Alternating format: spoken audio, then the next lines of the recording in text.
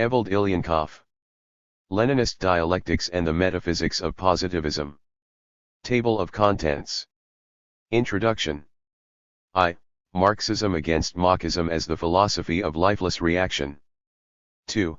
The positive program of Russian positivism. 3. Dialectics, the logic of revolution philosophy and natural science. Conclusion. Introduction. Over the past 70 years since the time of publication of V.I. Lenin's book, Materialism and Empirio-Criticism, the ideological battles have become neither less intense nor less significant for the fate of people who are united in the same warring parties as at the beginning of the century.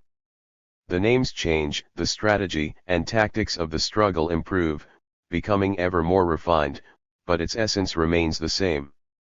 As before, the issue remains just as Lenin posed it in 1908, either consistent, dialectical, materialism, or helpless wandering about in theory, wandering about fraught with sad and finally tragic consequences. Beginning in what would appear to be abstract spheres, these wanderings sooner or later reach their conclusion on this sinful earth. Does the lecturer acknowledge that the philosophy of Marxism is dialectical materialism? Lenin stubbornly demanded, seeking a straight answer from Bogdanov one day in May 1908, by emphatically stressing the last two key words. CW Volume 14, p. 15. Not simply materialism, and not simply dialectics, for materialism without dialectics nowadays remains only a wishful desire and proves to be not so much the slayer as the slain, and dialectics without materialism inevitably turns into the purely verbal art of turning inside out generally accepted words, terms, concepts, and assertions, long since known by the name of sophistry. It turns into a means of verbally distorting the ideas at hand. And only materialist dialectics, dialectical materialism, only the organic unity of dialectics with materialism arms the cognition of man with the means and ability to construct an objectively true image of the surrounding world, the means and ability to reconstruct this world in accordance with the objective tendencies and lawful nature of its own development. Here was contained the pivotal thought of Lenin's entire understanding of philosophy, which he consistently developed in his book. The significance of the book Materialism and Empirio-Criticism for the intellectual history of our century is far from exhausted by the fact that it put an end to one reactionary philosophy and its pretensions to the role of the philosophy of contemporary natural science and of all contemporary science. Much more important is the circumstance that in the course of polemicizing with it, Lenin distinctly outlined his own positive understanding of the problems placed before philosophy by the grandiose events in all spheres of human life. In economics, politics, science, technology, and art, he clearly and categorically formulated the fundamental principles of the resolution of these problems, and outlined the logic of their resolution. We must insist on this for the very reason that frequently the content and significance of this highly polemical work is interpreted too narrowly and one-sidedly, and consequently incorrectly. And not only by open enemies of revolutionary Marxism, but also by some of its friends. Thus the French revisionist philosopher Roger Garaudy, he is neither the only one nor the first. In his booklet Lenin condescendingly acknowledges the services of materialism and empirio-criticism in presenting the fundamentals of materialism in general, which are neither characteristic of Marxist materialism nor related in any way to dialectics. This, he says, is kindergarten materialism and nothing more. Lenin supposedly first became interested in dialectics only later, at the time of the philosophical notebooks. The same thing was confirmed by still another representative of philosophical revisionism, Gajo Petrovic from Praxis, who added that the study of Hegel's works forced Lenin to introduce substantial corrections in his characterization of materialism, idealism, and dialectics, forced him to seriously limit the activity of the principle of reflection. Such is the way that he explains Lenin's sentence, man's consciousness not only reflects the objective world, but also creates it, etc., etc.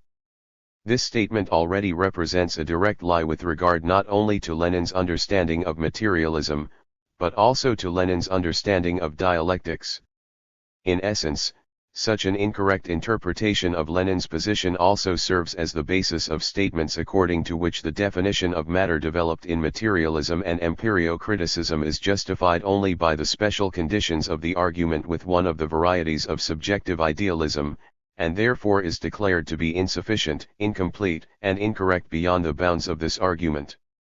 Hence far-reaching conclusions are frequently drawn about the need to broaden or supplement Lenin's definition of matter and the philosophical conception of materialism, as supposedly narrowly epistemological, by means of the so-called ontological aspect. The meaning of similar attempts is the same, to portray materialism and empirio-criticism. This classic work on the philosophy of dialectical materialism, which elucidated in general form all the major contours and problems of this science, as a book devoted only to one side of the matter, only to epistemology, only to that supposedly narrow circle of problems which were thrust on Lenin by the specific conditions of a polemic with one of the minor schools of subjective idealism. Explained in such a way, materialism and empirio-criticism is robbed of its general philosophical significance beyond the bounds of this special argument. The significance is lost of a book which completely exposes every kind of idealism, not only and exclusively subjective idealism. All this and much else forces us once again to return to an analysis of Lenin's polemic with the empirio-critics in order better to understand the actual reasons behind its origin and hence its actual meaning, its essence and significance for the ensuing history of the ideological and theoretical struggle in the ranks of Russian and international social democracy. We will better understand its significance for contemporary disagreements, arguments and ideological struggles, since only in such a broad context will the philosophical subtleties which are dealt with in the book become clear. Let us begin by recalling a few well-known historical facts. Let us open a book, published in 1908. We read, "A great and formidable revolution is sweeping our country. The unfolding struggle is carrying away a colossal mass of forces and victims. Everyone who wishes to be a real citizen of a great people is devoting the entire energy of his thought and will to this struggle. The proletariat is marching in the front ranks of the revolution, bearing the full brunt. On the party of the proletariat lies the greatest historical responsibility for the course and outcome of this struggle. In such an epoch shouldn't everyone who is devoted to the cause of the proletariat, or even if only to the cause of the revolution in general, resolutely say to himself, now is not the time for philosophy? Shouldn't everyone place to the side this very book for what may be years on end? Such an attitude to philosophy has now become common. It is very natural under the given circumstances, but that doesn't prevent it from being very mistaken." These are the words of a participant and eyewitness of events which provided the conditions under which Lenin's polemic with Marxism flared up. The words are true and sincere. Their author is A. Bogdanov. The same Bogdanov. This is a quotation from his introductory article to the Russian edition of Ernst Mach's book, The Analysis of Sensations. The same Ernst Mach. And the same book of his which became the Bible of Marxism, the same philosophy which was classified as reactionary by the author of Materialism and Empirio-criticism. And as an explanatory note to the article quoted by us, the present article by A. Bogdanov was translated into German and published under the title Ernst Mach and Revolution in issue number 20, February 14, 1908, of the journal Die Neue Zeit, as a jubilee article commemorating the 70th birthday, February 18, 1908, of Ernst Mach. We have quoted almost a whole page from a book, on the cover of which appears, E. Mach. The Analysis of Sensations and the Relation of the Physical to the Psychical. G. Kodlyar's authorized translation from the manuscript of the 5th expanded German edition, with a foreword by the author to the Russian translation and an introductory article by A. Bogdanov. 2nd edition. Publisher, S. Skermont. Moscow. 1908. An edition, boosted by the name of a man who at this time was known as a comrade in arms of Lenin, as one of the fighters against the opportunism of the Mensheviks headed by their theoretical leader, G.V. Plekhanov. Try as you might, such paradoxes just don't happen.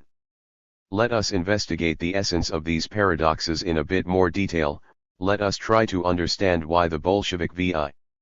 Ilyin argued so sharply and irreconcilably against the Bolshevik A. Bogdanov, his real name was A. Malinovsky, after openly declaring moreover that, in the realm of philosophy, he expressed his solidarity with G.V. Plekhanov, with the acknowledged leader of the Menshevik fraction. Why did he declare that the boundary line in the realm of philosophical problems by no means coincides with the lineup of differing views on immediately political questions, or on problems of the strategy and tactics of the revolutionary struggle, albeit that there is a connection between them, a very profound connection, and this connection cannot be overlooked, especially in the light of the perspective of future events. Once he had decided that it was absolutely necessary to speak out in the press sharply, categorically, and urgently against Marxism, Lenin remained fully aware of the entire, complicated, confused context in which he was forced to enter the philosophical brawl. The situation was not easy and was not at all as it appeared on the literary surface of the struggle which took place. Plekhanov was considered to be, and was, one of the few Marxists, in the ranks not only of Russian, but of the whole of international social democracy, who sharply and steadfastly came out against philosophical revisionism. He showed the reader that Marxism in general, and its Russian variety in particular, represented chiefly by Bogdanov and Lunacharsky, is nothing more than the renovated and terminologically disguised archaic philosophy which was a novelty at the beginning of the 18th century, the system of views of Bishop George Berkeley and the sceptic freethinker David Hume, the classic representatives of subjective idealism. Plekhanov subtly, sarcastically, and ironically exposed the pretensions of Marxism when they claimed to represent the most modern scientific philosophy, and even more so, the philosophy of the social forces which were rising to the struggle for socialism, the philosophy of the proletariat. Insofar as it was none other than Bogdanov and Lunacharsky who came forward as the most talented and outstanding opponents of Plekhanov in the given situation, the reader was given the impression that their philosophy was the philosophy of Bolshevism. And Plekhanov, of course, didn't let slip the chance to reinforce such an impression by trying to portray Bolshevism as a current which had as its source not the dialectical materialism of Marx and Engels, but the muddled philosophy of Mach, Bogdanov, and Lunacharsky. Already by the beginning of 1908 Lenin understood once and for all that it was impossible to remain silent anymore. Further silence in the realm of philosophy would only be of use to the Mensheviks and their tactical line in the revolution, even more so given the regrouping of forces which had already begun in the party, as well as the entire country, as a result of the ebbing of the revolutionary wave, the onset of political and ideological reaction, and the dashing of hopes for an expected imminent revolutionary democratic solution to the crisis which had long since been in painful gestation. It was necessary to declare distinctly, clearly, and unequivocally, not only to the party but to the country and the entire international workers' movement, it is only Bolshevism, as a strategic and tactical line in the revolution, that has as its theoretical foundation the philosophy of Marx and Engels. It is therefore Bolshevism, and not the fraction of Plekhanov, which is the direct continuation of the cause of the founders of Marxism, both in the field of politics and political economy, as well as the field of philosophy. And most of all in philosophy, for here, as in a seed, or as in genes, are concealed the still undeveloped, but sufficiently clear contours and features of future positions, and disagreements, concerning the most stirring problems not only of today, which have already taken shape, but of tomorrow, which have barely begun to show in outline. The task was unbelievably difficult. It was necessary not only to thoroughly expose the essence of the Machist Bogdanovist revision of the philosophical views of Marx and Engels, Plekhanov had partially done this, but to counterpose to this revision a clear and integral exposition of these views, to show the truly Marxist resolution of those fundamental problems, which had been so difficult to solve that in the course of trying Bogdanov, Lunacharsky, and Bazarov slid off the rails into idealism. And these were talented literary men who were able to drag along after them even such a man, such an artist as Maxim Gorky. To perform this task, Lenin had to rummage through mountains of literature devoted to questions which he had previously not studied, and most of all in literature about modern physics, from which the Marxists extracted the arguments for the use of their modern philosophy. And Lenin fulfilled this most difficult task, what is more, in a very short space of time, from February to October 1908. It should not be overlooked that parallel with the writing of materialism and empirio-criticism, Lenin also wrote such journalistic masterpieces as Marxism and Revisionism, an evaluation of the Russian Revolution, the agrarian question in Russia toward the end of the 19th century, the agrarian program of the social democracy in the Russian Revolution, and Leo Tolstoy as a mirror of the Russian Revolution, not to mention the carrying out of a mass of other duties connected with his role and obligations as theoretician and leader of the Bolshevik fraction of the RSDLP. This can be explained in only one way: Lenin had been writing his book not only during these months, but throughout his entire preceding life. Prior to the day when he actually set pen to paper, he had already endured and suffered over this book. Throughout long winter months in Shushensko, where, according to the memoirs of N.K. Krupskaya, he studied the classics of world philosophy, including Hegel and his phenomenology of spirit, over long conversations with Plekhanov, throughout the correspondence with Lennik and Bogdanov, in the course of which Lenin's letters, which, alas, have been lost, grew into whole long treatises on philosophy measuring 3 notebooks. And, finally, the last meeting with Bogdanov and his friends on Capri in April 1908, which once again convinced him of the urgent and inescapable necessity of giving open, final, and decisive battle to Marxism. And even more, there was that state of fury to which he had finally been led by the propaganda of positivism which had been spreading day by day inside the ranks of the RSDLP. This state of fury was dictated by a precise understanding of the damage inherent in Marxism both for the party and for the fate of the revolution. And understanding that the best form of defense is a good offense, Lenin declared war on Marxism. Maxim Gorky tried in vain to reconcile Lenin with Bogdanov and persuaded him to come from afar to Capri. Lenin arrived, played chess with Bogdanov, argued with him for a long time, and left in an even sterner frame of mind.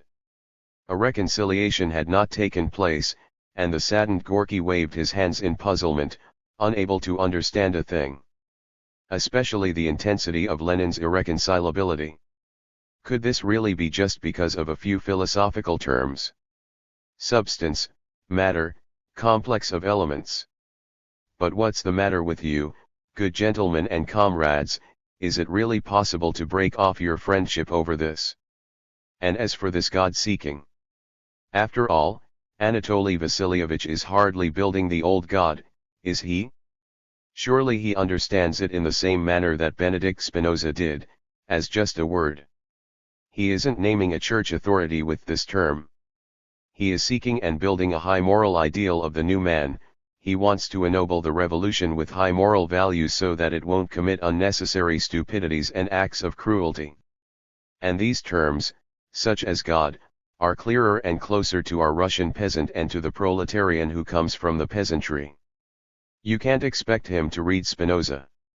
Of course that would be useful, but only when he's able. You're acting in vain, Vladimir Ilyich. And in a most inappropriate way. And indeed Lenin left Capri not only in an extremely troubled state of mind, for he knew well that it is foolish to wear out one's nerves for nothing, to waste one's time on useless conversations with these thinkers, but also filled with the resolve to settle accounts with the entire business once and for all, in his own way. Enough was enough. The time had passed for notebooks and discussions. There was nothing more harmful than excessive softness now. War was inevitable. This war would rapidly finish teaching those who had not yet made an investigation. What kind of reconciliation can there be, my dear Alexei Maximych? Please, it's ludicrous even to hint at this. Battle is absolutely inevitable. Indeed, herein lies the harm, the tragedy, if even you, a great artist and an intelligent man, have not yet understood what kind of swamp it is they'll crawl into, dragging other people after them, all these God-builders, empirio-critics, empirio-monists and empirio-symbolists. Is it really so difficult to comprehend that behind the entire heap of their bombastic phrases there actually stands, at full height, the terrible figure of the international petty bourgeoisie with its complex of ideas, born of the dull oppression of man by external nature and class repression? Is it really so unclear that no matter what beautiful words are used to express this complex of ideas, it was and remains the most inexpressible vileness, vulgar ideological baseness, the most dangerous vileness, the most vulgar infection? And you want to persuade me to collaborate with people who are preaching such things? I'd sooner have myself drawn and quartered. When it was still the summer of 1906, Lenin studied Bogdanov's empirio-monism and flew into an unusual rage and frenzy. He then tried, in a friendly fashion, controlling his rage, to drive home to him, both orally and in writing, where, why, and how his homespun empirio-monistical logic was diverting him from the main path of revolutionary Marxism. It was in vain. The stubborn Alexander Alexandrovich took the bit between his teeth. And then, one after another, there appeared the studies in the philosophy of Marxism, the ludicrous booklets of Berman and Shulyatikov, Bogdanov's articles about Mach, the devil knows what else. A whole flood. As he was reading the studies, article by article, Lenin, in his own words, immediately flew into a rage of indignation.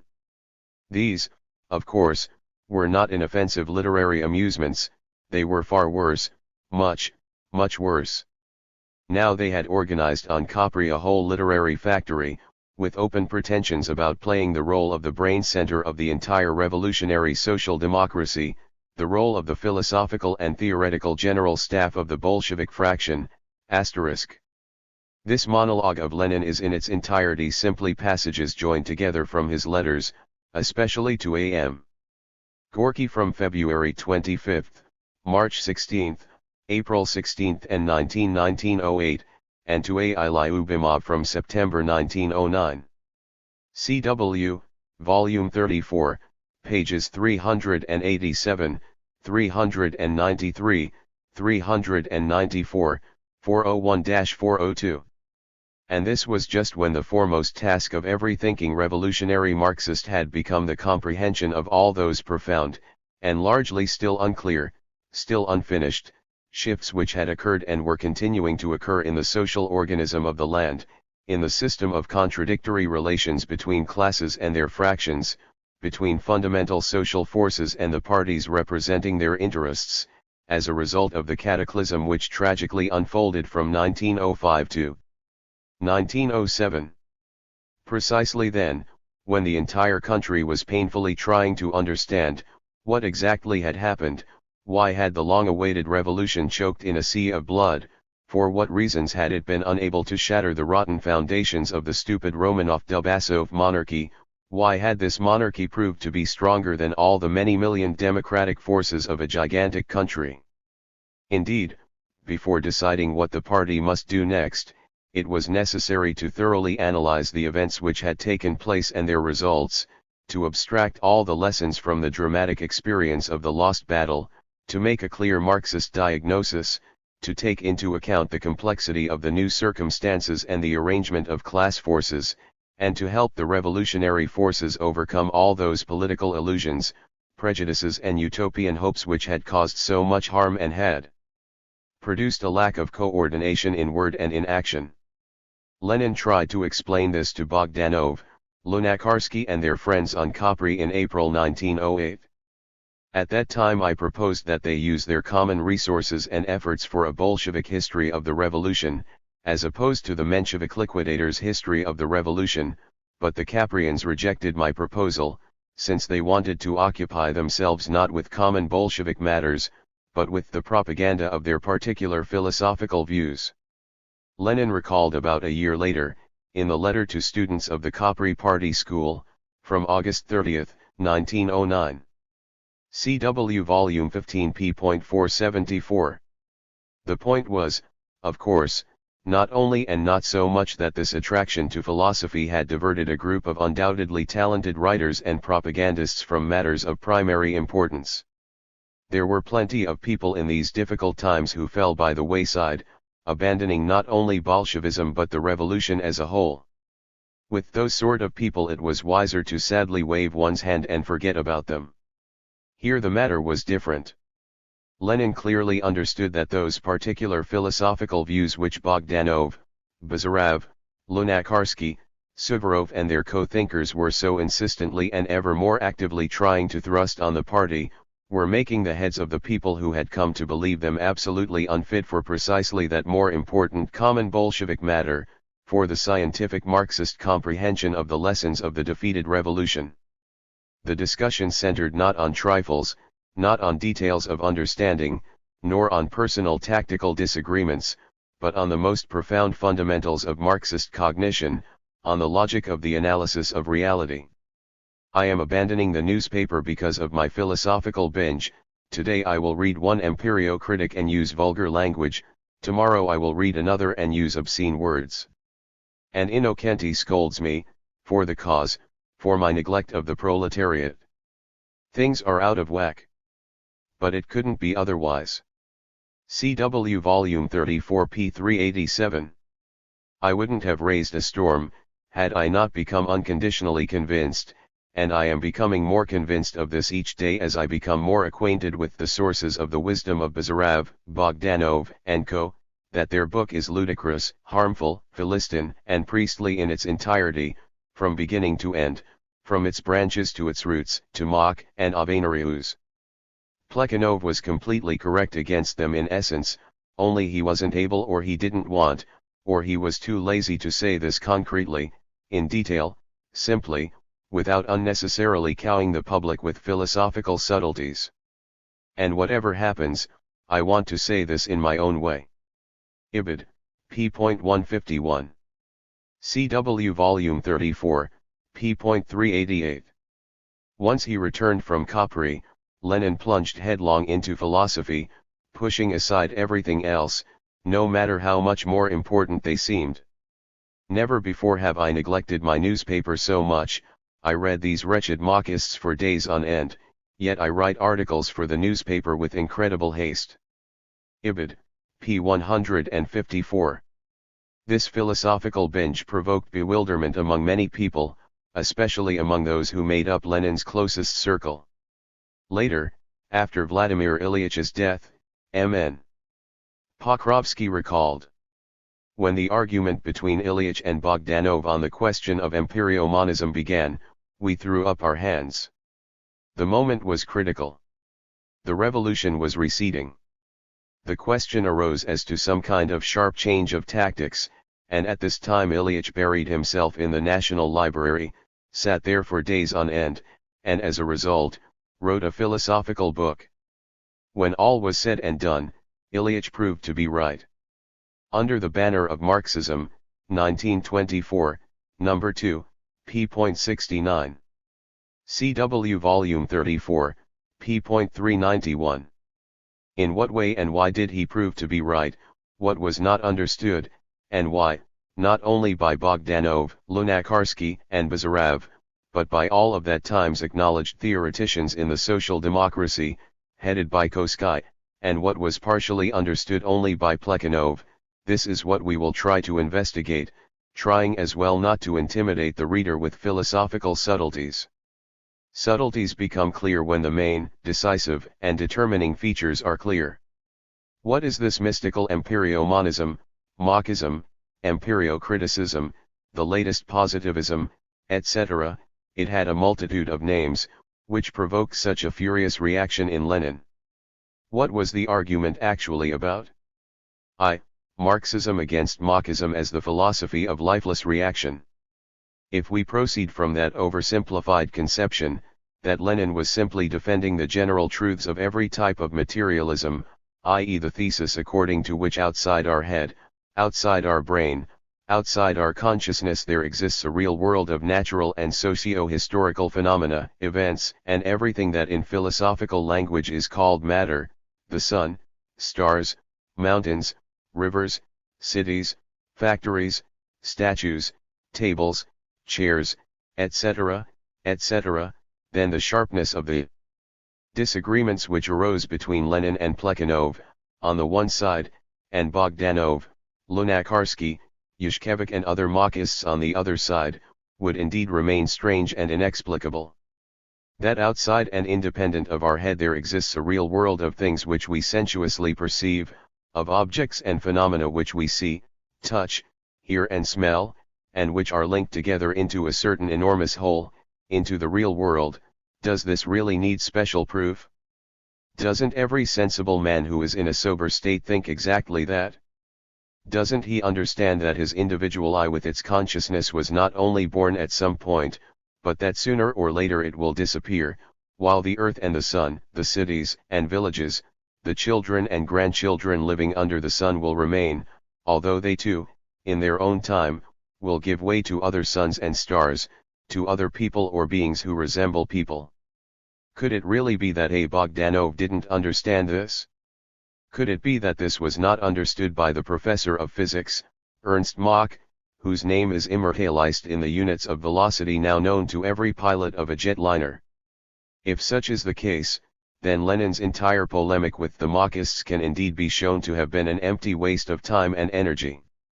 But only a naive person who has poorly investigated the essence of the dispute could think that Lenin in his book is defending truisms, self-evident assertions, banalities, and trivialities, which are clear to everyone, even the totally uneducated man.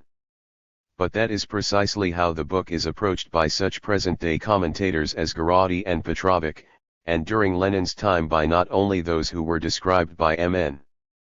Pokrovsky, but also by the universally recognized theoretical leaders of the social democracy, the official guardians of the theoretical heritage of Marx and Engels.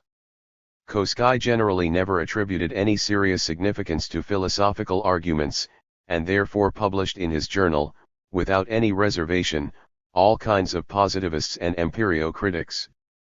Plekhanov, who had perfectly well scrutinized all the childish helplessness which Bogdanov, Lunacharsky and their co-thinkers had revealed in philosophy, and who had even exposed, in a series of brilliant pamphlets, the ridiculousness of their pretensions to innovation in this area, nevertheless simply didn't see the full danger of the Machist revision of the philosophical foundations of Marxism, as well as the full depth of the roots which had nourished this revisionism. In his eyes all these epistemological amusements remained as relatively secondary, although, of course, not harmless, quirks on the periphery of the Marxist world outlook, as the fruits of the childish babble of those who are half-educated in philosophy. Hence that condescendingly ironical tone which is consistent throughout his pamphlets, the tone of an acknowledged master who finds it a bit awkward to argue with kindergarten pupils. With people who are unable to distinguish Berkeley from Engels, and Marx from Avenarius. On the purely theoretical plane, these muddlers really didn't deserve any attitude other than, A, B, C, D, E, F, G. Now we learn our ABCs. This is where Plekhanov placed the period in his polemic with them. Lenin looked at the situation not only from this angle, but also from another, to which Plekhanov didn't pay any attention. He saw the full danger which was present for the fate of the revolution in Russia, and not only in Russia, in the Russian variation of the positivist revision of the philosophical foundations of revolutionary Marxism. The philosophy of dialectical materialism, materialist dialectics, the logic of the development of the entire Marxist world outlook, the logic of cognition by virtue of which capital had been written, and finally the strategy based on capital of the political struggle of the revolutionary movement of the international working class, that is what this revisionism was directed against. So the discussion was not at all about abstract epistemological research, but about that aspect of the matter upon which, in essence, depended all the remaining aspects of the Marxist worldview, the direction and paths of development of all its remaining component parts. And such an aspect of the matter is called, in competent philosophical language, the essence of the matter. And history very rapidly showed all the theoretical farsightedness of Lenin. This was shown to everyone, but most of all to the revolutionary workers of Russia, or, to be more precise, to their most conscious and most advanced representatives, who made up the nucleus of the Bolshevik party and for whom he wrote his magnificent book. and secondly, it was shown to all the truly advanced representatives of the scientific and technological intelligentsia in Russia, and then throughout the entire world, upon whom the specifically positivist variety of idealism was designed to have a special influence. Designed does not mean that there was a conscious and perfidious intent, an ill-intentioned calculation. The point is that if religion, or religious superstition, objectively, regardless of the good or evil intentions of the priests in their cassocks, was, is, and will remain the opium of the people, then positivism of the 20th century, whether it calls itself primary, secondary, or logical, whether it attaches to its name the prefix neo or anything else, or whether or not it even changes its name completely, it remains idealism and in the final analysis will lead to the very same. Religion. Yes, the discussion centered on exceedingly important things, on the damage that had been done by direct or indirect disciples of Mach and Bogdanov, by the willing or unwilling followers of this philosophy. These were people who had not assimilated the main thing, materialist dialectics as the logic and theory of scientific cognition, and, consequently, who had not mastered the ability to think in a scientific manner about contemporary reality, and who were unable to resolve the enormous and difficult problems of our century in a scientific way, on the level of real science of the 20th century. This was the main topic of Lenin's book. Of course, there still remain in it some ABCs. For without ABCs it is impossible to understand anything else. But in no way is it only ABCs, and there are even not so many of them. And as for the conversations about how Lenin supposedly still wasn't thoroughly acquainted with dialectics when he wrote Materialism and Empirio-criticism, these are out-and-out falsehoods which could only appear to be true to someone with a very limited, and highly dubious, conception of dialectics itself. In 1908 Lenin was not only the political leader of the Bolsheviks, but their theoretical leader as well. He not only knew, but understood and used genuine dialectics in resolving all the challenging problems, both of a broadly theoretical and immediately practical nature which arose daily and even hourly before the entire country, and before the working class and the peasantry during the stormy epoch of the grandiose revolutionary upsurge in 1905.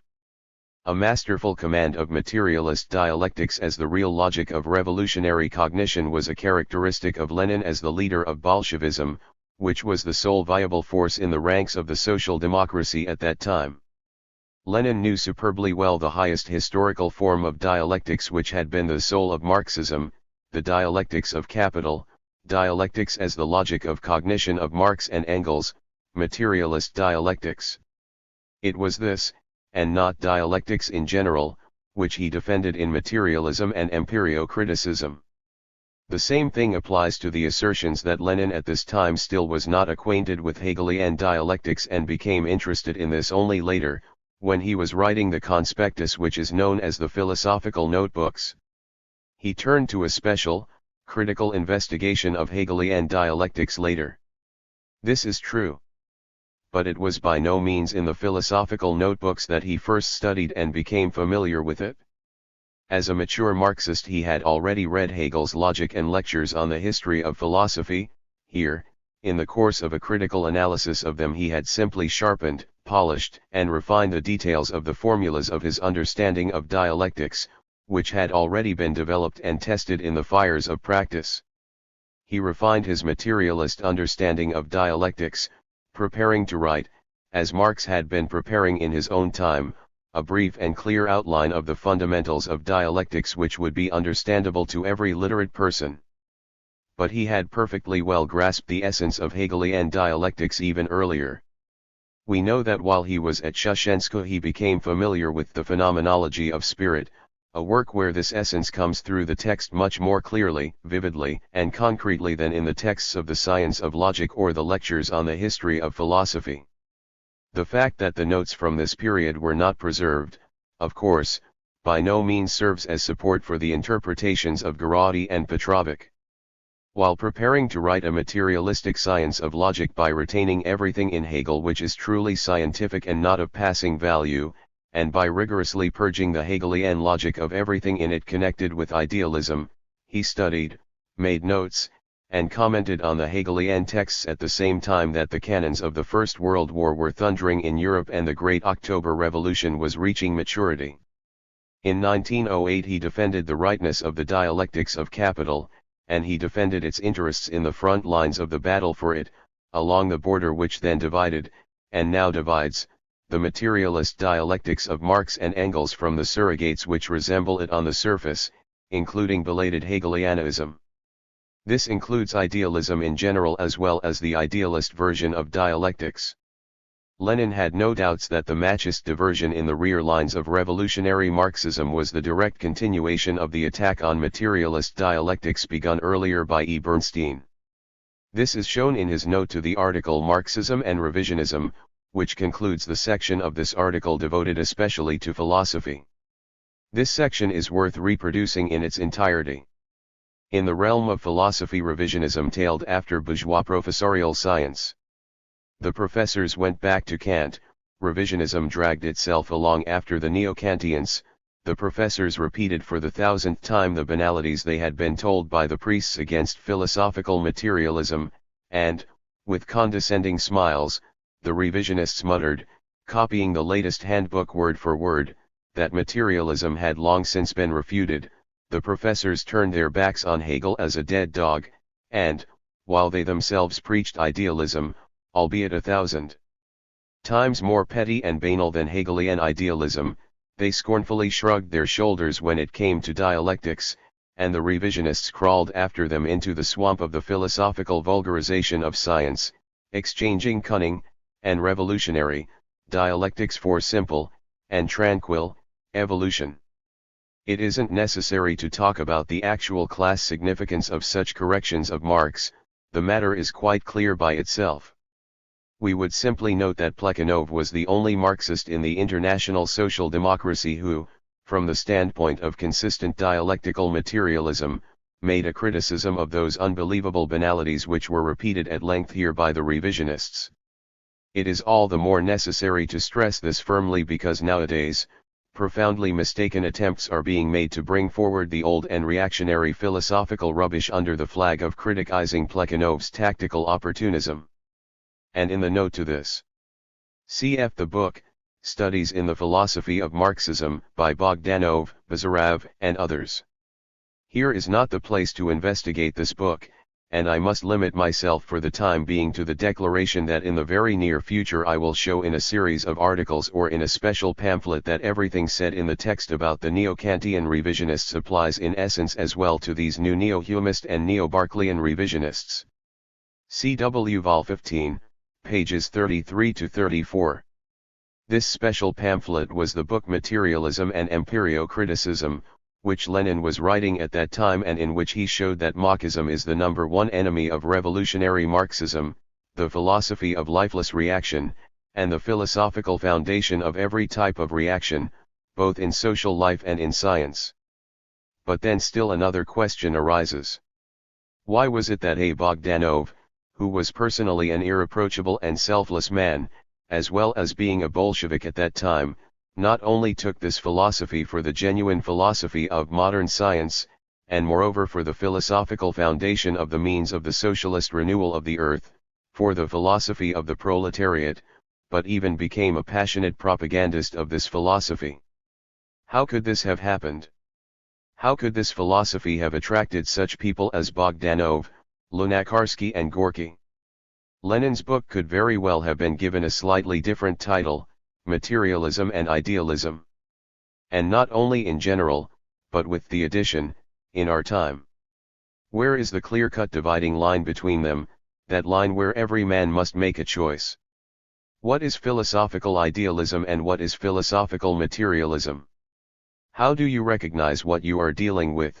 Which of these 2 points of departure is determining the direction of all your thought, regardless of the subject of your reflection, major things or minor, the fate of the earth or the fate of one's country, the problems of genes or quarks, quantum mechanics or the foundations of mathematics, the mysterious origins of personality or the mysterious origins of life on earth?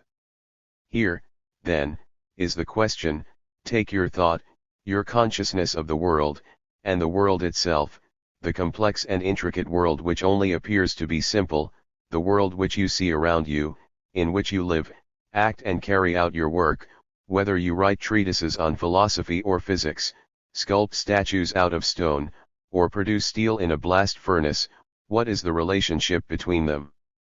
Here there is a parting of the ways, and the difference lies in whether you choose the right path or the left, for there is no middle here. The middle path contains within itself the very same divergences, only they branch out within it in ever more minute and discrete proportions.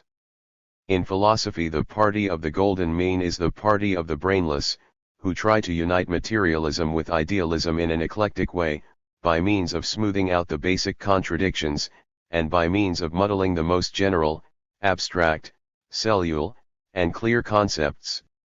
These concepts are matter and consciousness, psyche, the ideal, spirit, soul, will, etc. etc. Consciousness, let us take this term as Lenin did, is the most general concept which can only be defined by clearly contrasting it with the most general concept of matter, moreover as something secondary, produced and derived. Dialectics consists in not being able to define matter as such, it can only be defined through its opposite, and only if one of the opposites is fixed as primary, and the other arises from it. The difference and opposition of materialism and idealism is thus very simple, which, on the part of the idealists of various shades, serves as the basis for reproaches directed at materialism, such as primitivism, grade school sophistication, non-heuristic nature, banality, being self-evident, etc. Such a reproach was directed at Lenin as soon as his book was published. In general, even if one acknowledges as correct the materialist propositions of Mr. Ilyin about the existence of an external world and its cognoscibility in our sensations, then these propositions can nevertheless not be called Marxist, since the most inveterate representative of the bourgeoisie hasn't the least doubts about them, wrote M. Bulgakov in his review of Materialism and Empirio-Criticism. Lenin's position isn't formulated here very precisely. It doesn't consist in the simple acknowledgement of the existence of an external world and its cognoscibility in our sensations, but in something else. For materialism, matter, the objective reality given to us in sensation, is the basis of the theory of knowledge, epistemology, at the same time as for idealism of any type, the basis of epistemology is consciousness, under one or another of its pseudonyms, be it the psychical, conscious, or unconscious, be it the system of forms of collectively organized experience or objective spirit, the individual or collective psyche, individual or social consciousness. The question about the relationship of matter to consciousness is complicated by the fact that social consciousness, collectively organized, harmonized experience, cleansed of contradiction, from the very beginning precedes individual consciousness as something already given, and existing before, outside, and independent of individual consciousness. Just as matter does. And even more than that. This social consciousness, of course, in its individualist form, in the form of the consciousness of one's closest teachers, and after that, of the entire circle of people who appear in the field of vision of a person, forms his consciousness to a much greater degree than the material world. But social consciousness, Bogdanov and Lunacharsky take precisely this as the immediately given, as a premise not subject to further analysis and as the foundation of their theory of knowledge, according to Marx, is not primary, but secondary, derived from social being, i.e. the system of material and economic relations between people. It is also not true that the world is cognized in our sensations. In sensations the external world is only given to us, just as it is given to a dog. It is cognized not in sensations, but in the activity of thought, the science of which is after all, according to Lenin, the theory of knowledge of contemporary materialism. Logic as the philosophical theory of cognition is defined by Lenin, following after Marx and Engels, as the science of those universal laws, necessary, independent both of man's will and consciousness, to which the development of the entire aggregate knowledge of mankind is objectively subordinated. These laws are understood as the objective laws of development of the material world, of both the natural and socio-historical world, of objective reality in general. They are reflected in the consciousness of mankind and verified by thousands of years of human practice. Therefore logic as a science borders on and tends to coincide with development theory, but not in its readily given form. Logic, however, according to Bogdanov, Berman, Mach, and others, is the collection of devices, means, methods and rules, to which the thinking of each individual is consciously subordinated, while being fully self-aware. At its base, at the base of its theoretical conception, lie all those old principles of formal logic which are taught in school, the law of identity, the denial of contradiction, and the law of the excluded middle. What is after all thought? To this question, philosophy mainly since times immemorial has searched an answer, and for a long time having developed in its depths into psychology trying to explain what is individual psyche, the spirit. If thought is only speech without sound, as Bogdanov suggests, and this is the pivotal line of thought of all positivism, mute speech or the process of development of language systems, then positivism is correct. And here lies the path to idealism. Another line of thought proceeds from Spinoza. He understands thinking to be an inherent capability, characteristic not of all bodies, but only of thinking material bodies. With the help of this capability, a body can construct its activities in the spatially determined world, in conformity with the form and disposition of all other bodies external to it, both thinking and non-thinking. Spinoza therefore includes thinking among the categories of the attributes of substance, such as extension. In this form it is, according to Spinoza, characteristic also of animals. For him even an animal possesses a soul, and this view distinguishes Spinoza from Descartes, who considered that an animal is simply an automaton, a very complex machine. Thought arises within and during the process of material action as one of its features, one of its aspects, and only later is divided into a special activity, isolated in space and time, finding sign form only in man. A completely different picture arises when, proceeding from individual experience, it is precisely the verbally formed world which is taken as the starting point in the theory of knowledge. It is all the more easy to yield to such an illusion, since in individual experience, words and signs in general, are in actual fact just as much given to sensual contemplation as are the sun, rivers and mountains, statues and paintings, etc. etc. Here are the roots of idealism in its sign-symbolic variation. If one proceeds from individual experience, making it the point of departure and basis of the theory of knowledge, then idealism is inevitable. But it is also inevitable if one relies on collective experience, if the latter is interpreted as something independent of being, as something existing independently, as something primary. E.v. Ilyenkov developed the conception of cognition which is briefly outlined here in many of his works. So that the reader may more clearly understand the position defended in this book, we recommend the following work, Ilyenkov, E.v., Dialectical Logic. Historical and Theoretical Essays, Moscow 1974, especially the 2nd, 7th, and 8th essays. Ed. Thus it turns out that the question of the relationship between consciousness and matter is by no means as trivial as several of Lenin's critics have tried to show. Of course this is true only when the basic question of philosophy is understood in its actual content, and not as a question of the relationship of consciousness to the brain. It is an indisputable fact that such a wording of the basic question of philosophy has frequently arisen in the past and occurs in the present. Meanwhile it is by no means the relationship of consciousness to the brain which is discussed by both Engels and Lenin, but the relationship of consciousness to nature, to the external world, to objective reality which is given to us in sensation. The question about the relationship of consciousness to the brain is a question which is resolved scientifically and with full concreteness not at all by philosophy, but only by the joint efforts of psychology and the physiology of the brain. And it is by no means this question which has divided philosophers into materialists and idealists. That man thinks precisely with the help of the brain, and not the liver, was equally clear to Feuerbach, Hegel, Fichte, Spinoza, Descartes, Aristotle, and Plato. Descartes even indicated the exact place in the brain where consciousness is located, the conical gland, and Fichte investigated in the most assiduous manner the peculiarities of the human body, thanks to which it became an organ of consciousness and will. None of the classical idealists had any doubts that man thinks with the aid of the brain, and not any other part of the body. Therefore, they had no such problem, no such question. It was only with the Machists that such a question arose and even turned into an insoluble problem for their philosophy. Thus when Lenin demands a straight answer from the Machists to the question, does man think with the help of the brain, then this question is purely rhetorical.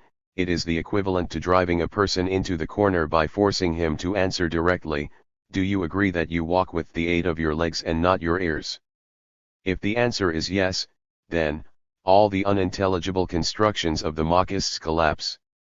If you insist on defending them, you are forced to say no, i.e. to express an absurdity which is obvious to everyone, and to you yourself. For it was not the relationship of consciousness to the brain, but the relationship of consciousness to the external world which made up the question around which the Machists themselves began to quarrel. The relationship of consciousness to the brain is also a very important question, but it is resolved by concrete neuropsychological research, by psychophysiology. Lenin states, everything that occurs within the human body, inside the brain, nervous system, and sense organs, is the monopoly of natural scientists. But it sometimes begins to occur to them that the resolution of the question about the relationship of consciousness to the brain and to the human body as a whole is also the resolution of the basic question of philosophy, the question about the relationship of all consciousness to the entire external world, external in relationship to consciousness. It is philosophy which investigates this question.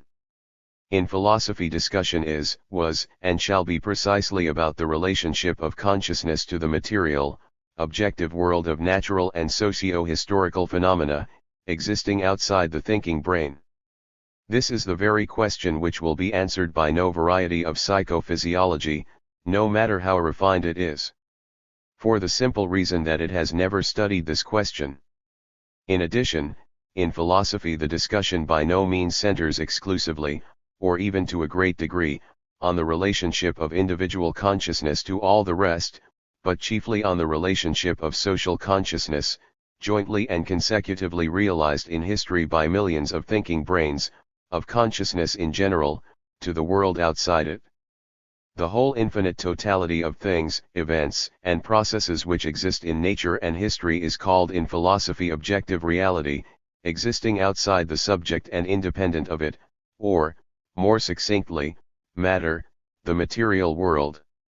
This material world is counterposed equally to the individual thinking brain and to the collective thinking brain of mankind, i.e. to thinking in general, to consciousness in general, to the psyche in general, and to the spirit in general. As far as the resolution of the basic question of philosophy is concerned, consciousness, psyche, thinking and spirit are all nothing more than synonyms. Social consciousness, which develops from generation to generation, differs in principle from individual consciousness. It is impossible to imagine the collective consciousness of people, i.e. that which philosophy means by consciousness, as a molar unit, single psyche, single consciousness, which has been repeated over and over again and thereby simply increased in its proportions. The historically developing whole, the entire spiritual culture of mankind, that is what most of all interests the philosopher, that is what is signified in philosophy by the term consciousness, and not simply the consciousness of separate individuals. Spiritual culture is formed by a multitude of dialectically contradictory interactions between them. From similar individual psyches there can develop as a result two, not only different, but directly contradictory psychical formations. This circumstance was already perfectly well understood by Hegel, although he expressed it in his own way. The collective psyche of people, and not the psyche of the solitary individual with his brain, developing from century to century, the psyche of mankind, the consciousness of mankind, the thinking of mankind, appears with Hegel under the pseudonym of the Absolute Spirit. and the separate, individual, psyche is called the soul. This he interprets as a particle of the spirit. The nomenclature which was accepted in his era contains a great deal of truth within it. But grandiose illusions are connected with it as well. The collective psyche of mankind, spirit, which has already been developing for thousands of years, is actually primary in relation to every separate psychic molecule, to every individual consciousness, soul. An individual soul is born and dies. In contrast to Kant, Hegel caustically and ironically ridiculed the idea of the immortality of the soul, but the aggregate, total, spirit of mankind lives and has been developing for thousands of years already, giving birth to ever newer and newer separate souls and once again swallowing them up, thereby preserving them in the makeup of spiritual culture, in the makeup of the spirit. In the makeup of today's living spirit live the souls of Socrates, Newton, Mozart, and Raphael.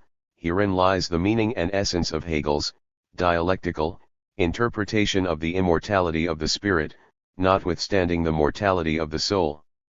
One comes into being through the other, through its opposite. With all that, Hegel always remains inside the sphere of the spirit, within the bounds of the relationship of the soul to the spirit. All that lies outside the sphere and exists completely separate from it, the material world in general, interests him just as little as it interests Mach or any other idealist. But his idealism is much more intelligent, much broader, and for that reason much more dialectical, than the petty, vulgar, and narrow idealism of Mach. For he is concerned with consciousness in its actual dimensions, while Mach is only concerned with individual consciousness. Mach doesn't even think about social consciousness, while science is precisely concerned with it. Therefore, the question of science, what it is, where it comes from and why, according to what laws it develops, generally lies outside his field of vision.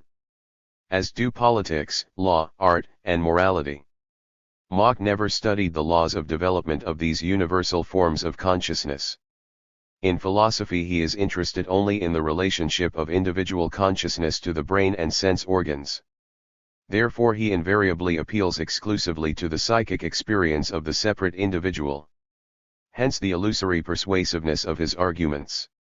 It goes without saying that the actual thinking of a physicist or anyone else, especially a great scientist, and the understanding which he has about this cognition, differ essentially from each other. Thus it turns out that the thinking of the very same Mach, in the form as it actually comes into being, by no means resembles the description of this thinking by Mach the philosopher, with his pretensions about creating a general theory of consciousness. Lenin, therefore, had good reason to call Mach a great scholar in the realm of physics, a petty and reactionary philosopher, i.e. a pseudo-specialist in the area which investigates consciousness, the psyche, thinking, the spiritual culture of mankind, and the laws of its origin and development. If Mach had adopted the same positions in his own field as he had in epistemology, he would have been obliged in that case to look condescendingly upon Newton, Faraday, and Maxwell, just as he looked down upon Hegel, Marx, and Engels in the field of epistemology. And in physics he would have to have based himself only on personal experience, taken by him as the standard of the experience of every physicist, and not on the history and experience of physics as a science. Lenin proves all this.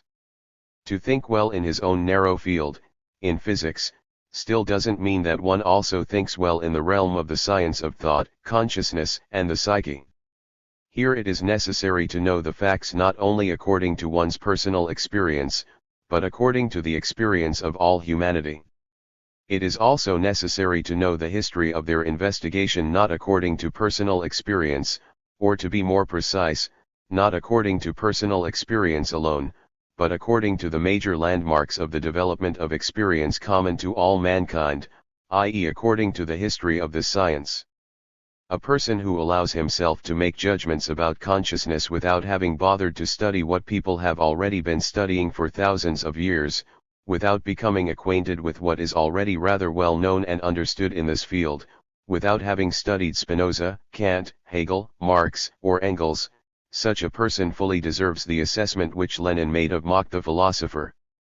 A physicist is by no means obliged to devote himself professionally to philosophy. Einstein, for example, was and remained a physicist, and he didn't pretend to create philosophical conceptions, much less to publish philosophical treatises. For he understood, and more than once he spoke publicly on this, that the problem of consciousness for him was 1,000 times more difficult than his own particular problems, and therefore he wouldn't presume to judge in this area. He made a clear statement about this once to the psychologist Jean Piaget when he became familiar with the problems which Piaget was studying. Einstein was able to understand this, but Mach was not. And that is how he has gone into the history of philosophy. Just as Lenin saw him. Lenin was therefore indignant when Bogdanov, Bazarov and Lunacharsky entered into a block on this with the Mensheviks Valentinov, Yushkevich and others, and began to appeal to Russian social democracy to learn how to think from Mach and according to Mach, and even more so in the field of social science, i.e. precisely where the philosophy of Mach had fully revealed its patent emptiness and reactionary nature. That is why Lenin came forward so decisively and sharply, both in essence and in tone, against Machism. His intervention was concerned with the fate of a new wave of revolution in Russia. 1905 had not resolved a single one of the fundamental problems which confronted the nation. Whether the new revolution would be victorious, or once again be drowned in a sea of blood, this is actually what the argument was about. Lenin clearly understood that if the Bolsheviks would think according to Marx, i.e. materialistically and dialectically, then they would be able to lead the proletariat of Russia to a decisive victory, to the actual resolution of the fundamental contradictions of the country's development. Hence it is clear that it was not simply philosophical materialism in general that Lenin defended in his book. He defended scientific, i.e. materialist, dialectics. Dialectics as the logic and theory of knowledge of contemporary materialism. People who don't understand this evidently do not know certain indisputable facts concerning the essence of the ideological struggle of the days when Lenin was writing his book. These facts should be recalled. Let us introduce a rather extensive excerpt, it can't be helped, from a book which appeared a year before Materialism and Empirio-Criticism, among the antiquated parts of the well-proportioned edifice, raised by the efforts of the genial author of Capital, which undoubtedly need repair, and major repair at that, are, first and foremost, we are profoundly convinced, the philosophical foundations of Marxism, and, in particular, the celebrated dialectics. Let us interrupt the excerpt with a brief commentary. The author who is cited here was also a Marxist and also belonged at one time to the Bolsheviks, just like A. Bogdanov. After the October Revolution he acknowledged the correctness of Lenin, entered the ranks of the RCP and even taught philosophy until the end of his days, as a professor at the Y.M. Sverdlov Communist University. This was why Berman, author of the book Dialectics in the Light of the Modem Theory of Knowledge, Moscow, 1908. He participated as a co-author of the same book, Essays in the Philosophy of Marxism, which Lenin renamed for all time as the Essays Against the Philosophy of Marxism. Let us continue the quotation, it very effectively throws light on the situation in philosophy during those days, for it allows us to understand what it was that attracted not only Berman, but Bogdanov and Lunacharsky, to Mach. The need to investigate the founding principles of doctrine, the need to reconcile the points of departure of Marxist philosophy with the latest scientific conquests, this is how Berman himself explains the motive of his work in philosophy. After all, the motive itself is a worthy one. But why exactly was it that while acting in the spirit of this noble motive Berman suddenly began to attack the dialectic? What was dialectics guilty of in his eyes? Dialectics was guilty of not only not agreeing with the latest scientific achievements, and at that time, these were the achievements of Mach, Einstein, Ostwald, Poincaré, and other no less outstanding natural scientists, but it was also because, so it appeared to Berman and his co-thinkers, it was none other than dialectics which was to blame for all the catastrophes which began to occur in the ranks of the social democracy after the death of Engels. This includes both the failures and consequent victims of the 1905 revolution, and the theoretical errors which led to these failures. Hegel was to blame for all this, with his pernicious influence on Marx and Engels, which was then passed on, like an infection, to their disciples, Tukhowsky, Plekhanov and Mehring. And Berman sincerely wonders, why is a revolutionary attracted to the trinkets of Hegelian verbiage, when there is such clear, genuinely scientific thinking as the thought of Ernst Mach? It is with Mach's guidance that a revolutionist must rid himself of the illness of Hegelian dialectics, of the anemia of dialectical categories. No matter what was said by Messrs. Plekhanov, Mehring, and others, no matter how passionately they assured us that we would find in the works of Hegel, Marx, and Engels all the information necessary for the resolution of our doubts in the field of philosophical thought, that, moreover, everything that has been done after them is eclectic nonsense or, in the best instance, only a more or less successful paraphrase of the philosophical ideas of Hegel, we cannot and should not cut ourselves off with a Chinese wall from all the attempts to illuminate the basic problems of thought in a way other than Marx and Engels had done. Berman, Y. Dialectics in the Light of the Modern Theory of Knowledge, pages 135-136. In the field of scientific thinking we must equal the method of thinking which Ernst Mach uses in his field, in physics, and explains in a popular way. This he does as a philosopher. Such was the conclusion and sincere conviction not only of Berman, but Bogdanov and Lunacharsky. The philosophy of Mach expresses the most progressive tendencies in one of the two basic areas of scientific cognition in the field of the natural sciences. The philosophy of Mach is the philosophy of contemporary natural science, writes A. Bogdanov in his introductory article to the book, The Analysis of Sensations, by E. Mach. The Mensheviks come to the same conclusion, despite the opinion of their leader Plekhanov, who was also infected by the antiquated Hegelianism. Therefore, in the realm of philosophy it was expedient to immediately form a pact with them. It was both possible and necessary to write a collective work on the philosophy of Marxism with them, with Valentinov, Yushkevich, and others. It was possible and necessary, as the fundamental task of this collective work, to discredit dialectics, which was preventing people from assimilating the most revolutionary method of thinking of Ernst Mach and Richard Avenarius. They, and not Marx and Engels, should become the classical philosophers of revolutionary social democracy, of revolutionary Marxism. Such were the basic spirit and fundamental idea of this collective work, of the book Essays in the Philosophy of Marxism. Such was the basic thought which united this author's collective of ill repute. For Bogdanov, Berman, and Lunacharsky, the objective reality of the external world was a matter of little consequence, little interest, and little importance. In any case, in the interests of the social democracy and contemporary science, it was generally possible to pay no attention to it, to brush it aside.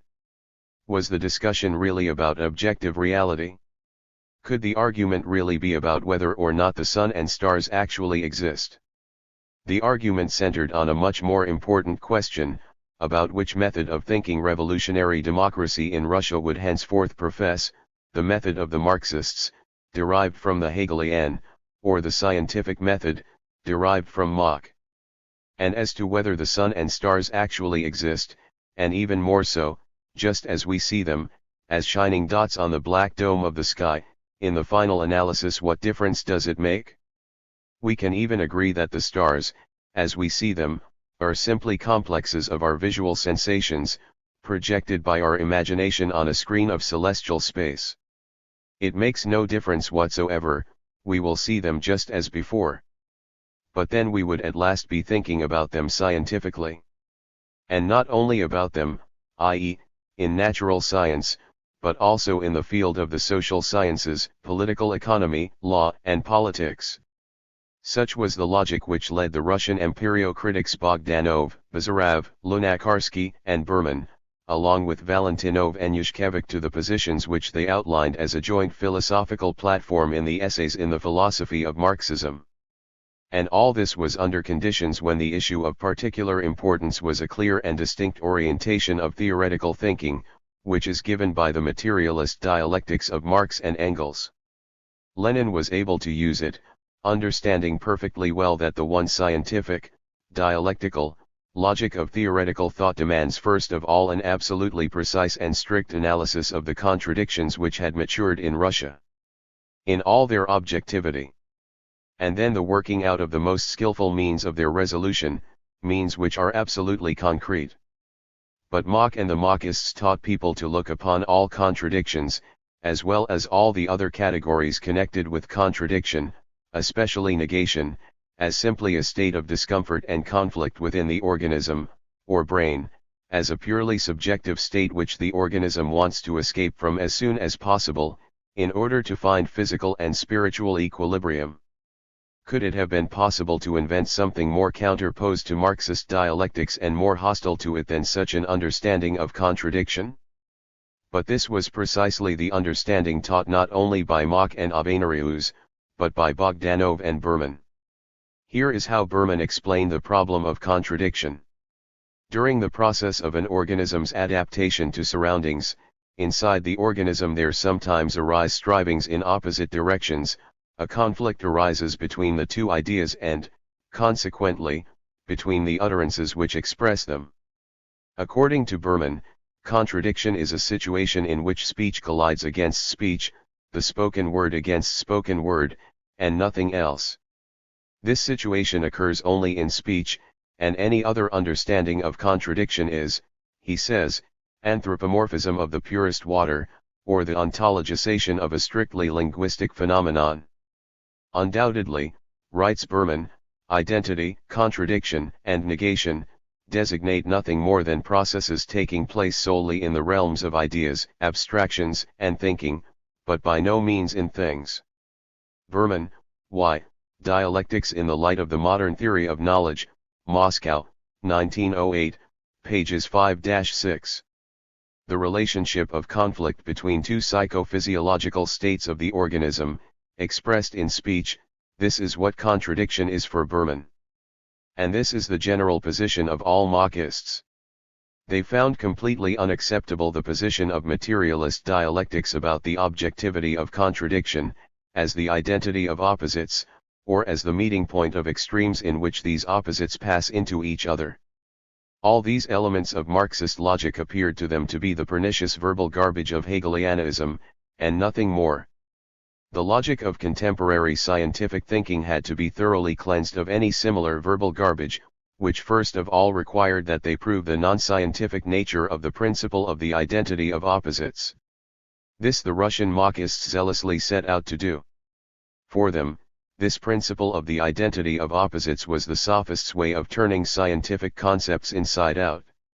Scientific concepts, insofar as they are scientific, are subordinated in the strictest manner to the principle of identity, A equals A. To declare contradiction to be a fundamental principle of thinking, just as lawful as the principle which is its opposite, is the equivalent therefore to an act of spiritual suicide, to a renunciation of thinking. Berman, Y. Dialectics in the Light of the Modern Theory of Knowledge, p. 164. Berman stated in summarizing his reasoning on this subject. Such is the orientation of the Machists, to forbid the comprehension of objective contradictions. And this ban, in the name of modern science, was imposed on thinking at precisely the moment when such comprehension was particularly necessary. Materialist dialectics orientated scientific thinking toward a concrete analysis of the country's class contradictions in all their objectivity. But the Machist understanding of scientific thinking in actual fact, even if despite the will of some of its adherents, led to a renunciation of the comprehension of these contradictions. This was the inevitable consequence of the sharply negative attitude of the Machists toward dialectics. But in order to ground their particular understanding of thinking, they needed a corresponding philosophical base. Materialism, and the dialectic indissolubly connected with it, didn't suit them at all. As the basis for their scientific method they had to introduce something else, empirio-criticism. Science, the scientific understanding of reality, according to this philosophy, is a system of pronouncements combining into one non-contradictory complex of elements of our experience and sensation.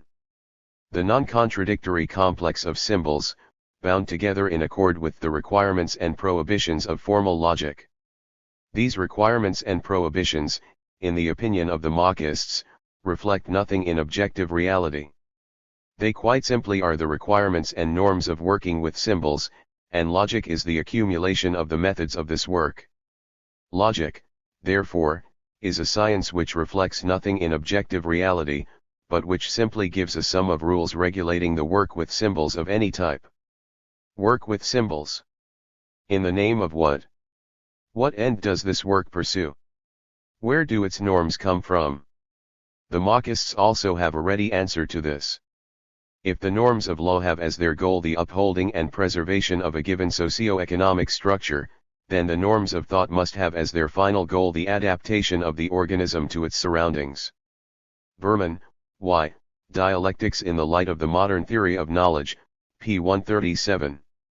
From the requirements of the organism, i.e. from the requirements of man interpreted in an entirely biological way, the Marxists derive their understanding of thought. From the need of equilibrium, from the supposedly innate need to eliminate all contradictions of any type. Of course, thinking which is absolutely free from contradictions is only an ideal to which we must come as close as possible, but the fact that we have been very far from this, both in past thought as well as in the present, by no means signifies that we should turn away from the struggle with contradiction. Evald, p. 165. Thinking, as well as all the other psychical functions of man, is directly explained here as an activity directed toward the preservation of equilibrium, or the restoration of destroyed equilibrium, as the imminent goal located in the organism of every individual. Every organism is a dynamic system of physico-chemical processes, i.e. a system in which the separate processes support each other in a state of equilibrium. Evald, p. 97.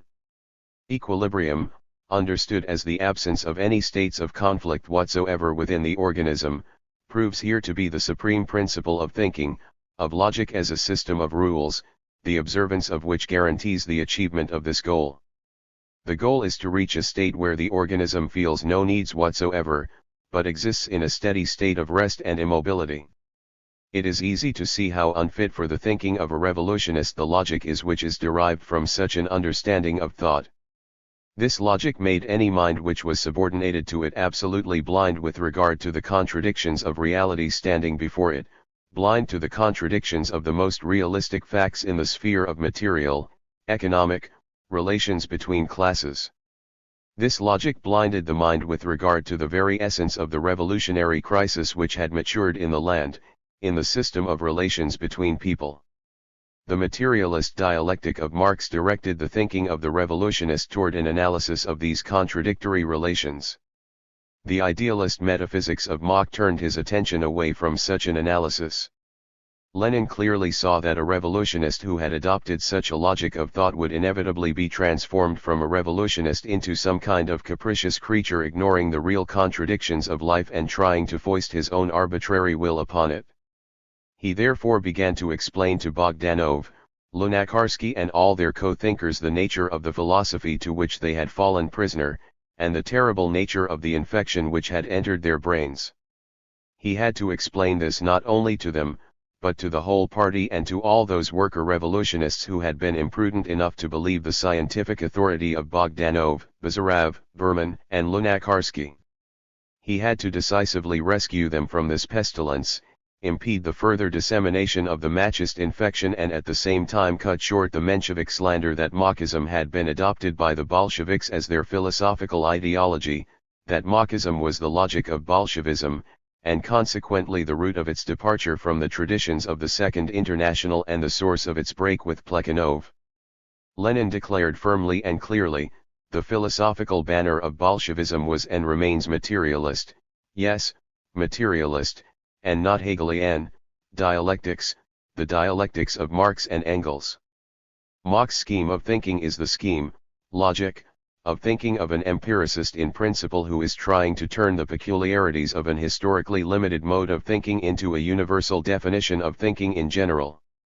This scheme corresponds as much as possible to the frame of mind of the petty bourgeois Philistine who is alarmed by the revolution and concerned with one thing: how to preserve the equilibrium inside his little universe, or how to restore this equilibrium if it has been upset, how to restore his lost comfort, both material and spiritual, by eliminating from it all the contradictory elements. By any means and at any price. It is a catastrophe if the scheme of this thinking penetrates the mind of a revolutionist and begins to be his guide. The Philistine who has finally lost his equilibrium then becomes transformed into an enraged petty bourgeois, into a pseudo-left, while the revolutionist who has become like him turns into the leader of such lefts. Or, having lost his balance, he begins to look for a way out, not in a revolutionary frenzy, but in the quiet lunacy of religious seekings, in the search for a kind little God. Bogdanov, for instance, was, very sincerely, a man of indomitable revolutionary will, which was both unbending and irreconcilable. But this energy was always looking for an outlet which was a bit more direct and straightforward. He never wanted to recognize any detours to his goal, and he wasn't able to seek them out. Once he had seen in Mach's schemes of thinking the philosophical confirmation of the correctness of these positions, he began to think and act in their spirit in an ever more convinced and consistent way. And this rapidly led him away from Lenin, from Bolshevism, and from the conscious acceptance of materialist dialectics. Another pole within Russian Machism was Lunacharsky. This highly educated intellectual and humanist possessed a character that was much softer than Bogdanov's. He had a much less iron-like will. He was much more inclined to making declamations on a moral ethical plane, or to constructing ideals, and he found in Machism the philosophical justification of precisely this weakness. He ardently began to seek and build an earthly revolutionary equivalent to God. But the searches for a God on this earth were no more fruitful than the searches for him in heaven, and Lenin tried to explain this. Mother History, who is the true mother of philosophical, political, and all other ideas, confirmed the correctness of Lenin and showed the incorrectness of his opponents. And she continues her confirmation. History, as Hegel often used to say, is a truly terrifying judge. A judge who in the final analysis makes no mistakes, as opposed to many other judges and courts of law. But here she has already passed her sentence, which is final and subject to no appeal.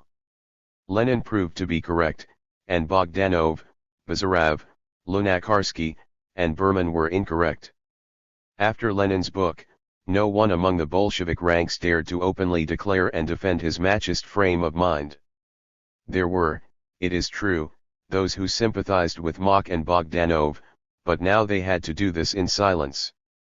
And Bogdanov, who wasn't able or willing to investigate theoretically the interconnections of the material, economic, contradictions within the country, interconnections which were moreover very dynamic, finally became muddled in politics as well. When he had finally become convinced that he was helpless in politics, Bogdanov devoted himself to that which he understood, to biology, medicine, and the life of a physician. He died in 1928 while conducting a risky medical experiment with his own blood. A long obituary was published about him along with his portrait in the journal under the banner of Marxism, treating him as a hero of medicine and as a man of crystalline purity. But his disciples who accepted his views as genuine scientific philosophy turned to experiments far from the medical field. These were the vagaries of the prolet cult in art. These were the risky experiments in the country's economics during the 1920s, which were based on the mechanical theory of equilibrium, directly descended from Avenarius and Mach. Lenin, of course, did not and could not foresee all this in all its concreteness at that time.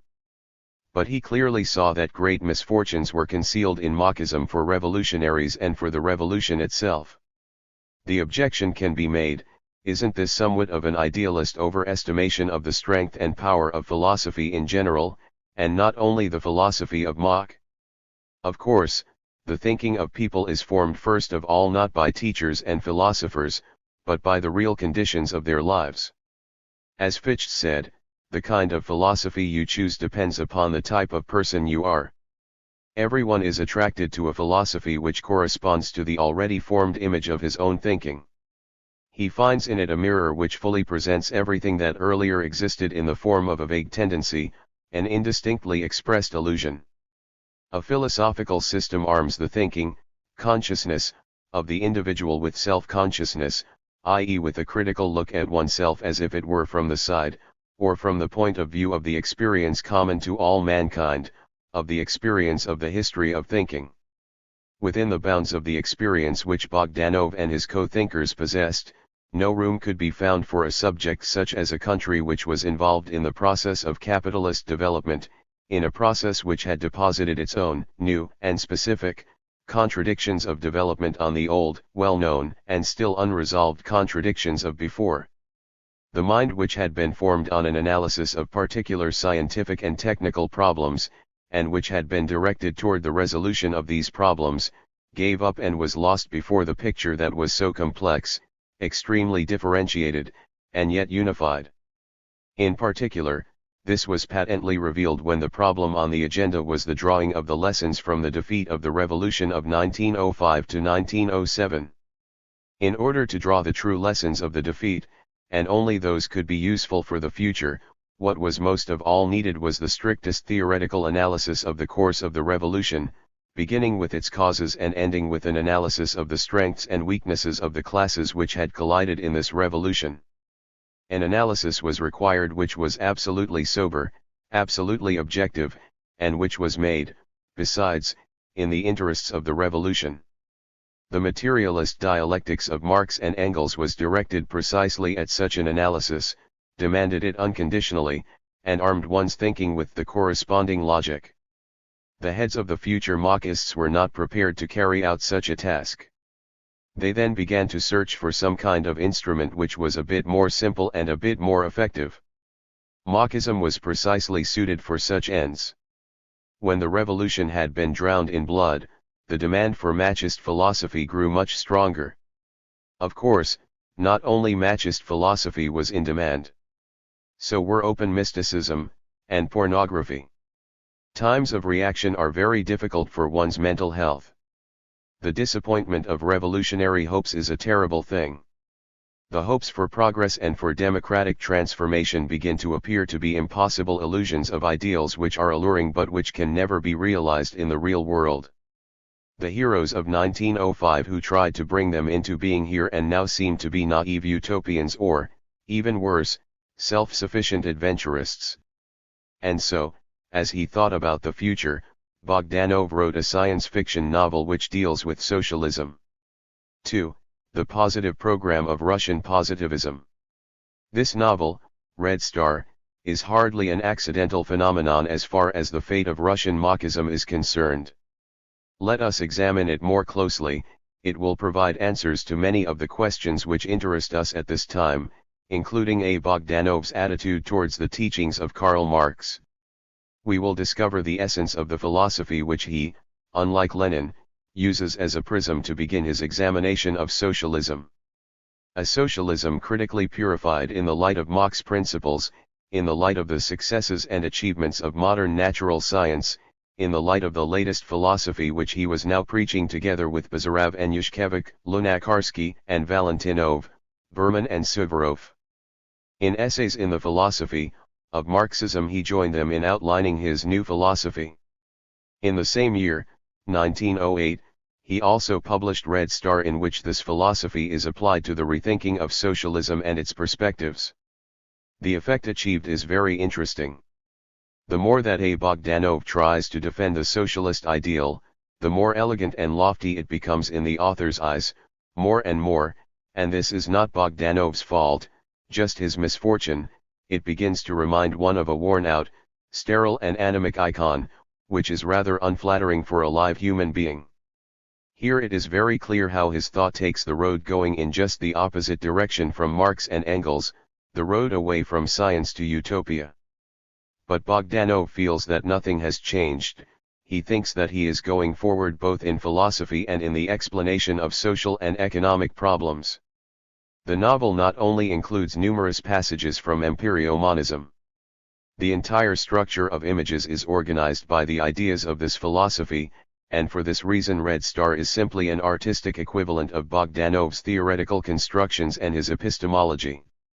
From an artistic point of view, the novel is of little interest, it is boring and didactic. It obviously never joined the golden treasury of science fiction. But it helps us to understand much in Bogdanov's philosophy, in its real, earthly equivalents. The novel as a whole is a long and popular exposition of Mach's, empirio-monist, interpretation of the teaching of Marx. Heroes of the book frequently present quotations from empirio-monism and try to explain their actual meaning as clearly as possible to the reader. The text of empirio-monism is cut up into pieces and commissioned for delivery to the engineer Meny, the physician Nettie and the revolutionary Leonid N. The novel begins quite realistically. Leonid N sits down to agonize over the lessons of the defeat of the 1905 revolution, as well as the reasons behind his breaking up with his beloved woman. And suddenly it appears that he is not the only one who is thinking about these two subjects. It turns out that the events of 1905 to 1908 and his personal fate are being studied with close attention by beings from another planet. Strangers from Mars.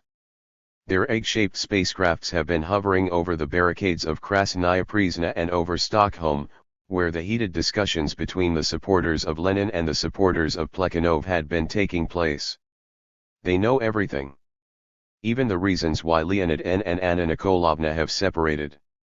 Their omniscient eye probes the depths of all earthly secrets. In addition, they are very intelligent, exceedingly shrewd, and they understand everything much better than the sinful earthlings. Their attention to earthly matters is not without a definite motive, but the aims of their visit they hold in secret. Only later will it reveal itself to Leonid N. The only person with whom they finally establish contact is Leonid N. Why has he been chosen? Because their psychophysiologists have determined that on the entire earthly globe he is the one human specimen who is the closest to them. Both physiologically and psychologically. Only with him can they hope to achieve mutual understanding. The alien beings explain to Leonid, through a study of him, they want to thoroughly investigate the psychology of an inhabitant of Earth, and of its best variant besides, in order then to decide whether it would be risky for them to help the Russian revolutionary social democracy. Indeed, they could arm it with a superweapon, with a bomb made from fissionable radioactive elements. But could they be entrusted with such a superweapon? Were they sufficiently reasonable for this? With this goal in mind they arrange an excursion to Mars for Leonid N. There he sees for himself all the wonders of superscience and supertechnology. Flying devices with engines working on the energy of antimatter, matter with a minus sign, are just as common as buses are for the residents of Moscow or London. But it is not the technical wonders that interest Leonid N the most. More important for him are the social structure of Mars, the people, and their interrelations. On Mars there is socialism. Or to be more precise, the fully realized ideal model of socialism. Private ownership of the means of production and of its product have long since been liquidated and forgotten. Production is carried out according to a strictly calculated plan, using gigantic calculating machines. Minor and accidental deviations from the plan are swiftly and easily eliminated. Personal needs are satisfied in full and are not regulated, for every Martian is reasonable enough not to want anything superfluous. Here there is complete equilibrium, without any contradictions or conflicts. The state has long since disappeared, as well as all organs of violence. There is no need for them since all normal Martians are intelligent and modest.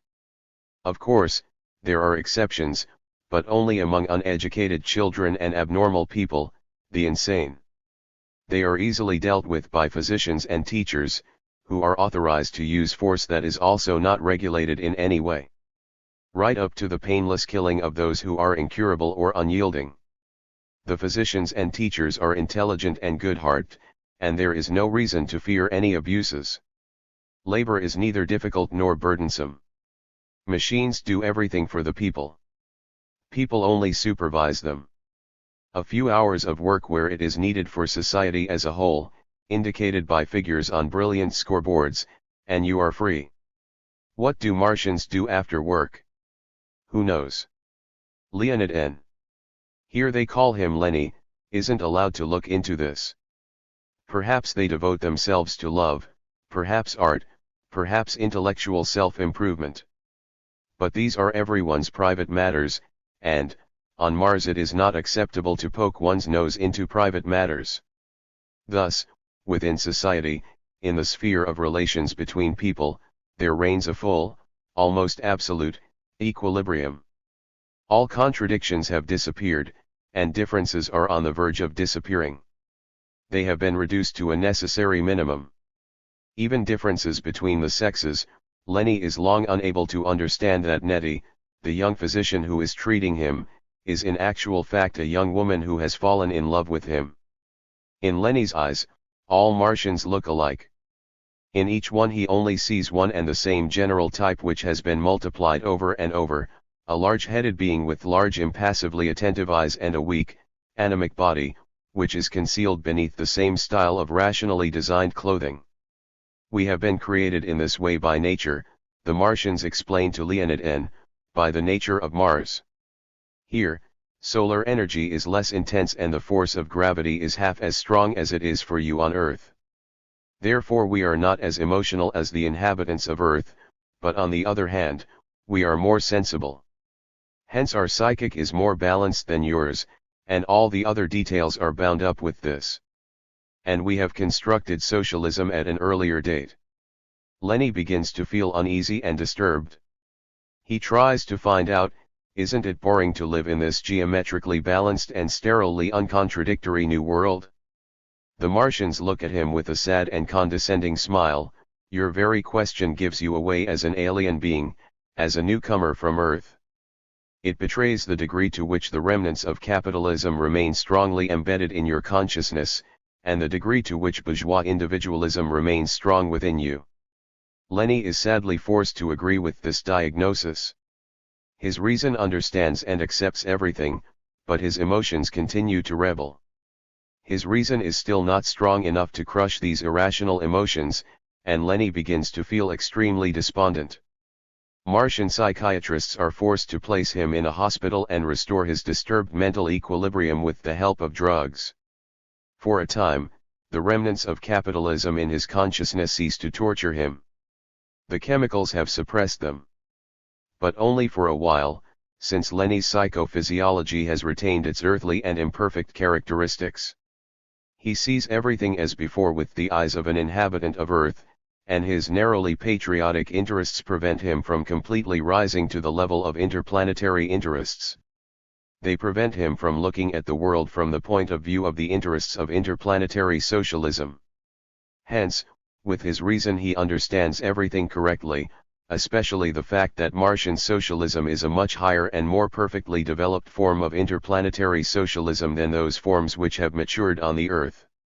This he understands clearly as long as his bourgeois and individualistic earthly emotions lie dormant, these remnants of capitalism in his consciousness which have taken root in his earthly flesh. They can be suppressed with the help of drugs. But as long as they simply lie dormant, but have not been eradicated, the main reason for the lack of understanding between Lenny and Martian socialism remains intact. What lingers is their obvious psychophysiological incompatibility, which is based on the biological incompatibility of two different races of interplanetary mankind. Bogdanov was by no means trying to lampoon socialism, on the contrary he was devoted to it. A different matter altogether is what Marxian socialism looked like when he began to look at it through the distorting lenses of Machist philosophy, through the prism of his empirio-monism, through the conceptual framework of this philosophy. Here is how its optics work. When examined through its lenses, the doctrine of K. Marx is at first insignificantly distorted, it is only schematized. In the image of the future which is outlined by Marx, those features and contours are then abstractly singled out which characterize socialism exclusively from the point of view of political economy, moreover from a very narrow understanding of the political economy. These are all the features which were seen by the hero of Bogdanov's novel On the Red Star. Socialized property and the planned organization of production, the regulated balance between production and consumption, between socially necessary time and free time, etc., the absence of legal and state coercion, the high level of consciousness of the participants in social production, all this is correct, all these are necessary and important characteristics of socialism which Bogdanov sees. But, aside from the features of socialism which are indicated, nothing else is visible through the Marxist spectacles. The economic framework of Marx has remained, but only as a framework, as a skeleton, while the flesh and blood, the concrete reality of the Marxist conception of the socialist future, has been cast aside and replaced by the Marxist fantasy. As a result, you see before you the same picture which the hero of Bogdanov's novel saw with his own eyes on the planet Mars. Marx's doctrine, examined through the prism of Marxist philosophy, couldn't look otherwise. Bogdanov's economic framework is Marxian, but its realization, i.e. the structure of all the remaining spheres of social life, morality, artistic culture, the political and legal superstructure, is, no longer according to Marx, but to Mach. Or to be more precise, it is according to Bogdanov, for he creatively developed and concretized the philosophy of Mach in conformity with the interests and goals of the socialist organization of the world. Let us return once again to the Martian heroes of the novel and let us see what further befell them on Mars. This is doubly interesting, for the author himself makes no secret of the fact that under the guise of Martian events he is describing future events here on Earth, events that he calculates according to the formulas of empirio-monism. Thus, Lenin's biopsychic incompatibility with Martian socialism is established in a strictly scientific manner, it is verified by Martian psychophysiologists and recognized by Lenin himself. He therefore agrees to be cured. The treatment is the most radical kind. They themselves determine the degree of the efficiency of treatment. He trusts them unconditionally. But of course, their medicine, like their psychology, like all of their mighty culture, occupies the same heights which will be reached on Earth after many centuries, or even thousands of years. Thus reasons the hero of the novel after he has run into real socialism on Mars. This is the way the Martians reason as well. Indeed, they think according to the same iron logic of empirio-monism, only raised by them to the highest level of perfection. And the conclusions which are made with the help of this implacable logic are mathematically strict and irreproachable. Here are the premises.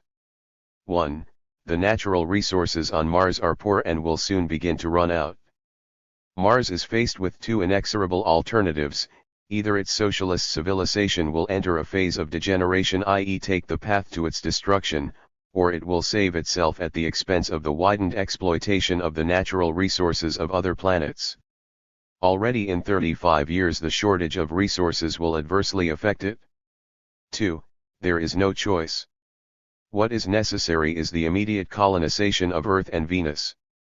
Earth would be preferable, there may not be enough time and energy for Venus. But Earth is populated by the human race, with whom it is impossible to reach a peaceful agreement because of biopsychic incompatibility. This was shown by the experiment on Leonid N. 3. Strictly logical calculation shows, as one of the heroes of the novel says, that sooner or later, after long hesitation and the fruitless and agonizing squandering of our energy, the matter will inevitably lead to the same formulation of the problem which we, as conscious beings who foresee the course of events, should accept from the very beginning. The colonization of Earth requires the complete extermination of earthly mankind. The conclusion: if the Martian, higher, form of socialism is to survive and flourish, it must sacrifice the lower, earthly, form of life. It is true, they say, that we can try to forcibly re-educate the Earth's human race, we can carry out by force the socialist cultural revolution in its consciousness. But it really isn't worth it, there would be many troubles and it would drag on for a long time. And time doesn't wait. Therefore there is only one way out: extermination. This is much less complicated, more economical, and consequently more rational. And there will be no cruelty in our actions, because we are able to carry out this extermination with much less suffering for them than they continuously inflict upon each other. Thus it is the economy of thinking, the economy of effort, and the economy of suffering of the victims themselves. In the end, the Martians spared both the human race and Lenin. They spared them despite the fact that in a fit of his recurrent mental disorder, Lenin committed murder. He murdered the same theoretician who substantiated the necessity of exterminating life on Earth. They simply expelled him from their planet. And it was love which accomplished this miracle of mercy. But, if you will, while there may be love here, how is it able to withstand the iron logic of Martian reason? Very simply. The appeal to love and other lofty and noble, albeit rather irrational emotions is generally characteristic for positivism, which continually finds itself at an impasse in its arguments. And despite rational thinking, which is as precise as the results of a calculating machine, and just as soulless as this device, there arises a strange yearning, insofar as it is not confined to the usual logic, for human warmth, love, and sympathy. When fetishist science and scientific thinking lead to immoral conclusions, to the justification of violence and cruelty, evoking horror even among the adherents of this thinking, then the scientist sheds a tear and begins to seek salvation in abstract and empty, but humane ideals, placating his romantic, but, alas, absolutely barren nobility. For this reason then Bogdanov found no other means of saving the Earth's inhabitants except through love. The same female Martian, whom Lenin for a long time took for a young man, had fallen in love with him and therefore understood the essence of the matter better than the theoretician of extermination. Nettie passionately spoke out against the plan of extermination and in favor of an alliance with this semi-barbaric earthly civilization with its intellect which was still weak. Yes, they are weaker and lower than we are, but they are other beings. Let us love them, brother Martians, such as they are. The unity of life is the highest goal, and love is the highest reason, pathetically explains Nettie. Thereupon she sets out towards Earth after the exiled Lenin in order to take part personally in the revolution there. Let us leave Mars for a while and return to an analysis of essays in the philosophy of Marxism and other works by Bogdanov and his co-thinkers. The reader has probably already managed to notice how often and persistently the magical word equilibrium is repeated in the quotations from those texts. Yes, here we are dealing not simply with a word, but a genuine symbol, a symbol of faith, a fundamental and key category of the logic of their thinking. No matter where their arguments originate, or where they lead to, they inevitably begin with equilibrium and end with equilibrium. From their works the reader discovers that equilibrium is not simply or solely an equal balance on the scales with which everyone is familiar from personal experience, but it is something much more important and universal, something metaphysical. It turns out that this magical concept contains within it both the secret of life and the secrets of the functioning of social organisms, and even the mysteries of all cosmic systems and events. It turns out that all these mysteries, secrets, and enigmas are simple and easy. One only has to apply to them the magical lockpick, and they become transparent and simple. It turns out that the entire infinite universe strives to achieve equilibrium.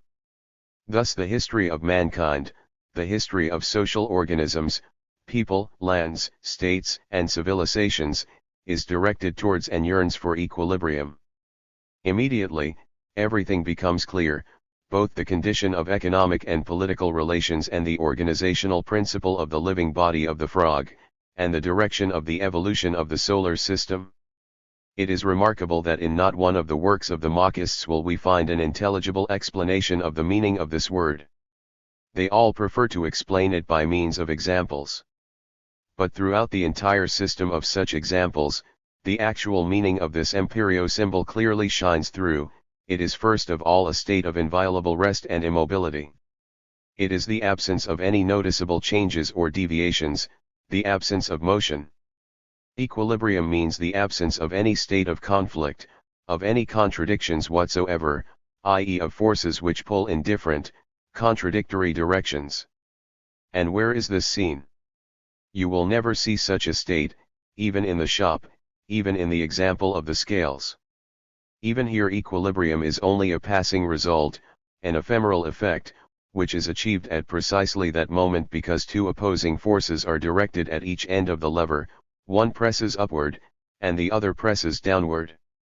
In the Russian language, equilibrium means a state of immobility, of rest, in which a body is under the influence of equal and opposing forces. But according to the logic of Marxism, the presence of opposing forces exerting pressure at one point, or on one body, is already a bad state of affairs. It resembles the state which is designated in Hegelian language as contradiction, as a body's state of discomfort, in which two opposing forces exert pressure, either squeezing the body from two opposite sides or tearing it in half. Such an understanding of equilibrium is therefore unacceptable for the Marxists. How could it possibly be that equilibrium turns out to be only the passing and quickly disappearing result of contradiction, the result of the action of opposites applied at one point, i.e. the very state which every living organism tries to escape as soon as possible, and by no means the state which it supposedly is striving to achieve? Here then arises the concept of equilibrium which the Marxists want to counterpose to contradiction, which is the presence of two opposing forces. It is a state in which two opposing forces have ceased to exist and therefore no longer squeeze or tear apart the ideal body, or the equally ideal point of their application. The forces have ceased to exist and have disappeared, but the state which they have established at a given point still remains. Equilibrium is a state of this kind.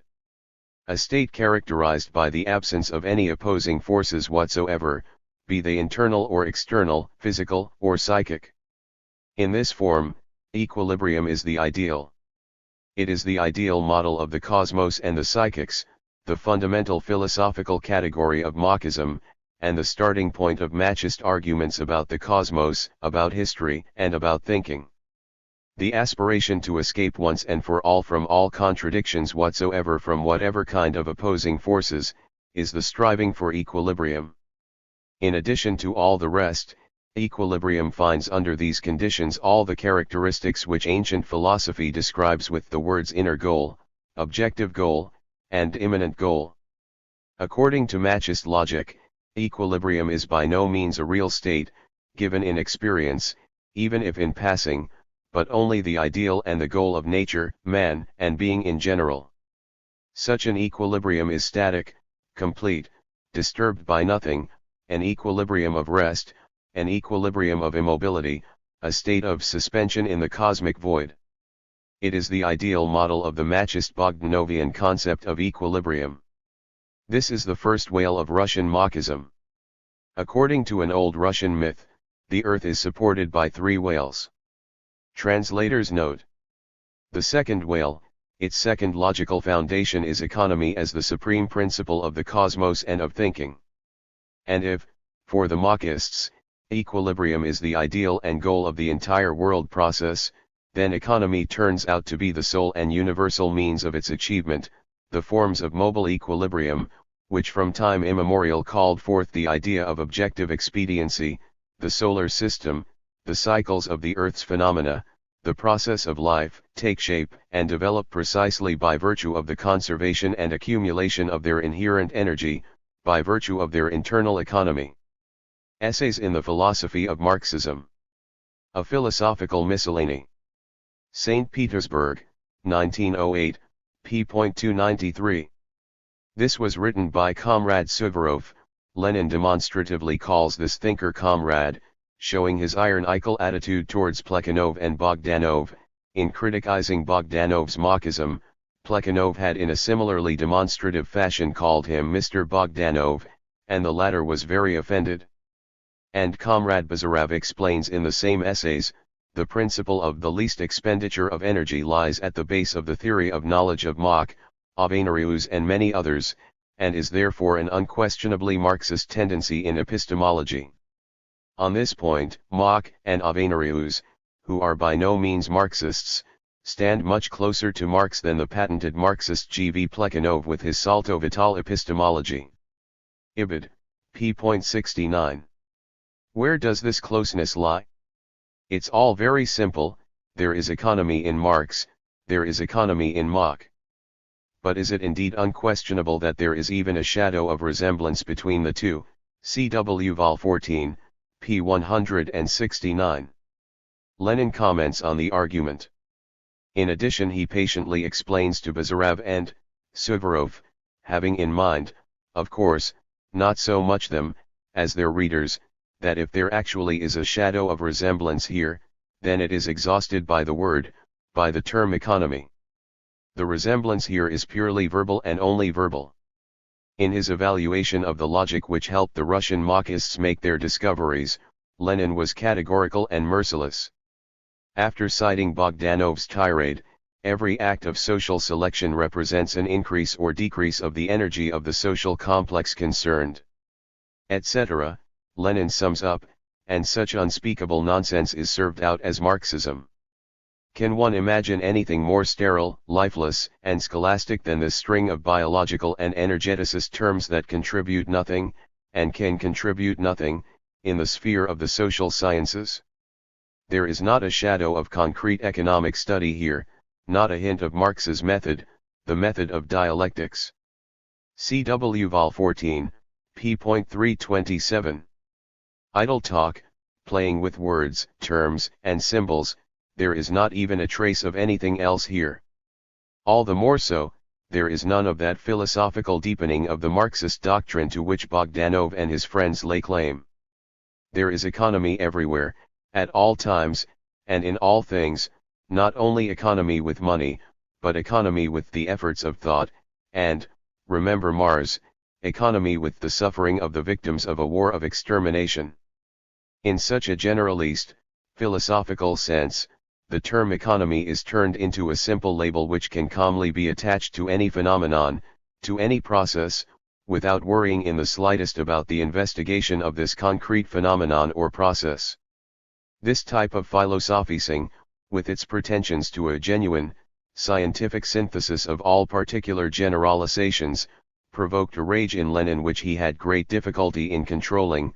Bogdanov is not engaged in a Marxist inquiry at all he is doing is to reclothe results already obtained by this inquiry in a biological and energeticist terminology. The whole attempt is worthless from beginning to end, for the concepts selection, assimilation and assimilation of energy, the energetic balance, and so on and so forth, when applied to the sphere of the social sciences, are empty phrases. In fact, an inquiry into social phenomena and an elucidation of the method of the social sciences cannot be undertaken with the aid of these concepts. CW Vol 14, p. 328. But it is not simple verbiage. It is consciously counterposed to the fundamental principles of materialist dialectics. For if equilibrium is first of all the Machist anti-concept of the category of contradiction, then economy is counterposed in the most unequivocal manner to the dialectical materialist understanding of truth. Economy, when it is transformed into a principle of scientific thinking, into an epistemological principle, is called the principle of the least expenditure of energy, or sometimes, the principle of simplicity. This principle is even more convenient since it can be remembered when it is convenient, and forgotten when circumstances prohibit its use.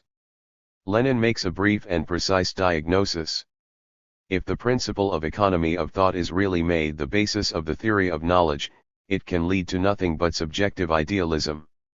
That it is more economical to think that only I and my sensations exist is unquestionable, provided we want to introduce such an absurd conception into epistemology. Is it more economical to think of the atom as indivisible, or as composed of positive and negative electrons? Is it more economical to think of the Russian bourgeois revolution as being conducted by the liberals or as being conducted against the liberals? One has only to put the question in order to see the absurdity, the subjectivism of applying the category of economy of thought here. CW Vol 14, p. 170.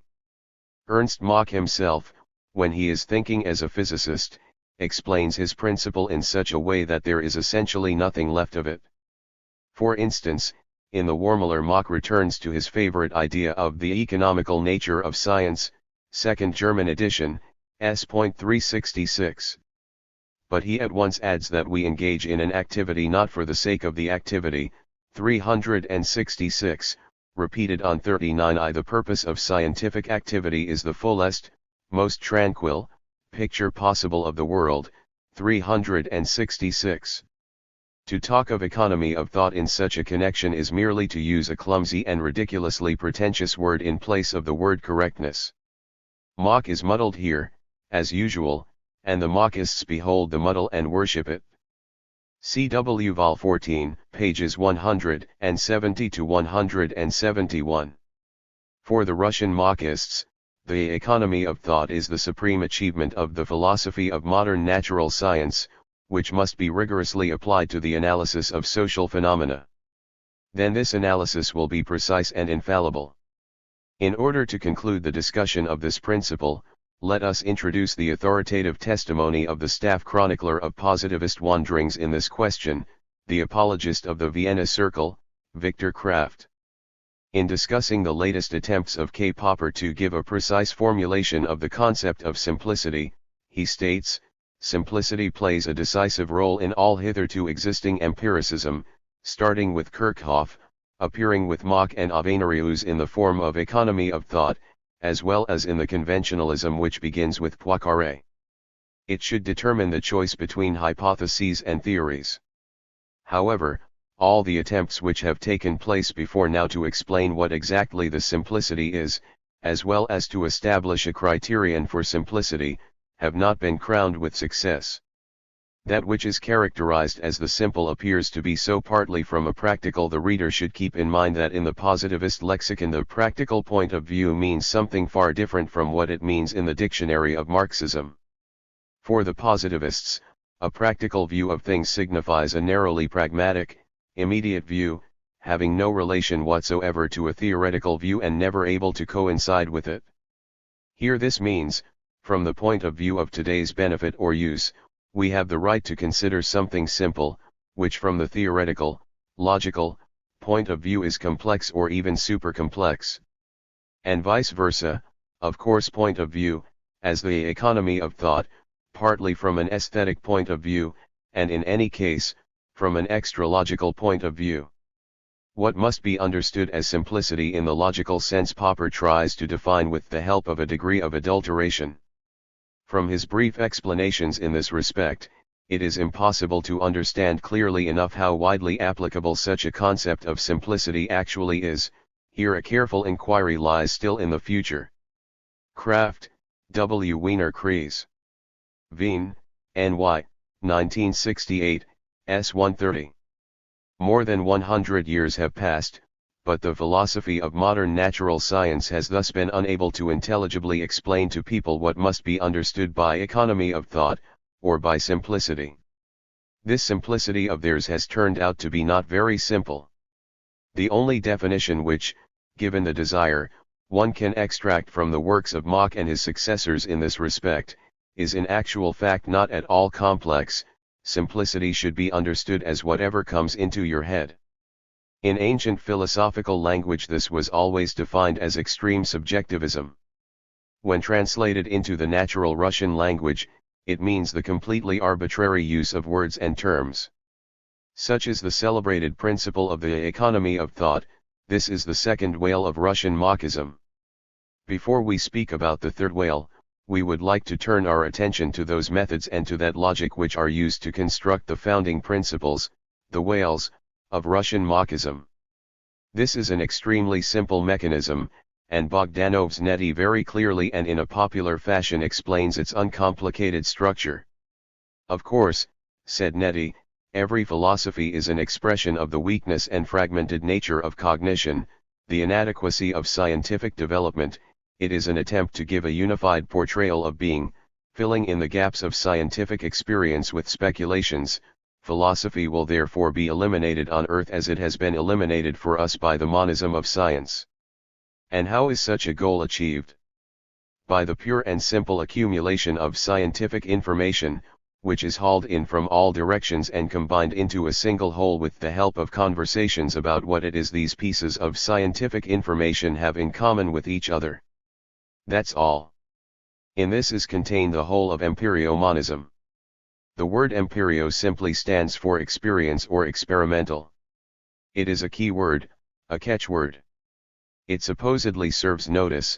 In a philosophical system with this label there is nothing that is fabricated, nothing that is speculative, there is only experience, only the facts of experience, critically purified of everything which is alien, of everything which is not given in this experience, of all things in themselves, of everything transcendent and of everything that is above experience. Scientific monism means that works bearing this name will deal exclusively with what has been firmly established by science, by physics, chemistry, physiology, psychophysiology and political economy. Here discussion will center only on what is guaranteed by science, and whatever is doubtful will be carefully, and critically, eliminated and subjected to ridicule. There are X-rays, energy, into which matter is transformed, mathematically proven relativity, conditioned reflexes, and so on and so forth. From these experimental facts, from scientific data, there will be compiled, as if from a mosaic, a picture of the world as a whole, a unified picture of being, as it is described from the point of view of the successes and achievements of modern natural science. But in order that such a picture doesn't disintegrate into its component parts, into separate and individual experimental data, these pieces must somehow be joined and cemented together. But in what way? It is necessary to find out what it is that all these pieces, taken separately, have in common. How are they alike? One must find the general law, the general principle to which all the experimental facts are similarly subordinated. What is there in common that, given the effort, can be seen between two such dissimilar things and events as the flight of Blériot across the English Channel, and conditioned reflexes, between energeticist theories about substance and the law of the growth of the productivity of labor? Let us discover that which is in common means let us discover that universal law to which the entire world process is subordinated. It means, let us create a unified, monistical, and thoroughly scientific picture of the world as a whole, a unified picture of being. Suvorov writes, in the gradation of the laws that regulate the world process, the particular and complex become reduced to the general and simple, and all of them are subordinate to the universal law of development, the law of the economy of forces. The essence of this law is that every system of forces is the more capable of conservation and development the less its expenditure, the greater its accumulation, and the non-effectively expenditure serves accumulation. The forms of mobile equilibrium, which long ago evoked the idea of objective purposiveness, the solar system, the cycle of terrestrial phenomena, the process of life, arise and develop by virtue of the conservation and accumulation of the energy inherent in them, by virtue of their intrinsic economy. The law of economy of forces is the unifying and regulating principle of all development, inorganic, biological, and social. With what remarkable ease do our positivists and realists concoct universal laws. C.W. Vol 18, pages 331 to 332. The last sentence, the ironical assessment of Suvorov's argument which has been cited above, belongs of course to Lenin. Yes, these universal laws are indeed concocted swiftly and easily. Only one thing is required for this, the ability to see what it is that two things which seem to be so different from each other have in common. Let us take, for instance, the radioactivity of radium and the exertions of labor. This way the whales of Russian Marxism turn out. And now about the third whale, organization. With this principle, things are a bit different. If, with regard to equilibrium and economy, the Russian Marxists were and remain the diligent pupils of their Western teachers, then it was here that they displayed the maximum independence of thought.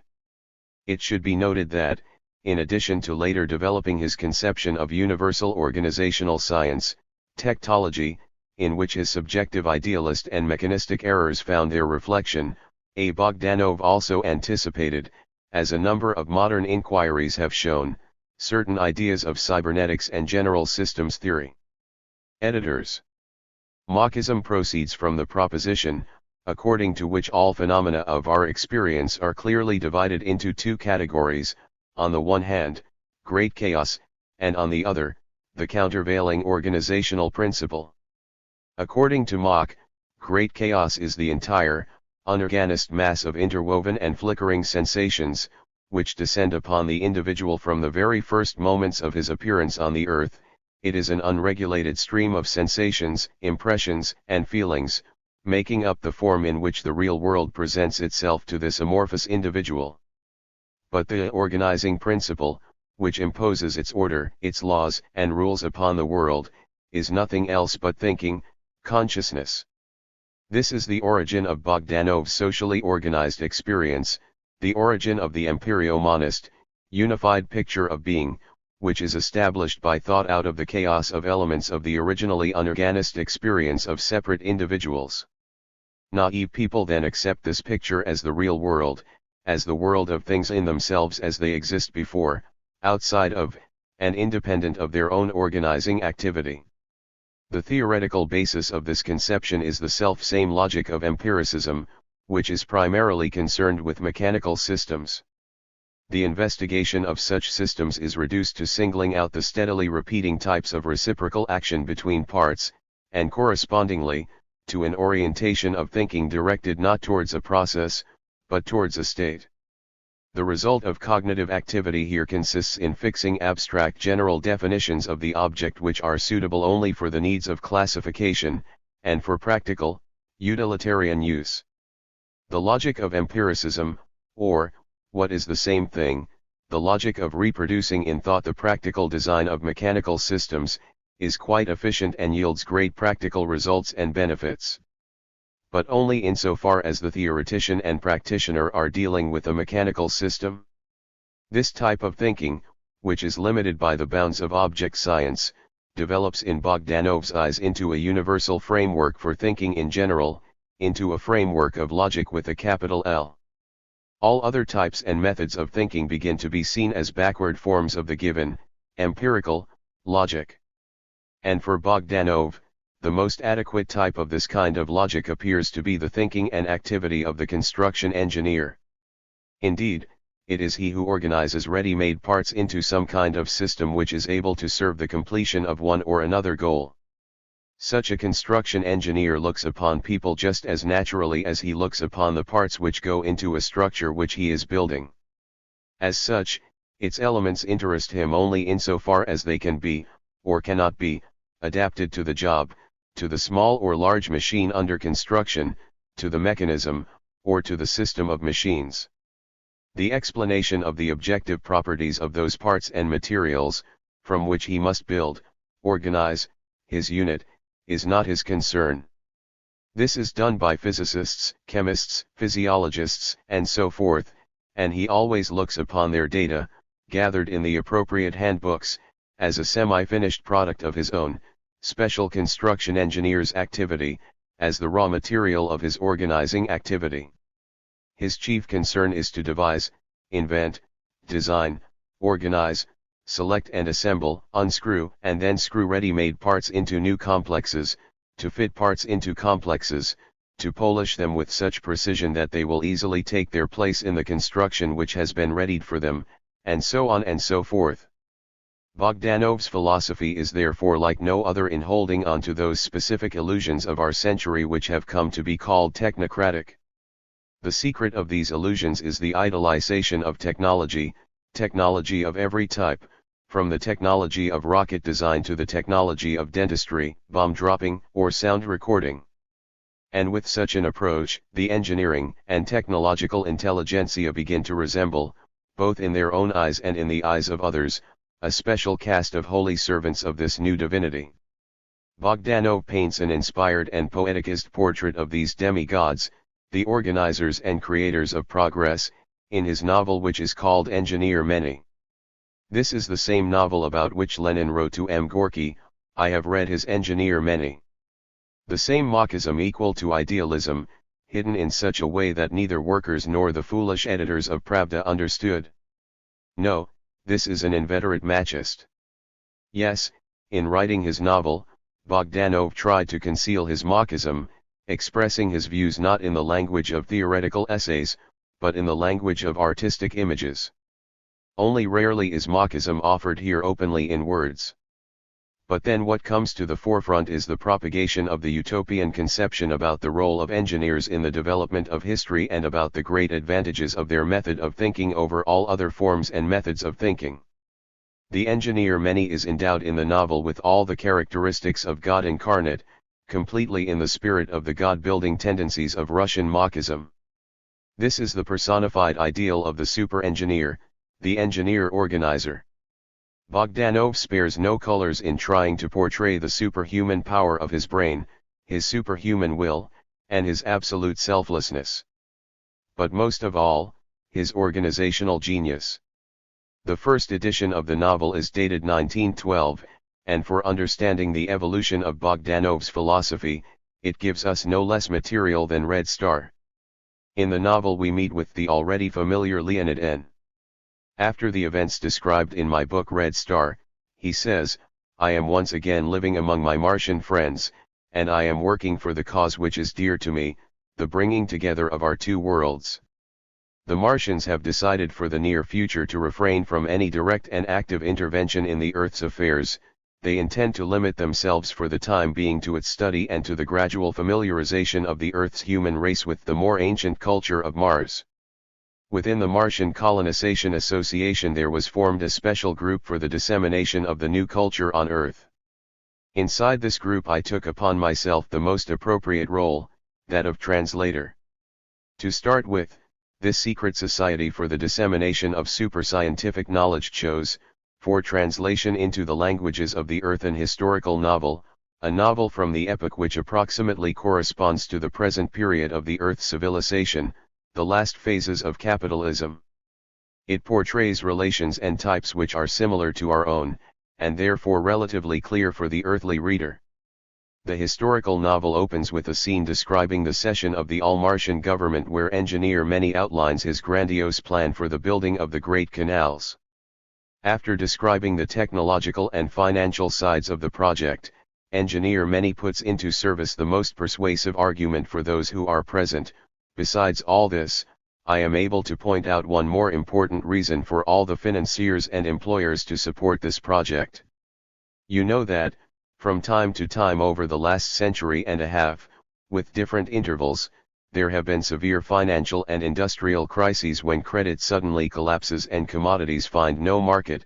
In addition to this, thousands of businesses are ruined and millions of workers are left without work.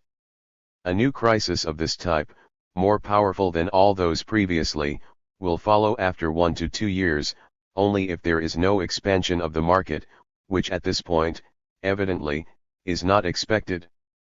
After a certain amount of hesitation, the All-Martian government, which is the Supreme Council of Employers and Financiers, invests engineer Many with the full powers necessary for him to carry out the project. With this development, early capitalism with its anarchy of production gives way to state capitalism, and engineer Many becomes the great dictator. Otherwise the building of the great canals would be impossible. The cunning financiers and employers agree to this because they understand that he is not encroaching upon their power. To be a minister, or president of the republic, this doesn't interest him. He wouldn't even want to be financial master of the world. He has the ambition of the gods. Let us look more closely into the further development of events on Mars, into this science fiction prognosis by Bogdanov regarding the most economical ways for mankind to achieve socialism on Earth. Invested with dictatorial powers, engineer Many launches the gigantic building of the Great Canals. The market immediately expands and unemployment disappears as if by magic. The phase of supercapitalism has begun. But even with supercapitalism, classes still remain. The two pure classes are the supercapitalists and the proletariat. The peasantry, an intermediate class, has vanished here. It became polarist and was therefore no longer cause for any concern. It turns out that engineer Many is in a ticklish position. The difference between class interests is continuously disturbing him. The supercapitalists steal, and the proletarians, who are suffering from this thievery, go on strike, and this hinders to an extreme degree the realization of the great plans of the engineer. What is to be done? The engineer is unable to find a radical solution, For even his genial mind has still not fully overcome the remnants within it of the psychology of early capitalism, egoism and individualism. The solution is found by his illegitimate son, engineer Nettie, who inherited his papa's brilliant organizer's brain, while from his mother, the beautiful and kind-hearted Nellie, who had been raised in a simple worker's family, he inherited a love for the proletariat. Father and son conduct philosophical and sociological discussions in connection with the immediate problems of building the canals. They discuss the plundering of resources by representatives of the class of supercapitalists, and the strikes by the workers, in which they both see the same misappropriation of the workers' time, which is of no use to the building of the canals. But the son defends the workers and condemns the capitalists. The father meanwhile condemns them both. The father can't fully understand the correctness of his son's attitude, but he senses some kind of inexplicable advantages in the latter's position. He therefore, in the end, decides to transfer to his son the supreme powers of organizer of the great works. To be sure, he is rather afraid that his son will adopt a one-sided position in support of the workers and thus do harm to the work. But the son, to the great surprise of the father, doesn't want to take into his hands the scepter of the great dictator, the personal organizer of the common cause. He accepts with pleasure the leadership of all the technical aspects of the job, but the administrative, i.e. political, leadership he agrees to transfer into the hands of a representative of the all-Martian government.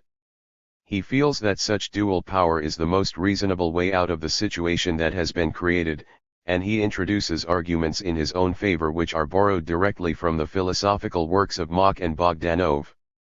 Here Bogdanov doesn't even try to conceal his Machism, but presents it in open form. Many arose, and for a few minutes walked around the room in silence. Then he stopped and said, "It's obvious that such a discussion is leading us nowhere. How are we to proceed? Do you agree to share the full powers with another assistant in such a way that all technical control will belong to you, and all administrative control, to him?" He glanced rather uneasily at his son. Very readily, he answered, "That's the most suitable way to proceed." "I give you my thanks," said Many, "I feared your refusal." "In vain," Nettie retorted. "Full administrative powers would have placed me in a difficult and slippery position. To be the official representative of one side, and with all my sympathies and interests belonging to the other side, that is the type of dual position in which it is not easy, and perhaps even impossible, to maintain equilibrium. To be true to oneself, to retain a clear and integral frame of mind, demands the avoidance of contradictory roles."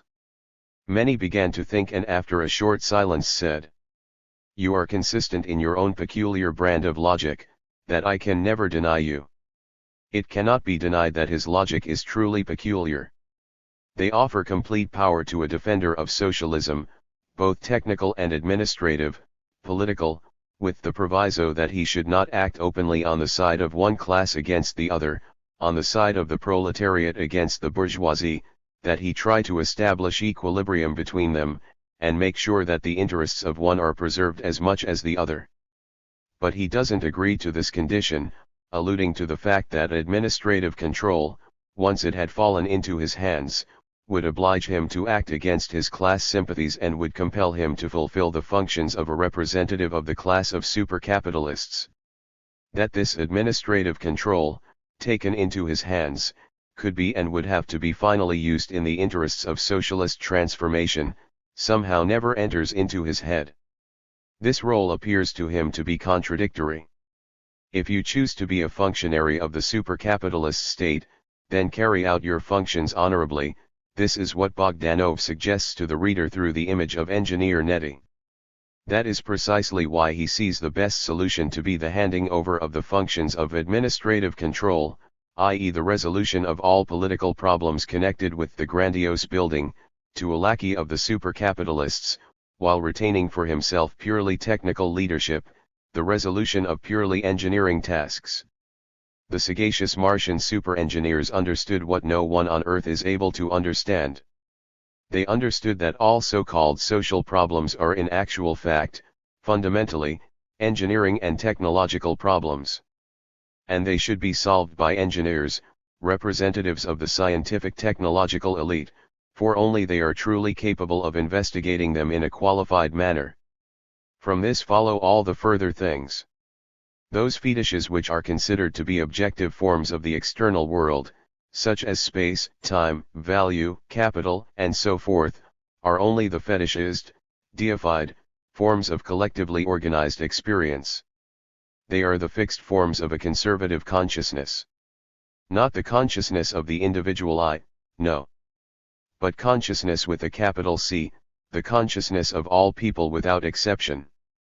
Forms which have crystallized in social consciousness and which are reinforced by force of habit and tradition. Outside of consciousness there is neither time, nor space, nor value, nor surplus value. These are only stable complexes of our sensations, the schemas of their association as part of a unified picture of the world as a whole, shared by all.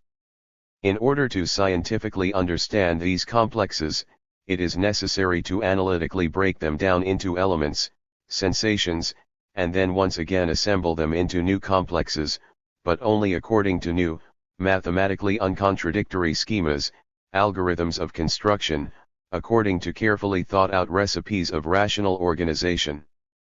It is according to the schema that the super-engineers Meny and Netty organized first the consciousness of the proletariat and the bourgeoisie, and then the system of economic, administrative, and cultural life corresponding to it. This was by no means a simple form of literary amusement. In Engineer Meny Bogdanov artistically interpreted the situation which had developed in the land and tried out those roles which had been prepared for the supporters of socialism in the near future. The conception of future events which he describes in the novel explains the positions taken by the advocates of his philosophy in 1917. The essence of their position is as follows. February established in the land a political regime of bourgeois democracy, and solved the main problem of 1905. Period. The Russian proletariat is not only weak and small in numbers, but also uncultured and little educated. Therefore all talk of seizing power and using it in the interests of the socialist transformation of the land is utopian and unrealistic. Power, administrative functions, must be left in the hands of the bourgeois democracy, in actuality, in the hands of Kerensky, Gukakov, and Milyakov, and we must worry about whether this all-Russian government guarantees the rapid growth of the productive forces, and leads the country onto the path of scientific and technological progress. We must help it with all the means at our disposal, putting to work all our scientific and technological knowledge, thereby making possible the growth of the productive forces and the proletariat. By using the democratic rights that have now been granted to it, the proletariat must grow culturally, master the sciences and mentally prepare itself for the moment when it will be granted the levers of power and the carrying out of administrative functions. Then, and not earlier, there can be serious talk about socialism in Russia. Until that time, there is only one road, state capitalism, which is seen to be the most balanced system, corresponding to all the necessary criteria, the minimum of contradictions, and the maximum of equilibrium and economy. The earthly human race, however, has clearly not wanted to develop according to the plans of the Martian road to socialism. The Russian people, led by the proletariat despite all its smallness in numbers and lack of education, carried out the October Revolution, took into its own hands the full powers of the administrative functions as well as the scientific and technological leadership, and set about the socialist transformation of the country. Lenin proved to be the leader of this process. His method of thinking guaranteed a clear and objective understanding of the concrete, historical situation which had arisen, and of the necessary tendencies of its evolution. It allowed him to confidently orient himself amidst the real contradictions of the development of the country and the world, to draw truly rational conclusions from the experience of the class struggle and to find the roads leading forward to socialism. Lenin's party therefore proved to be at the head, and not at the tail, of the revolutionary torrent of events which had spontaneously been unleashed. And Bogdanov's Machist philosophy? It revealed its uselessness. its incommensurability with the real course of the historical process. Complete perplexity, complete inability to understand where the stream of events was leading, whether forward or backward, whether to the right or to the left. This was the state in which the Russian Marxists spent the entire time from February to October 1917. In characterizing the position of the newspaper New Life, which at this time proved to be the refuge of Bogdanov, Bazarov, and many other of their co-thinkers, Lenin defined it in the following manner: there is no trace of economic, political, or any other meaning whatever in it, only the lamentation of people who have become distressed or frightened by the revolution. C.W. Vol 26, p. 119. Turning to the writers of New Life, Lenin advised them: "Stick to your plans, my good citizens, for this is not politics, and it is not the cause of the class struggle, and here you may be of use to the people. Your newspaper has a great number of economists. Join forces with the kind of engineers and other people who are ready to begin work on the problems of the regulation of production and distribution. Devote a supplementary page of your large apparatus, newspaper, to the business-like working up of precise facts about the production and distribution of produce in Russia, about banks and syndicates, and so on and so forth. This is how you will be of use to the people. This is how your sitting between two stools will not take a particularly harmful toll, and this is the type of work in connection with plans which will evoke not ridicule, but the gratitude of workers." C.W. Vol 26, pages 117 to 118. You are unable to, you don't want to, you don't have the courage to unite within yourselves the functions of technological leadership with the functions of the administrative, i.e. political, leadership of the land? That's your choice, no one is forcing you. But don't get tangled up around the legs of those who clearly see the essence of the concrete historical situation which has developed in the country, and who therefore lay claim to complete power. The proletariat will do the following when it takes power: it will place economists, engineers, agronomists, and others under the control of workers' organizations for the working out of a plan, for its verification, for the searching out of the means to economize labor through centralization, for the seeking of measures and the methods of the simplest, cheapest, most convenient, and most universal control. For this we will pay economists, statisticians, and technicians good money, but we won't allow them to eat if they will not fulfill this work conscientiously and completely in the interests of the workers." C.W. Vol 26, p. 118. This is Lenin's alternative to the position of engineer many, and of the very real engineer with whom Lenin had a completely real conversation not long before the July days. Lenin didn't give his name, but we can say with complete confidence that this was one of the very real heroes of 1905 who served as the prototypes for Bogdanov's Leonid. The engineer was once a revolutionary, he had been a member of the Social Democratic and even the Bolshevik Party. Now he is either completely frightened, or angry at the raging and indomitable workers. "If only these were the type of workers you have in Germany," says he, an educated man, who has spent time abroad. I, of course, understand in general the inevitability of the socialist revolution, but with us, under the conditions of the lowering of the level of workers which was brought on by the war, this isn't a revolution, it's the abyss. He would have been prepared to acknowledge the socialist revolution if history had only led up to it as peacefully, quietly, smoothly, and punctually as a German express train approaches the station. The proper conductor opens the doors of the car and proclaims, "Station of the Socialist Revolution. Alle aussteigen, everyone out." For some reason at that time, he didn't want to make his way from the position of engineer under the TTCHES to the position of engineer under the workers' organization. C.W. Vol 26, p. 119. Yes, this was he, the very same Leonid N., the very same Lenny, whom Bogdanov saw, when he was writing Red Star, as the ideal representative of Russian social democracy. The very same engineer in whose image of thought A. Bogdanov carved out his philosophy. In 1905 he expressed this ideal engineer's basic principle of thinking in the following manner. fully harmonious development which is devoid of inner contradictions. For us this is only a borderline conception, expressing the tendency which we know from experience will free the processes of development from the contradictions associated with it. To therefore give a clear representation of the harmonious type of development can only be done by means of counterposing the concrete instances which come closest to it, to those in which the lack of harmony stands out clearly. In today's society, an example of a highly organized, flexible life system which is rich in content could be the large-scale capitalist enterprise, taken especially from the point of view of its labor technique. Bogdanov, A. The New World, Articles 1904-1905. Moscow, 1905, p.89-90. Such is the ideal model according to which Bogdanov dreamed of rebuilding the world and creating a new world. The model is extremely real. It is the large-scale capitalist enterprise, taken especially from the point of view of its labor technique. Naturally, when you try, with the aid of this philosophy, to think about something else besides a ready-made mechanical construction, you will achieve nothing but confusion.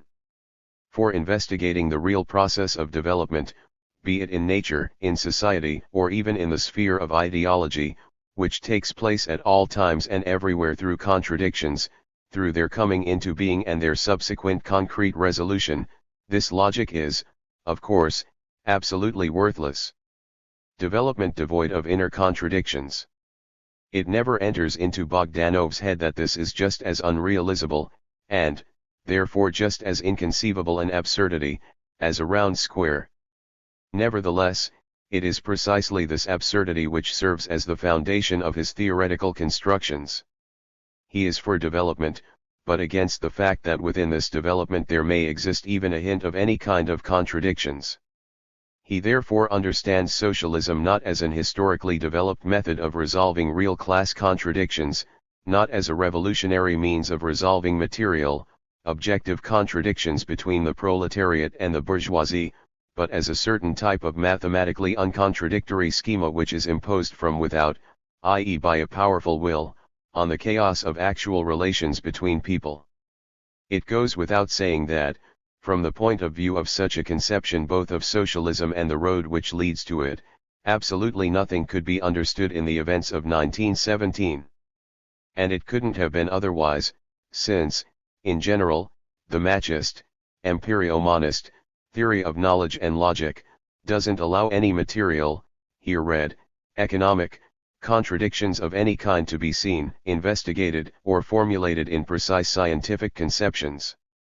How could it be otherwise if it declares a priori that all contradictions are facts which have their place exclusively in the sphere of social consciousness or, as it is called here, in collectively organized experience in ideology, and if this ideology is further interpreted as a verbally formulated system of ideas, as a system of stock phrases, as it was called by Gorky's Klim Samjin.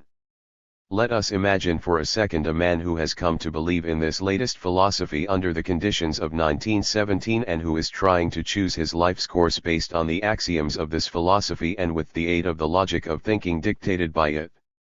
Naturally, the problem of choosing his life's course turns into this: which system of ideas do I prefer? That which is more logical? That which is psychologically more convincing? That which is more beautiful? That which is powerful? But that's up to you, choose what you like. Machist philosophy neither offers nor recommends any other criteria for your selection. Or rather, it does make a recommendation. The very system which is most capable of harmoniously coordinating, in a non-contradictory way, all the ideas of every sort and kind into one complex. The very system which is able to look for what is in common between all the systems which actually conflict and come into collision with each other. The system which is obtained after removing all the disagreements and contradictions, after eliminating the differences between them. This would be a system which is common to all. This would be a system expressing the rational kernel, which is equally invariant and equally indisputable and objective, which boils down in the kettle of seething disagreements. And all talk about how the best of these systems is that which corresponds to objective reality in its necessary development, to a system of historically developing facts which exist outside of and independent of any consciousness whatsoever. These are philosophically illiterate conversations. Indeed, the conception of a reality existing outside of and independent of the verbally organized system of experience, i.e. a reality which is objective in the materialist sense of the word, as well as the conception of the objective contradictions contained within it, all this is a pernicious ideological fetish. And the concise symbol which is connected with this ideological fetish/idol is the symbol/term matter. This must be resolutely banished from social consciousness, from ideology, and from scientific conceptions.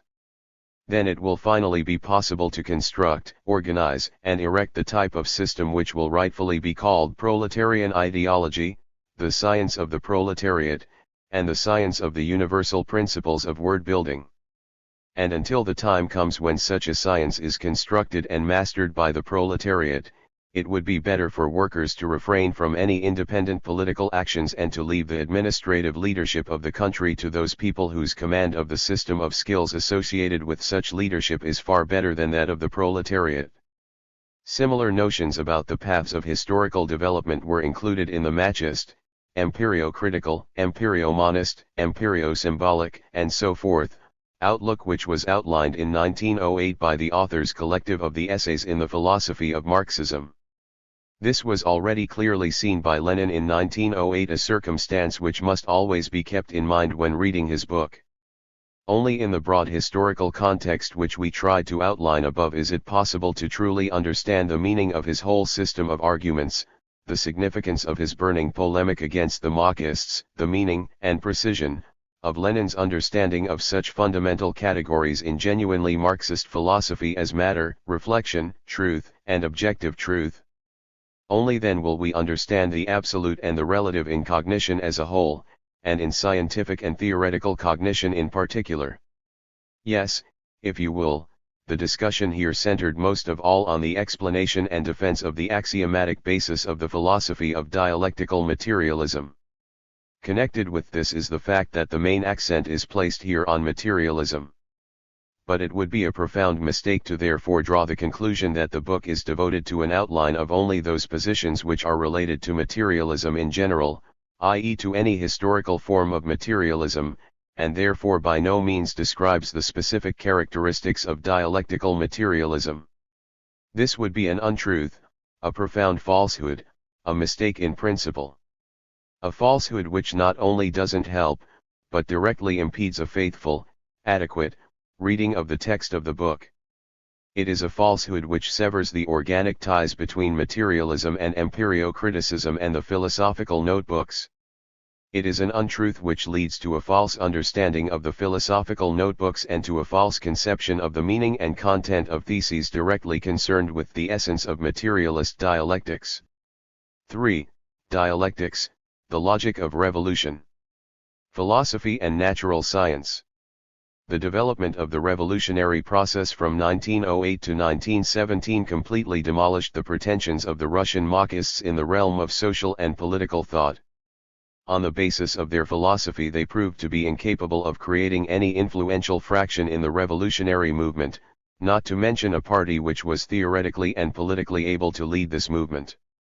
Not a single one of the progressive forces in the country, and most of all, of course, the revolutionary proletariat, took their philosophy seriously. The course of events most clearly of all showed that the logic of their thinking was merely the logic of those who had completely lost their heads, a logic dooming them to impotence, without giving or being able to give a scientifically grounded political orientation. But it was precisely the pretension to being scientific which was the essence of Bogdanov's position as well as that of the other Russian disciples of Mach.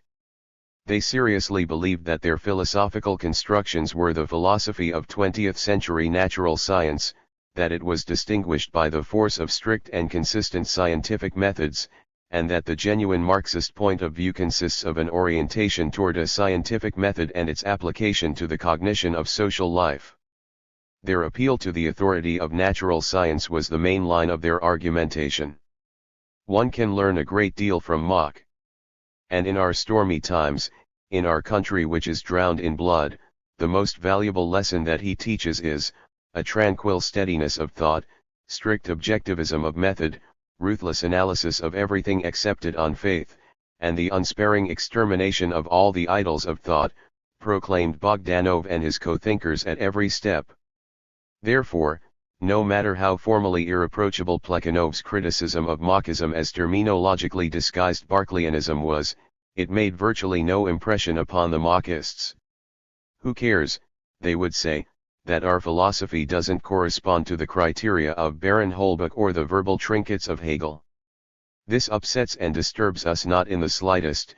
Our strength lies in our agreement with the principles of contemporary scientific thought. It is not surprising that Bogdanov considered it sufficient to simply brush Plekhanov and his supporters aside with one phrase from all their criticism. He didn't even want to examine their polemical ploys against Mach, which accused him of idealism and even solipsism.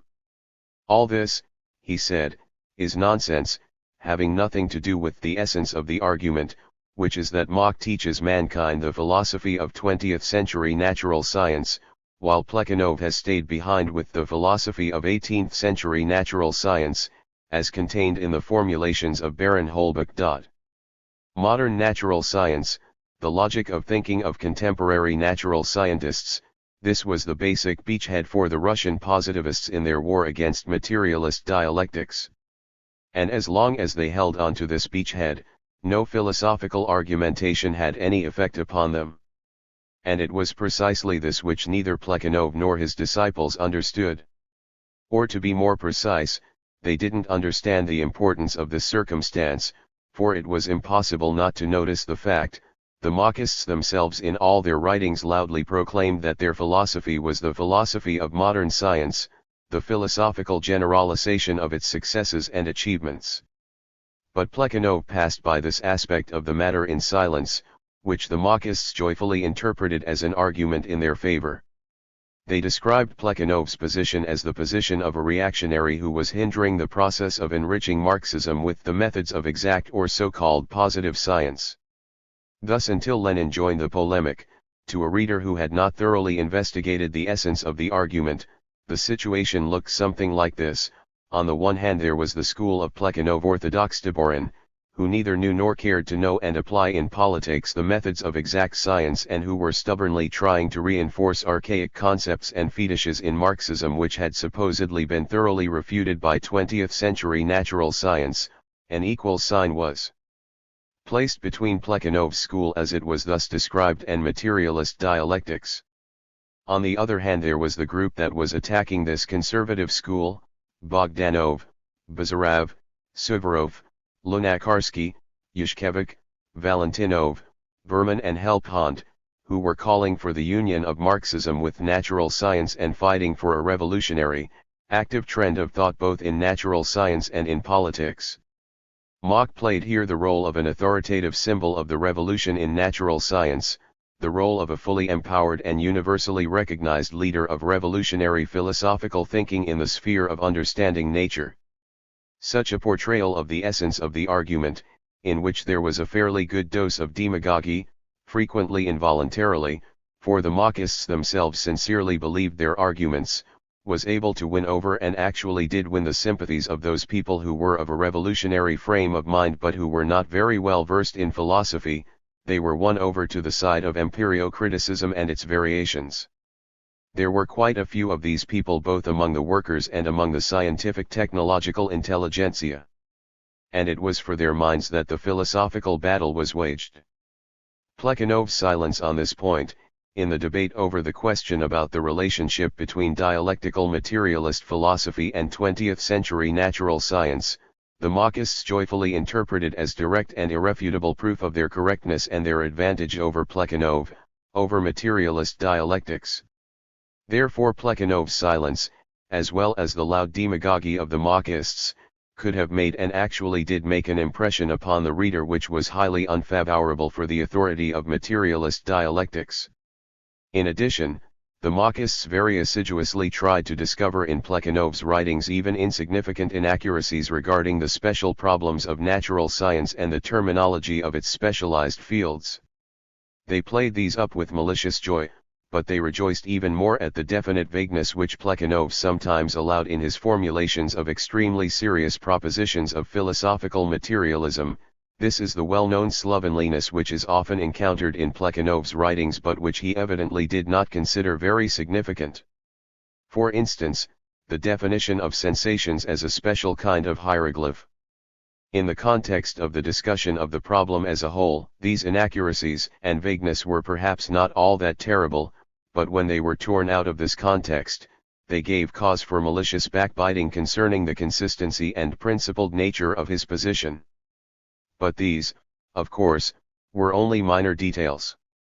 The main deficiency in Plekhanov's position was that he ignored what was actually the central question raised by the Marxists, the relationship of the philosophy of Marxism, dialectical materialism, materialist dialectics, to the events which had taken place in natural science, i.e. to the improvements which had been made in the logic of the thinking of natural scientists.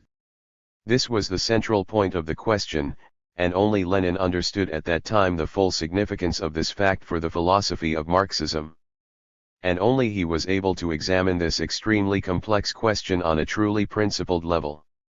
It was on such a level that even now, 70 years later, and what years, it remains a standard for any Marxist who ventures to examine the problems of the relationship between philosophical dialectics and developing natural scientific thought or theoretical science.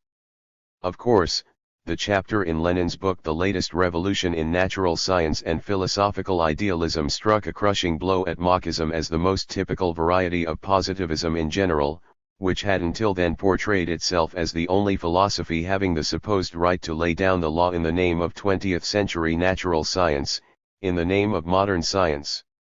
This blow proved to be so crushing to the Marxists because it was unexpected. The empirio-critics had grown too accustomed to considering that they had a monopoly on the philosophical problems of natural science. They did not expect Lenin's blow to come from this direction. But the blow proved to be not only well-aimed, but irrefutable. The chief advantage of Lenin's criticism of the Russian Marxists over Plekhanov's consisted of the fact that while Lenin agreed with Plekhanov in his assessment of Marxism, he tried to examine the roots of this philosophy. That is, he struck his blow not at the effects, but at the causes. He did not proceed to pluck off the tops of the flowers, he tore out the roots. This is the main significance of Lenin's chapter about the revolution in natural science. And in this lies the fundamental and timely instructiveness of Lenin's method of struggle against idealism for us today. Let us try to briefly formulate the main principles in Lenin's struggle against the Russian Marxists, which show how this struggle radically differs from Plekhanov's defense of materialism.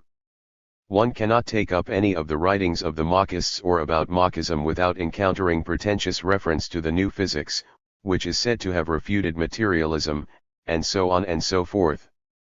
Whether these assertions are well-founded is another question, but the connection between the new physics, or rather a definite school of the new physics, and Marxism and other varieties of modern idealist philosophy is beyond doubt.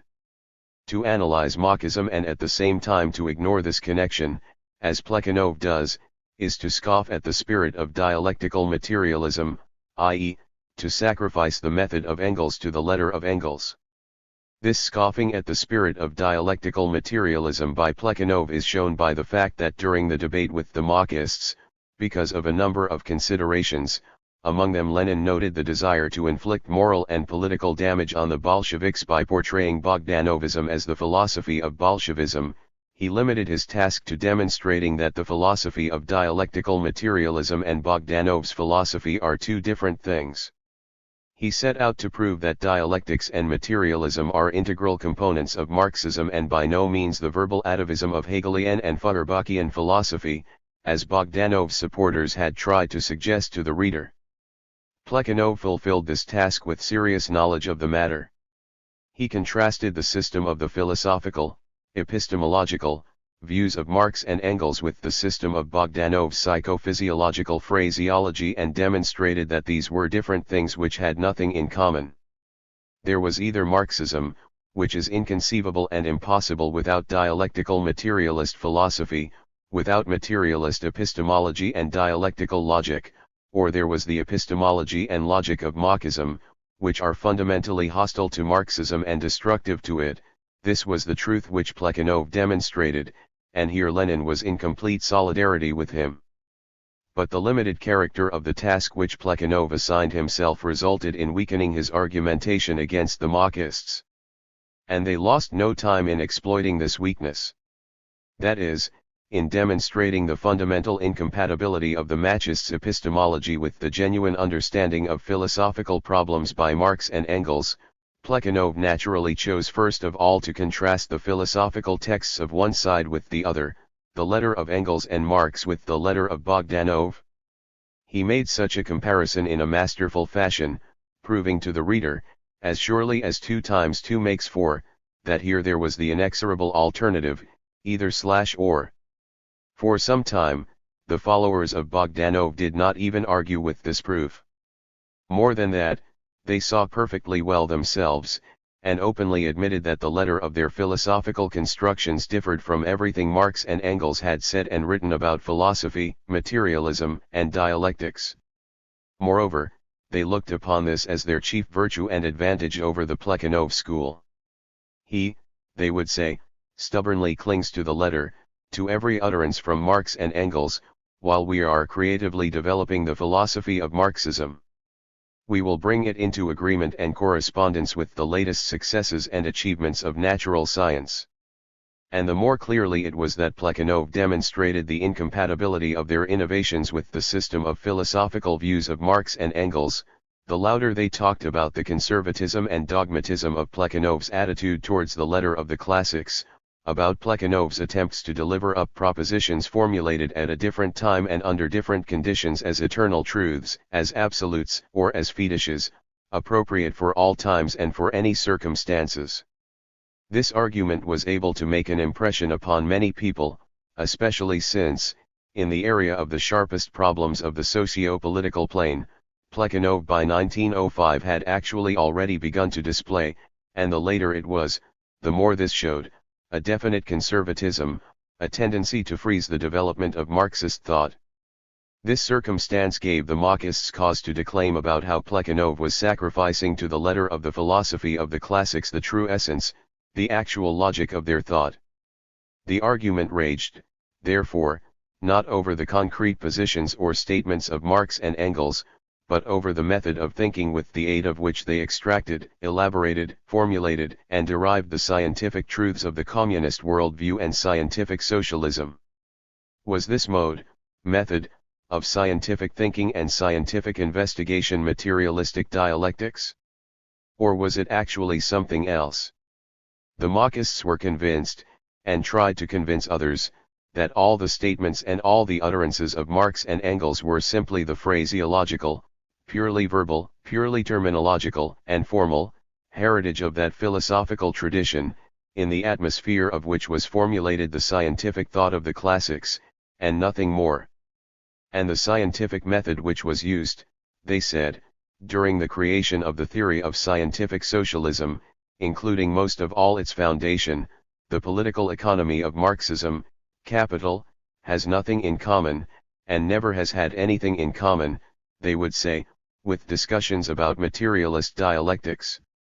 This, they said, is the most common scientific method, which is used to obtain results by any modern science, and particularly, it goes without saying, by physics. It is easier and most expedient, most economical, to learn from this genuinely scientific method from modern physics, or, more concretely, from Ernst Mach, one of its acknowledged leaders. They insisted that Mach discloses in his writings the secrets of the genuine method of thinking of modern science. At the same time he reveals the truly scientific aspects of the method of thinking of Capital's author, cleansed of the rubbish of the antiquated Hegelian phraseology and terminology. It was this aspect of the argumentation of the Marxists in the social democracy that was not touched upon by Plekhanov's mode of criticism. And it was precisely for this reason that Plekhanov's attack on Marxism fell short of its goal. Indeed, if the method, of thinking based on Mach's theory of knowledge is actually the method which modern physics has used to obtain all its successes and achievements, then what difference does it make whether it is called materialist or idealist? In other words, if the epistemology and logic of Bogdanov is actually the theory of knowledge and logic of modern science, modern physics, mathematics, and so forth, then Bogdanov is essentially correct as opposed to Plekhanov, although he differs from the letter of Engels which is only defended by Plekhanov. This then was the heart of the argument. And it was precisely here that Plekhanov proved to be not at his best. With absolute precision he had classified Machist philosophy as idealist.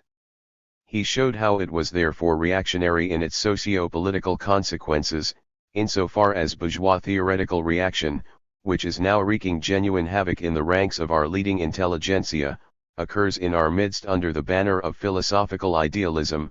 Moreover, we are threatened with particular harm by those philosophical doctrines which are idealist in all their essence, but which at the same time pass themselves off as the latest word in natural science.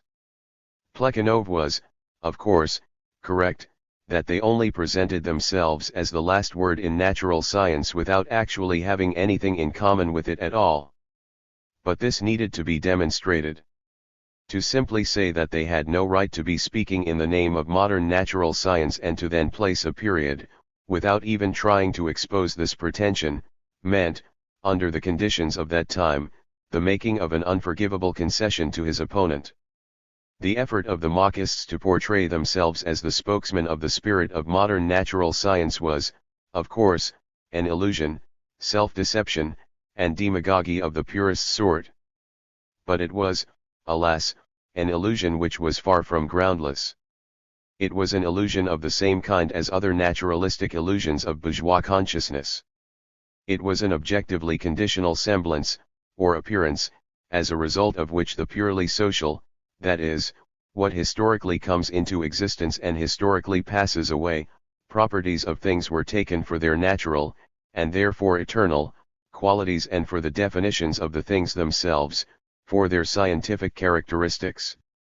The Machists not only portrayed their teachings as the last word in natural science, they unfortunately took as the basis for similar illusions the numerous utterances of the natural scientists themselves, including even the greatest scientists. They based themselves on those philosophically helpless conclusions which the scientists had drawn from their own discoveries.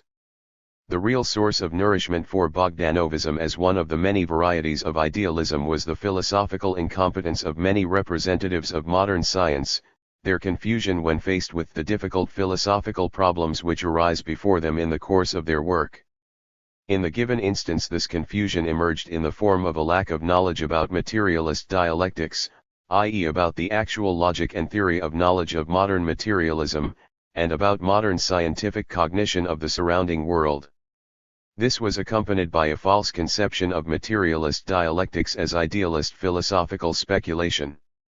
As was perfectly well shown in materialism and empirio-criticism, ignorance of dialectics was the catastrophe leading to the degeneration of the spontaneous materialism of natural scientists, their natural epistemological position, into the most vulgar and reactionary varieties of idealism and clericalism, which was diligently encouraged by professional philosophers, the conscious or spontaneous allies of clericalism.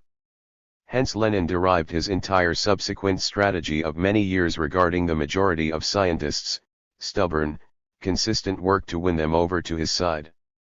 It meant then and means today, to win them to the side of dialectical materialism, to the side of the materialist dialectics. Otherwise it is impossible to overcome idealism, the idealistically reactionary interpretation of the successes and achievements of modern science and technology.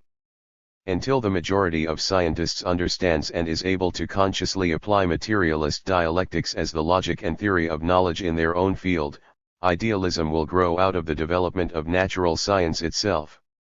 The credit and trust of people will be used by those very reactionary idealist schools, one of which is Bogdanovism. The strength of Machist, and more widely, positivist, idealist philosophy lies in the philosophical weakness of many modern scientists. It was Lenin who found the courage to tell them this truth which they found so unpleasant, to say it directly, without any diplomacy, while perfectly well recognizing that this bitter truth might wound their self-esteem. To publicly make such a diagnosis required quite a bit of moral courage, especially to tell the greatest modern-day scientists to their face that they had not yet learned how to think in a truly scientific manner when it came to the theory of knowledge and to logic. But the central point was not only Lenin's personal moral courage, but also the intellectual courage which was unquestionably demanded by the principles of the philosophy which he defended on every page of materialism and empirio-criticism. He proceeded from the fact that what people find to be the most bitter and unpleasant truth is in the long run more useful for them than the most pleasant and flattering lie and falsehood. He was committed to this view by materialism itself. Consistent materialism, i.e. the essential and consciously thought-out philosophical foundations of the Marxist worldview, stubbornly requires a critical attitude toward everything that is said and written in the name of modern natural science, including statements by its greatest authorities, the representatives of the new physics. In 1908 there were, for instance, E. Mach and H. Poincare, stars of the first magnitude in the heavens of theoretical physics of that day. It was about them, and not about the petty muddlers in science, that Lenin felt it was necessary to say. Not a single one of these professors, who are capable of making very valuable contributions in the special fields of chemistry, history, or physics, can be trusted one iota when it comes to philosophy. Why? For the same reason that not a single professor of political economy, who may be capable of very valuable contributions in the field of factual and specialized investigations, can be trusted one iota when it comes to the general theory of political economy. For in modern society the latter is as much a partisan science as is epistemology. Actually, not a single word of theirs can be trusted when it comes to the theory of knowledge, logic, or the method of scientific thinking, for they professionally do not know this field and therefore they become confused, and stagger at every step, continually stumbling into idealism, i.e., into a philosophical position which is essentially anti-scientific and hostile to science in general, including their own specialized science. And even under these conditions they continue to be leading theoreticians in their own, specialized field of thought. A paradox? Yes, the same type of paradox which fills the pages of history in general and the history of science in particular. And on the basis of a careful philosophical and theoretical analysis Lenin shows the essence of this paradox. He shows how such an unnatural combination becomes possible. The combination of scientific thinking which is realized by scientists who are physicists and specialists, chemists, biologists, mathematicians, and others, with an inadequate awareness or false knowledge of the essence of their work, an anti-scientific, pseudoscientific, understanding of the actual laws of their own thinking, i.e. of those objective laws of cognition to which are finally subordinated, whether individual scientists want it that way or not, whether they are conscious of it or not, the movement both of cognition as a whole and in its separate fields. In actual fact, scientists are continually and at every step thinking in defiance of the logic and theory of knowledge which they consciously profess, for they are compelled to do this by the powerful pressure of the accumulation of facts and of the indisputable authority of experimental data, i.e. by the force and power of the fully material conditions of thought and its laws. People who are really engaged in the process of cognizing nature, including Mach, Duhem, Pearson, and others, continuously are forced to execute the type of mental moves and operations with concepts which, from the standpoint of the logic and theory of knowledge that they consciously profess, are not only inexplicable, but quite simply not according to the law, or even against the law. According to materialism, i.e. the clear and consistent materialist theory of knowledge, such situations present nothing enigmatic. They only graphically demonstrate that without exception, all progress, evolution, and revolutions which occur within consciousness, within social consciousness, are determined and explained by the fact that this consciousness, despite all the illusions which it can create on this account, is forced in its own development to subordinate itself, as if to a higher authority, to the power of Mr. Fact.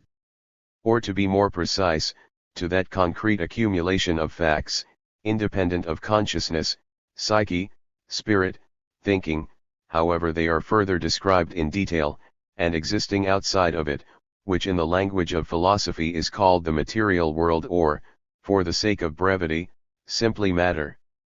In reality, while research is actually being carried out, the thinking of any serious scientist is governed by precisely this epistemological orientation and remains scientific only as long as it is actually governed by it. Lenin was therefore fully justified in insisting upon the fact that natural science has adopted the standpoint of the materialist theory of knowledge in the past and continues to do so today. Another matter is the verbal, terminological, form which different scientists give to the fundamental principles of their work. For a whole variety of reasons this verbal form now and then proves to be philosophically inexact, inadequate, or incorrect. And philosophical idealism immediately clings to this kind of verbal imprecision. Philosophical materialism, the materialist theory of knowledge, logic which is materially understood, is orientated toward a strict, critical differentiation between what scientists actually do in their specialized fields and how they speak and write about it. Idealism, on the other hand, and this is especially characteristic of 20th century positivism, is always orientated only toward the words and utterances of scientists, as the initial data of their specialized analysis and their philosophical work. Idealists concentrate, of course, not just upon any words, but upon those which can best be used to reinforce the idealist reconstructions of the real process of cognizing nature and to interpret this process in an idealist way. As a result, those assertions which, in the mouths of the scientists themselves, were terminologically incorrect descriptions of real events in the path of cognition, are presented as the precise expression of their essence and as conclusions drawn from natural science. And such assertions are no rarity, especially since the idealist positivists are precisely engaged in trying to arm natural scientists with philosophically inexact, muddled and incorrect terminology, given out as the last word in modern philosophy. It becomes a closed circle. Thus the image is created that it is natural science which refutes both materialism and dialectics, while the philosophy of natural science, as positivism prefers to call itself, is simply and unpretentiously summing up the true epistemological positions of natural science. To create this image the positivists instill in scientists a muddled conception both of matter and of consciousness. Meanwhile they try to discredit the simple, clear, and carefully considered definitions of the primary concepts of materialist philosophy with labels that are primitive, naive, non-heuristic and antiquated. As a result, 20th century positivists have managed to achieve considerable success insofar as the whole environment in which the majority of scientists for the time being live and work, estranges them from Marx and Engels and throws them into the embrace of vulgar official philosophy. Hence, the most outstanding theoreticians are handicapped by a complete ignorance of dialectics. These words of Lenin's which were spoken more than 70 years ago remain absolutely true even today in relation to the capitalist world and the situation of the scientist in it. Moreover, the assault of bourgeois ideology on the minds of scientists, which had as its basic goal then and still has it now the discrediting of materialism and dialectics, has nowadays become much more concentrated, much more persistent and much more refined in its methods. Modern positivism has elevated the creation of ever newer and more artificial terms to such an art, that the Marxism of Bogdanov's time seems positively dilettantish in this regard. In 1908 the style had just barely come into vogue and it had only managed to yield the first, rather timid shoots in the field of positivist thought, but Lenin already felt that it was necessary to have done with it, for this was no innocent linguistic amusement or some simple play with words, but something far worse. He saw in it the tendency to create a special jargon in which it was convenient and easy to express patently idealist lies in such a verbal form that you could not immediately recognize them. Such a jargon was created and perfected in a very simple manner, by studiously imitating the specialized language of one or another of the natural sciences, either physics or mathematics or biology. This was accomplished by imitating the external peculiarities of the language of scientists, often by simply borrowing from them not only separate terms but whole blocks of words which slowly took on a different meaning. The philosophical, i.e. epistemological, constructions of the positivists would therefore appear to be quite understandable to the scientist, insofar as the available concepts of natural scientists, the expressions to which he was accustomed, served as the basic material here as well.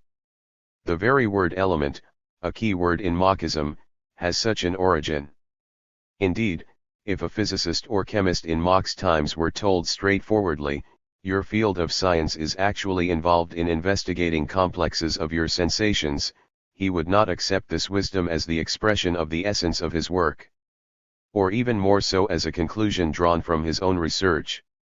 When, however, he is told that he is investigating complexes of elements, even though this is secretly understood to be sensations, he immediately accepts this phrase as a matter of course, since he has long since grown accustomed to using the word element to mean hydrogen or radium, the electron, or the atom. He accepts the language of this clear and flattering philosophy, grows accustomed to it, and continues to speak in it even when he is no longer discussing hydrogen or the electron, but the process of the scientific cognition of hydrogen or the electron. It was precisely in this manner that the lamentably famous expression arose, that matter has disappeared. The first to use this phrase was a physicist, not a philosopher. Why? Following what logic? The logic was very simple. First of all, the philosophy of natural science instilled in him its understanding of the word matter, after investing it with the meaning borrowed from modern physics, i.e. after placing an equal sign between matter and the available conceptions of the physicists. The physicist took a step forward and said farewell to his previous conceptions for the sake of new ones. In the language which he had been taught by the philosophy of natural science, this was expressed with absolute logic in the following way: he said farewell to the concept of matter. The progress of the physicist's knowledge had refuted the concept of matter, and matter had disappeared, for what had been discovered in place of the former could no longer be called matter. Such a phrase could not come from the mouth of a physicist who knew the correct, but not the positivist, definition of matter, but from a physicist who agreed with the positivist scientific definition of matter. It would not only be natural, but even formally correct. But if when used by the physicist this phrase was an inadequate verbal formulation of an actual fact, of a real step forward on the path of cognizing physical reality, the physicist here had simply used the word matter out of place. When used by the philosopher idealist, the phrase takes on a very different meaning. From the inexact expression of a real fact it has become transformed into the exact expression of a state of things which does not exist and which has been dreamed up by idealists. In such a situation, or any like it, the task of the philosopher Marxist, according to Lenin, consists in bringing to light the real fact which is poorly and unclearly expressed in the words of the scientist, and expressing it in philosophically correct and epistemologically irreproachable language. This means making this fact philosophically clear for the scientist himself and helping him to realize this fact correctly. Lenin's attitude was completely different toward the specialist philosopher who consciously gambled on the carelessness and gullibility of the scientist non-philosopher, and on his lack of knowledge in the field of epistemology. Here the tone of the conversation was something else. To brand the scientist as an idealist is just as mean and stupid as to make the worthless, and damaging for the revolution, public indictment of an illiterate peasant who is praying that God grant him rain, by calling him an ideological accomplice of the petty bourgeois bureaucratic order and an ideologist of reaction. With a priest, it is a different matter. And not the wretched little village priest who shares the peasant's naive beliefs, but the educated priest who knows Latin, the writings of Thomas Aquinas, and even Kant, who is the professional enemy of materialism and the revolution, living as a parasite on ignorance and superstition. What remains highly instructive to this day is Lenin's ability to draw a clear boundary line between philosophically incorrect expressions which are continually found among the greatest scientists, and the way which these expressions are used in the works of the positivists. If there were no such expressions among the natural scientists, the idealists would find it very difficult to refer to science. But as long as these instances are not rare, idealism will have a formal and verbal basis for portraying itself as the philosophy of modern natural science, the philosophy of 20th century science. The idealist philosophers, writes Lenin, pick up on the slightest mistake, the slightest confusion in the expressions of the great scientists, in order to justify their own renovated defense of fideism. Thus the slightest carelessness on the part of the scientist in using specialized philosophical words, which immediately causes no particular harm to the course of scientific reasoning, that is why the natural scientist is not inclined to regard this too seriously, potentially conceals within itself great harm even for natural science. While he is inclined to search for the rational kernel even in such phrases of the natural scientists as matter has disappeared, i.e. to bring to light those real facts which stand behind them, Lenin does not spare similar expressions when they are repeated from the philosophical chair. Here he never looks for the rational kernel, no matter how tiny it may be. With Mach the philosopher it is a different question than with Mach the physicist. For this very reason Lenin generally says nothing about the merits or deficiencies of Mach's purely physical views. Physics and the physicists have to pass judgment here. But Mach as the author of Analysis of Sensations and Knowledge and Error deserves the most severe judgment on the basis of an entirely different set of laws. But if Mach somehow remains under these conditions a good physicist, his philosophical disciples have no relationship with physics or with any other field of actual scientific cognition. Whatever physics they know is only through its idealistically distorted image in the crooked mirror of Mach's philosophy, only from the words of Mach himself and his adherents who blindly and slavishly believe in his words. By fatally linking all philosophical concepts with the available, and therefore, naturally, transitory, state of scientific knowledge, positivism turns these concepts into obstacles which the development of science must sweep to the wayside.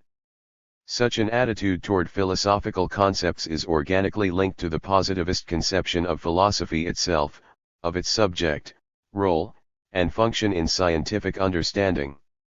According to these notions, modern philosophy, as distinguished from the former, metaphysical philosophy, is nothing but the generalist summation, aided by hindsight, of everything that has been achieved by the labors of the other sciences. It is the accumulation of results which have been brought together in one aggregate whole. It is the abstractly expressed current state of scientific knowledge, nothing more, a general theory of being. This is the self-same scientific monism which was dealt with earlier and which Lenin so ruthlessly criticized. Listen to this. This law of social economy is not only the principle of the internal unity of social science, can you make anything of this, reader, but also the connecting link between social theory and the general theory of being. Well, here we have the general theory of being discovered anew by Suvorov, after it has already been discovered many times and in the most varied forms by numerous representatives of scholastic philosophy. We congratulate the Russian Machists on this new general theory of being. Let us hope that their next work will be entirely devoted to the substantiation and development of this great discovery. Characteristic of all the Russian Machists, by the very nature of the problem, is the desire to present a unified picture of being, or, to use the words of Suvorov, a general theory of being, which is constructed exclusively out of the facts of modern science and the data of scientific experimentation, and which is carefully cleansed of all vestiges of the old, unscientific and pre-scientific philosophy. Only when we resolve, in final form, the task, writes Berman, of working out the criticism by which we could distinguish scientific truth from error, will we be able to get to work resolving the problems which comprise the true object of philosophy, the problem of what the world is as a whole. It was for the sake of carrying out an assignment of this sort that the Machists undertook a review of the Marxist resolution of the problem concerning this very same criterion. But such a review was simply epistemological propaedeutics, and its goal was the creation of a general theory of being, a unified picture of being, and a theory about what the world is as a whole. Epistemology for them was only a means, an instrument, or a tool for constructing a picture of the world as a whole. This tool must be made in advance and sharpened, since they all believe that no such instrument exists as a part of Marxism. Dialectics is not taken by these people to be such an instrument. Here, they say, is where not only Marx and Engels, but all their disciples, made their mistake. Isn't it strange that with not only a theory of dialectics which is fully thought out in the scientific sense, but even a somewhat precise basis for those ideas which taken together they call dialectics, Berman continues to express his view. Analogous reasoning about the subject of philosophy in A Ray's book provokes sharp epithets on Lenin's part. Here is the path of this reasoning: why should not philosophy, therefore, in the same way, be a general synthesis of all scientific knowledge, an effort to represent the unknown as a function of the known, in order to aid in discovering it and keep the scientific spirit in its true orientation? Next to this passage in the margins of the book stands the expressive, blagueur, i.e. braggart, liar.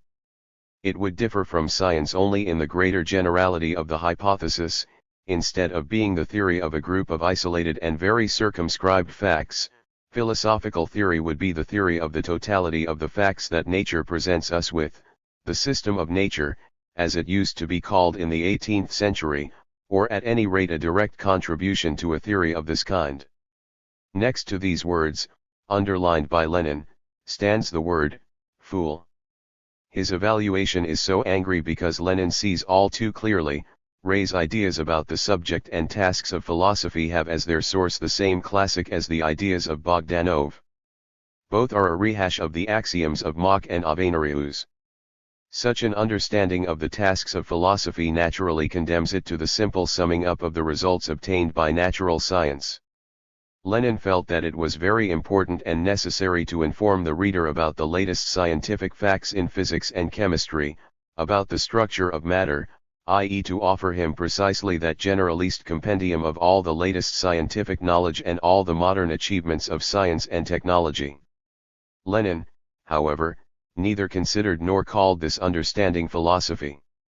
Moreover, he was immediately upset when it was offered in place of the philosophy of Marxism, and even under the title of the latest philosophy. Lenin was absolutely clear and unequivocal when he raised the questions about the relationship between the form of materialism and its essence, and about the inadmissibility of identifying the former with the latter.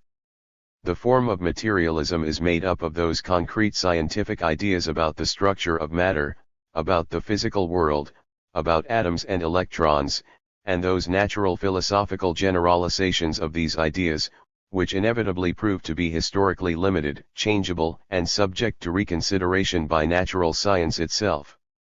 The essence of materialism consists of the recognition of objective reality existing independently of human cognition and reflected by it. The creative development of dialectical materialism on the basis of the philosophical conclusions drawn from the latest scientific discoveries. Lenin sees neither the revision of the essence itself, nor in the perpetuation of scientists' ideas about nature and about the physical world aided by natural philosophical generalizations, but in deepening our understanding of the relationship of cognition to the physical world, which is tied to new ideas about nature.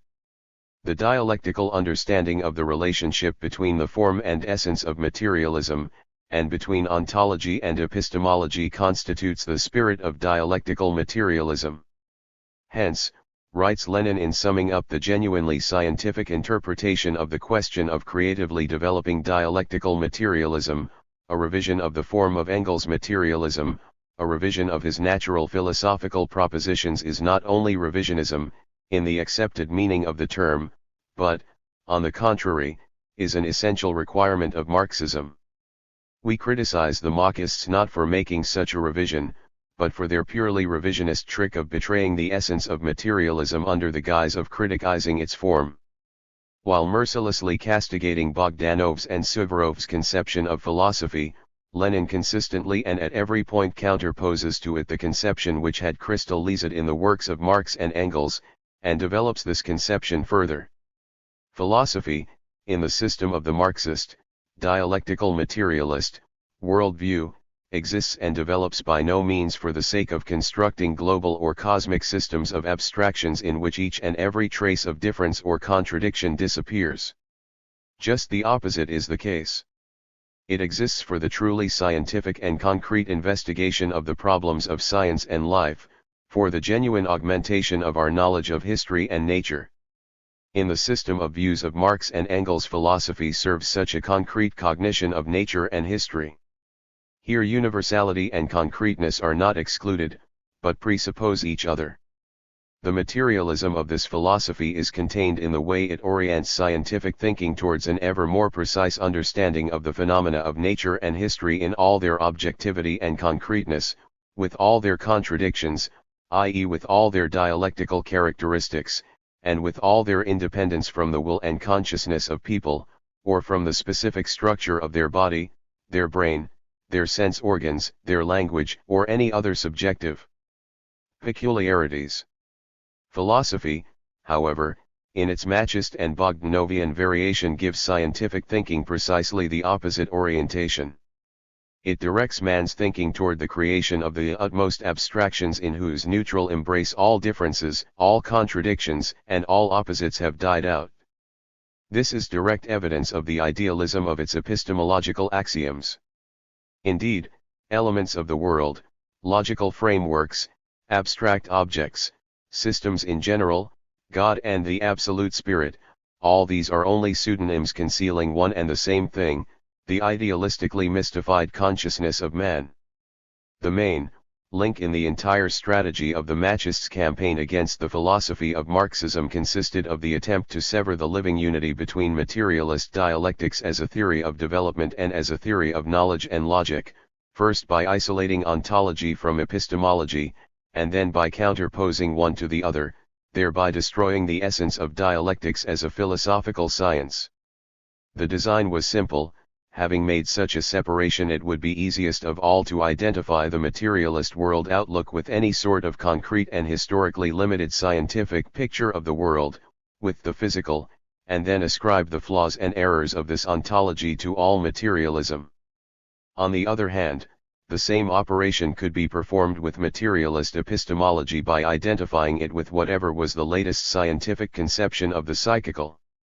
By identifying philosophy as the generalist summation of scientific facts, claims could be made that natural science itself gives birth to idealism. To destroy what distinguishes philosophy, its system of concepts and its approach to phenomena, meant to ascribe idealism to natural science itself. Lenin unmasked these schemes by giving a clear demonstration of what constitutes the fundamental materialist spirit of modern natural science, which gives birth to dialectical materialism. According to Lenin, the latest results of science, in themselves, or the positive facts, as such, are by no means subject to philosophical generalization, and consequently, to inclusion in the system of philosophical knowledge. Rather, what is subject to philosophical generalization is the development of scientific knowledge, the dialectical process of the ever more profound, all-sided, and concrete comprehension of the dialectical processes of the material world, so that it cannot be excluded that even tomorrow natural science itself will re-evaluate its results in a negative manner. While interpreting the revolution in natural science from the standpoint of dialectical materialist philosophy, Lenin draws generalist conclusions about how the objective content of scientific knowledge can be fixed and evaluated only from the standpoint of the dialectical materialist theory of knowledge, which reveals the dialectics of objective, absolute and relative truth. He shows how ontology is just as inseparably connected with epistemology, as the categories expressing the dialectical nature of truth are connected with objective dialectics. To include the negative in the conception of the positive, without losing the unity of opposites, and this is what constitutes dialectics, is impossible without an epistemological approach to the ontology of scientific knowledge. Genuinely scientific philosophical generalization must consist, according to Lenin, of the dialectical reworking of the entire history of the development of cognition and practical activity, and of the interpretation of the achievements of science in the context of its integral historical development. From such a position Lenin broached the question of the relationship between philosophy and natural science. The Machists, however, were precisely counting on discrediting materialism by tearing its true content out of this historical context. From an analogous position, positivism looks upon the theory of knowledge, epistemology. Its scheme is to counterpose epistemology as a strict and exact science to materialist dialectics as a philosophical science, and then to criticize dialectics in the light of such an epistemology. This plan is even reflected in the title of Behrman's book, Dialectics in the Light of the Modern Theory of Knowledge. In essence, however, this is not a theory of knowledge at all, but once again the accumulation of the latest facts from research in psychology, psychophysiology, the physiology of the sense organs, and so forth. The interpretation and application of these facts in isolation from ontology, from the universal laws of development of nature and society, made it possible to counterpose epistemology to dialectics. Lenin clearly shows the incompatibility of the scholastic epistemology of the Machiavellists with the genuinely scientific theory of knowledge, with the theory of the investigation of the real world by actual man, and not the fictitious epistemological subject, and with the actual logic of the development of science. And if the theory of knowledge and logic, the theory of thinking, are understood in a dialectical materialist way, then there is no reason to fear that consistently advancing the idea of the concurrence of dialectics, logic, and the theory of knowledge will lead to an underestimation of the significance of philosophy as a worldview or of its ontological aspect. This is correctly feared by those who understand epistemology and logic to be sciences which are locked into a study of the facts of consciousness or the phenomena of consciousness as such, regardless of whether this is individual or collectively organized consciousness, and which direct their attention at the external world only insofar as it is already represented in this consciousness. At the beginning of the century, Lenin was the only Marxist who understood and appreciated the enormous philosophical significance of dialectics as epistemology and logic. This was a significance which was neither understood nor appreciated at that time by either Koskay or Plekhanov, not to mention other Marxists. Here there is an inexorable choice. Either materialist dialectics is understood, and developed, in this plan as the logic and theory of man's knowledge of the material world, and as the theory of its reflection in the historically developing consciousness of both individual man and the human race, or it is inevitably transformed into a sum of examples which are borrowed, often in an absolutely uncritical way, from the most varied fields of knowledge and which only illustrate ready-made and previously known, universal formulae of dialectics in general. Such a method is still good enough for the popularization of general formulae, but for their creative development, it is not. It fails to deepen by 1 millimeter either the comprehension of those general formulae of dialectics which are confirmed by examples, even the most modern, or the comprehension of those examples which are used for the confirmation. Such a procedure benefits neither philosophy nor natural science. But it does do harm since it creates and nourishes the illusion that philosophy is not a science, but simply the abstract knocking together of ready-made, concrete scientific facts which are uncritically retold in an abstractly philosophical language, and nothing more. But by the same token, materialist dialectics itself is reinterpreted, or actually misinterpreted, in a typically positivist manner. And insofar as the natural scientist does not need dialectics of this type, in his eyes it is transformed into empty word spinning, into abstract fiction, or into the subsuming of whatever one likes under abstract and universal schemas.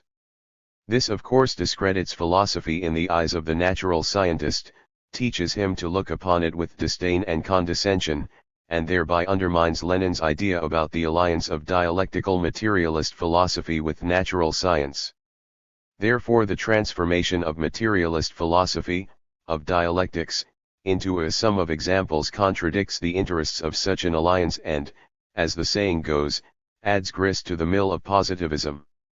The alliance of philosophy with natural science, according to the way Lenin thought, can be enduring and voluntary only if it is mutually productive and if it mutually excludes any attempt to dictate or force any ready-made conclusions, both on the part of philosophy and on the part of natural science.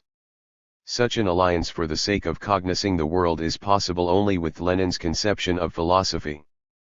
But the positivist conception immediately pushes both philosophy and natural science into a mode of dictating to each other, into mutually incompetent hectoring and sentences without appeal.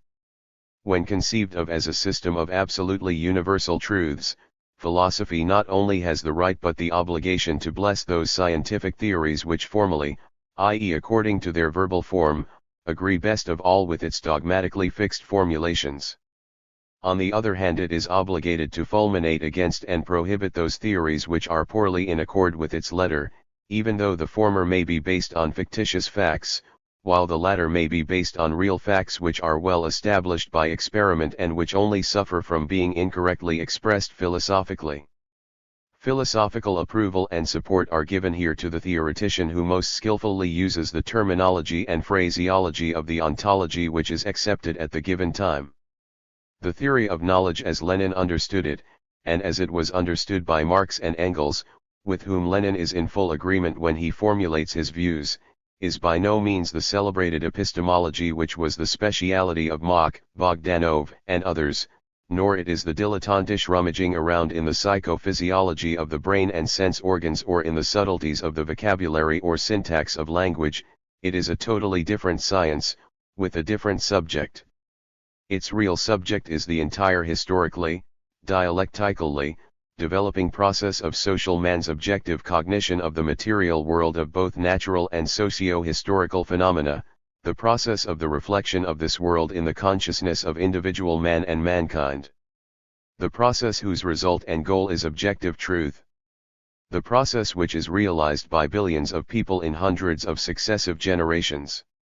The process which at every step is verified by practice, experiment, and facts, which comes into being in the results of the entire totality of the concrete, positive, sciences, and which is materially embodied not only and not even so much in the neurophysiological mechanism of the brain, but in the form of technology and industry and in the form of the real, social, and political conquests consciously made by revolutionary forces under the leadership of their avant-garde, the party. As far as the positivist conception of the logic of thinking is concerned, the fundamental task is seen as the reconstruction, in general form, of those methods of research which are applied in practice by people connected with the sciences. Such a reconstruction is accomplished primarily according to those descriptions which are accepted as the absolutely precise and adequate portrayal of the logic of scientific development, but which may diverge very far from this logic. Under the powerful influence of Mr. Fact, scientists continually are thinking not only not in accordance with the accepted rules, but directly in defiance of them, often without realizing it themselves or else, after the fact, trying to force a description of their actions under the aegis of one or another cliché which explains nothing.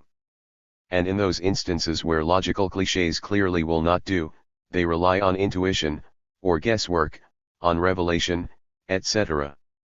A motif of that type, scientists are more aware of how they think, distinctly reverberates in Bogdanov's work, Belief and Science, on V. I. Ilyenkov's book, Materialism and Empirio-Criticism, where he tries to defend his philosophical positions from Lenin's criticism.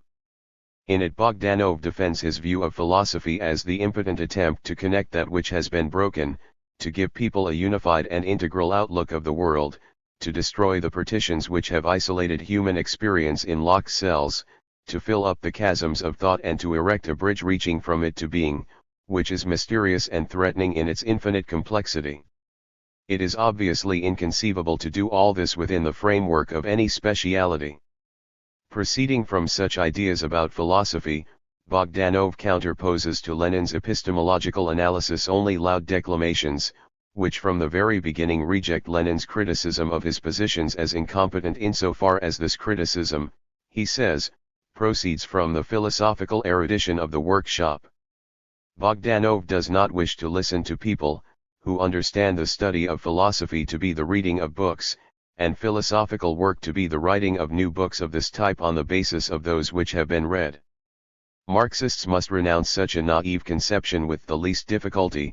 They must know very well that philosophy is an ideology, i.e. a superstructure, or something derived, and that it is ridiculous therefore to construct it out of itself.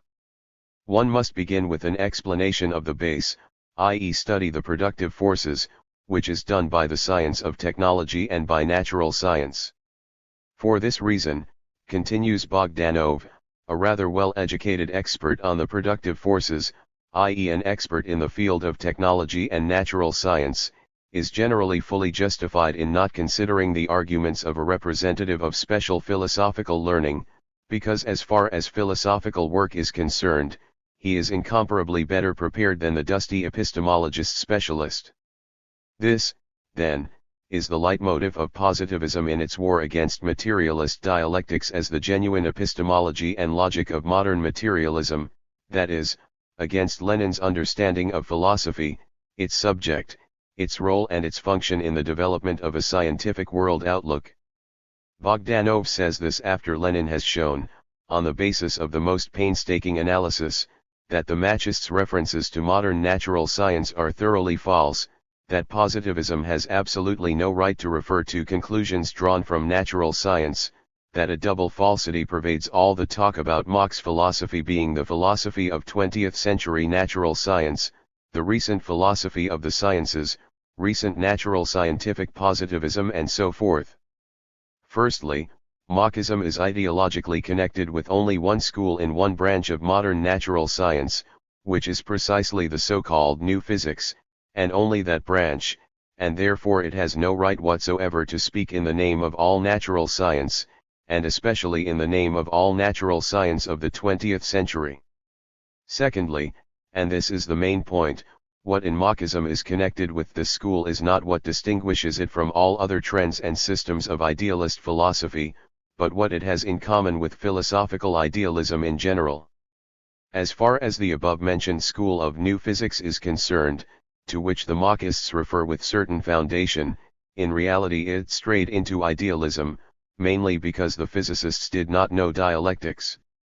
We have introduced the principal position of Lenin's work which retains its critical significance even today, when the defenders of neopositivism are also setting up their gnoseology, epistemology, and logic, and like the Machists at the beginning of the century, are leaning on the epistemologically inexact expressions of various representatives of the latest physics and mathematics.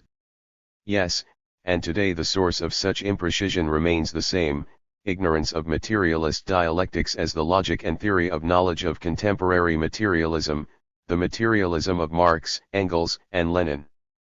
Yes, and today the idealist philosopher sees on the minutest error, the slightest vagueness of expression on the part of famous scientists in order to justify their refurbished defense of fideism. In 1908 they searched for and seized upon such vagueness of expression on the part of H. Hertz.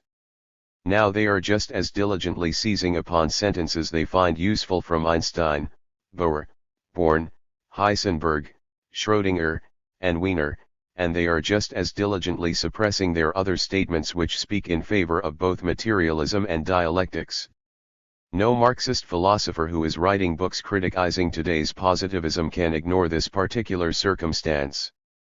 This criticism only proves to be effective when it is based on an analysis of the actual state of things in contemporary natural science, in quantum mechanics, cybernetics, mathematics, and so forth, and not on the utterances of the self-same physicists, mathematicians, and cyberneticists regarding the methods of thinking employed by them in their specialized fields. In order to equal Lenin, and not Bogdanov, then it is necessary not to re-examine materialist dialectics in the light of the latest achievements of natural science and technology, but, on the contrary, to critically analyze the logic of comprehending those contradictions, the objectively effective resolution of which leads to its latest achievements. And such an analysis is possible only in the light of a clearly, strictly, and consistently applied materialist dialectics as the logic and theory of knowledge of modern materialism. Whenever anyone begins to creatively develop logic and the theory of knowledge in the light of completely uncritically accepted statements by representatives of science and technology, then he turns away from the road of Lenin onto the crooked pathway of Bogdanov. It was precisely as a result of an uncritical attitude toward what was said at the beginning of the century in the name of modern natural science and in the name of the new physics that Bogdanov and his philosophical friends fell into the most primitive subjective idealism. As in philosophy, so in physics, our Machists slavishly follow the fashion, and are unable from their own, Marxist, standpoint to give a general survey of particular currents and to judge the place they occupy. It was the inability to make an independent, Marxist, i.e. dialectical materialist, epistemological analysis of modern changes in the body of knowledge of physics, in its theoretical part, the inability to see behind the physicist's statement matter has disappeared the real fact, the real change in the concepts of physics, which is, philosophically, incorrectly expressed, and by no means the a priori predilection of Bogdanov and others for philosophical idealism which led them into the camp of reaction and clericalism, which Lenin was forced to call fideism out of censorship considerations. The inability to think in a dialectical way was one of the main reasons why Bogdanov, as representative of the new physics, slipped into idealism. Lenin insistently demonstrated the most important truth: in our time, a time of abrupt revolutionary changes, both in politics and in natural science, without dialectics, i.e. without the ability to think dialectically, it is impossible to hold on to the positions of materialism. Even with a subjective loathing toward clericalism, i.e. toward idealism and reaction, which was characteristic, undoubtedly, of Bogdanov. Bogdanov personally, wrote Lenin, is a sworn enemy of reaction in general and of bourgeois reaction in particular. Without dialectics, materialism invariably proves to be not the victor, or a militant, but the vanquished, i.e. it inevitably suffers a defeat in the war with idealism. Lenin repeats a bit later in his Philosophical Testament, the article on the significance of militant materialism. This is a fundamental idea with Lenin. Moreover, this idea is not simply stated in the form of a thesis, but proven by a meticulous analysis of the crisis-ridden state of affairs in physics, and by a meticulous, critical analysis of those concepts, the non-dialectical explanation of which led to the slipping of the new physics into idealism.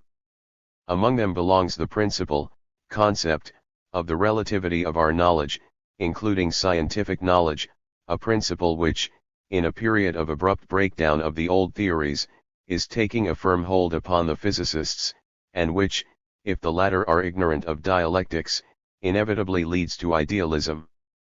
As for philosophers who write today as if Lenin was not interested in dialectics when he was working on materialism and empirio-criticism but was simply defending the universal ABCs of all materialism, it must be that they just have not carefully read this chapter of his book. Or, what is also possible, they have a conception of dialectics which is essentially different from Lenin's and about which he speaks not only here, but in all his subsequent works on philosophy, including the philosophical notebooks and the article on the significance of militant materialism. The conception of dialectics as the logic and theory of knowledge of modern materialism, which permeates the entire text of materialism and empirio-criticism, was formulated a bit later, in the philosophical notebooks. But implicitly it is the essence of Lenin's position in 1908 as well. Moreover, it is realized in the form of his analysis of concrete phenomena in physics and in philosophy. Lenin reflects upon and writes about materialist dialectics, and not purely and simply materialism throughout the entire book, especially in the chapter about the recent revolution in natural science. Here he investigates in particular, the dialectic contained in the concept of objective truth, the dialectical relationship between the relative and the absolute, the unconditional, which is established definitively and for all time, which constitutes objective knowledge. It is precisely this dialectic which Bogdanov was not able to manage. Here he became completely muddled. Once he had seen the relativity of knowledge, and it was impossible not to see it, he directed all of his enthusiasm toward the unmasking of every absolute, against the fact of the presence in knowledge of a content which indeed depends neither on a particular man nor on mankind, but which is consequently already removed out from under the control of those conditions of space and time under which it was derived. It was derived, therefore, not only once, but once and for all. This, then, is what Bogdanov, or any other positivist, is fundamentally incapable of imagining or digesting. And he was incapable of imagining this because of his fundamental rejection of dialectics. Yes, here there is a strict alternative: either acknowledge that as a result of scientific cognition, a content is obtained which mankind will never be compelled to repudiate, knowledge which we can fully guarantee to be a conquest for all time, or declare that any knowledge obtained by science is a purely subjective construct which the first new fact may well overturn. In other words, without acknowledging the organic unity and the indissoluble interconnectedness of the relative and absolute within scientific knowledge, you do not have to speak about the objectivity or universality of this knowledge whatsoever. Any possibility of distinguishing truth from a subjective idea is destroyed, the experimental and practical verification of the knowledge is impossible. There is not and cannot be anything objective among our ideas, concepts, or theories. Bogdanov disassociates himself from what he finds to be the unpleasant dialectic of the relative and the absolute in the development of scientific knowledge by means of diatribes against all absolutes, although along with these absolutes he is forced to fulminate against the thesis of the very possibility of objective truth. This question by no means centers on whether this or that concrete truth is objective. The central point being discussed is about the fundamental possibility of objective truth in general. According to Bogdanov, any truth is either objective or purely subjective, no third is given. The attempts to search for this third by way of investigating the development of cognition, the transformation of the objective into the subjective and vice versa, is for him, as well as for Berman, only an insidious fabrication of Hegelian speculation. For this reason his conception precludes the very posing of the question about the relationship of the object to the subject and the subject to the object. Within the framework of his epistemology, the object as such can be discussed only insofar as it already finds representation in the subject, in one or another organized experience, i.e. in consciousness, in people's state of mind. In the end, this means only insofar as this object already occurs in speech, in language, in the system of sentences about it, since thinking is understood to be exclusively mute speech which is internal and inaudible to others. Such a conception of thinking is already clearly formed in his empirio-monism, when the word appears as the primary and fundamental, sensuously perceived instrument of the organization and harmonization of collective experience, as Mach understood it, as a synonym for the physiologically explained psyche of people. By way of the word, there arises the self-same collectively organized experience, or the collective psyche. In the word, and only in the word, they exist strictly, as some kind of sensuously perceived fact, as a subject of investigation. Therefore, in Bogdanov's schema there is subsequently no place for the material relations between people, for the economic relations between people and classes. He is forced to interpret them as the externally expressed psychical relations between classes, as the ideological schemas of the organization of class experience. Later this is expressed in ventures to create a proletarian interpretation of the theory of relativity and other proletcult extravagances. And all this began with an inability to unite in the theory of knowledge such opposites as the relative and the absolute. It must be either one or the other. Bogdanov never acknowledged any other logic. With facts in hand, Lenin meanwhile shows that the genuinely difficult problem of the relativity of knowledge can only be dealt with by a person who is armed with materialist dialectics, the dialectics of Marx and Engels. As a matter of fact, the only theoretically correct formulation of the question of relativism is given in the dialectical materialism of Marx and Engels, and ignorance of it is bound to lead from relativism to philosophical idealism. Incidentally, the failure to understand this fact is enough by itself to render Mr. Behrman's absurd book Dialectics in the Light of the Modern Theory of Knowledge, utterly valueless. Mr. Behrman repeats the old nonsense about dialectics, which he has entirely failed to understand. We have already seen that in the theory of knowledge all the Machists, at every step, reveal a similar lack of understanding. Lenin also at every step, in every chapter and paragraph, concerning each problem of the theory of knowledge, counterposes to them this dialectics, working it over and demonstrating it in application to the problems not only of sensation, but of the image, concept, truth, and sign symbol. We will not enumerate all the problems of the theory of knowledge which are resolved in a dialectical materialist way in the course of Lenin's polemic with the Machists. The register would prove to be too long.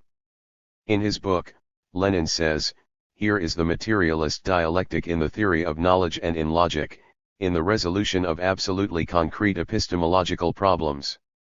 Here is epistemology, elaborated with the dialectical materialist method, as well as the science of thinking, logic.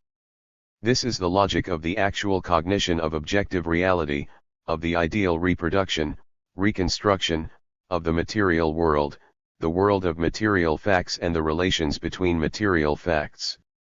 Logic which assisted the creation of capital, by means of its conscious and consistent application, the foundation of the theory of scientific socialism, and the elaboration of the strategy and tactics of the struggle for socialism. The entirety of Marxism from top to bottom was established by means of the dialectical materialist method. In literally any work of Marx and Engels it is therefore both possible and necessary to study the logic of their thinking and the theory of knowledge which they consciously employed, dialectics. This must be studied not only in their writings, but in the real logic of the political struggle which they conducted throughout their entire lives. For dialectics is the logic not only of research, and not only of the unity of scientific works, it is also a logic of real causes which comes to life and enters into battle, finding realization in whatever are the truly real causes changing the face of the surrounding world.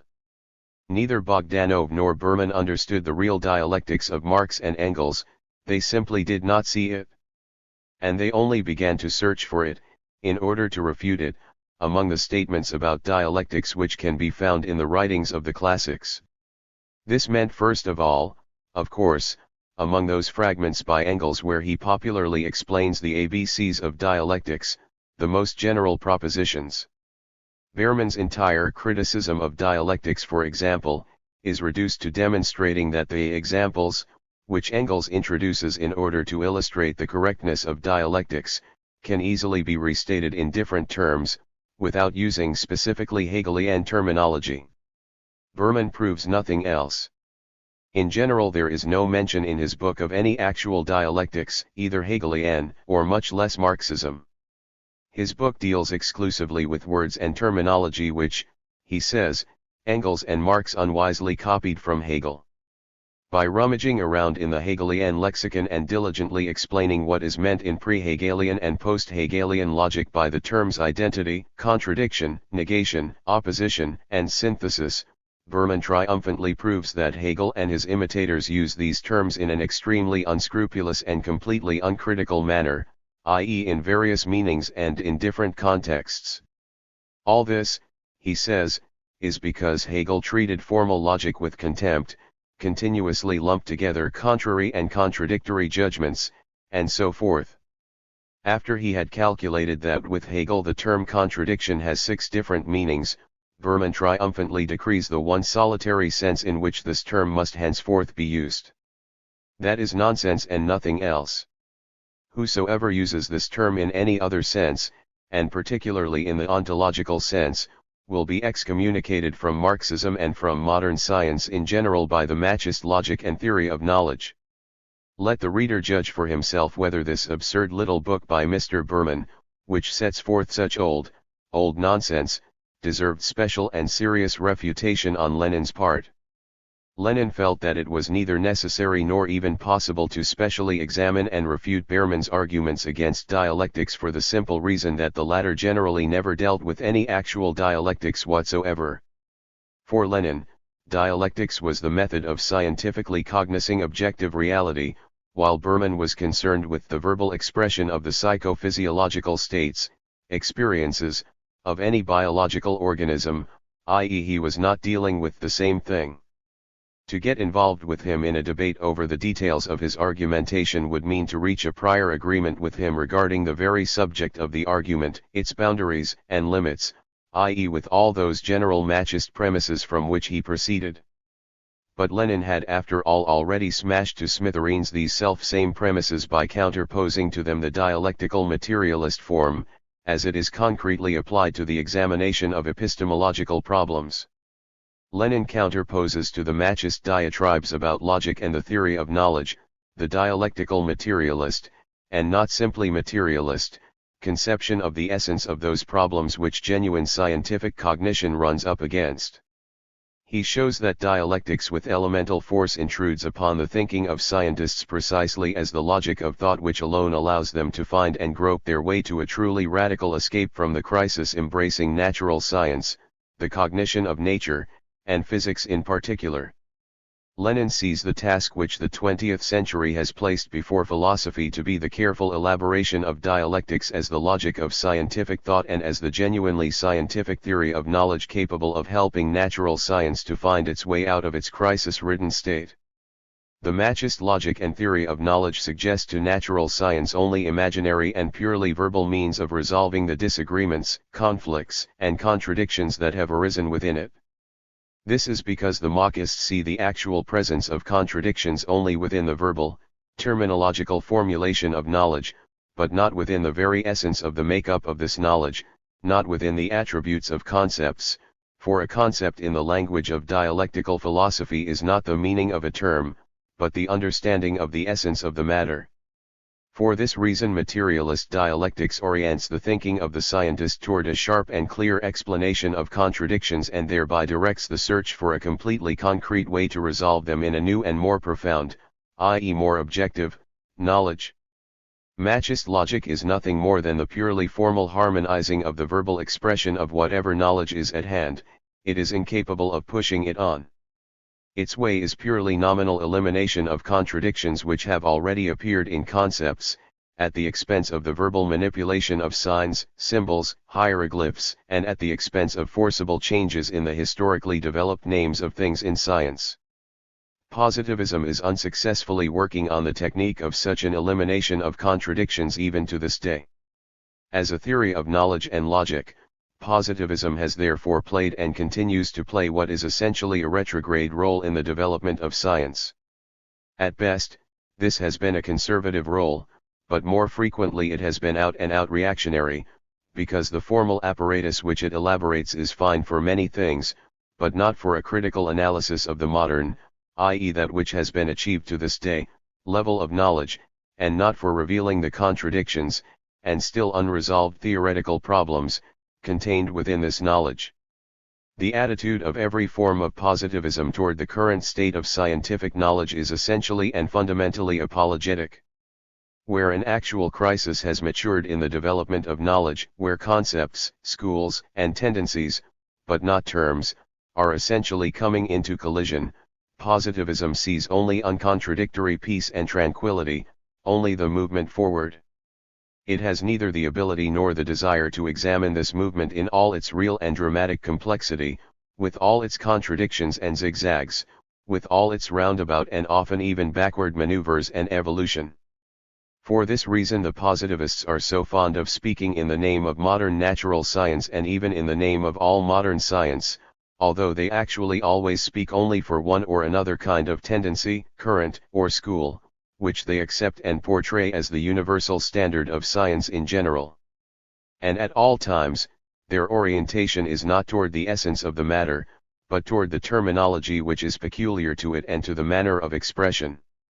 They orient toward the literary or verbal form which has come into vogue, toward the fashionable style of thinking. But never, in any case, toward the science which is represented in Marx's Capital. Conclusion. When, in his philosophical notebooks, Lenin sharply and categorically formulates his views on materialist dialectics, views which have been polished to the point of becoming aphorisms, he formulates them by no means as simply, and even not so much, as conclusions derived from the new critical review of the works of Hegel which he had undertaken. He presents them more, and even primarily, as the results of his entire struggle over many years in the realm of philosophy. He had to wage the struggle with the Machists, with the defenders of subjective sociology, with the legal Marxists, and with those tendencies toward a dogmatic ossification of Marxist thought which became distinct among the theoreticians of the Second International, particularly among Plekhanov and his disciples. To try to understand and explain the formulations in the philosophical notebooks which are devoted to dialectics merely as the alternatives and antitheses of the formulations of Hegelian philosophy, merely as the materialistically reworked positions of Hegel, means to understand them from the very beginning in a much too narrow and formal manner, i.e. in a manner which is ultimately incorrect.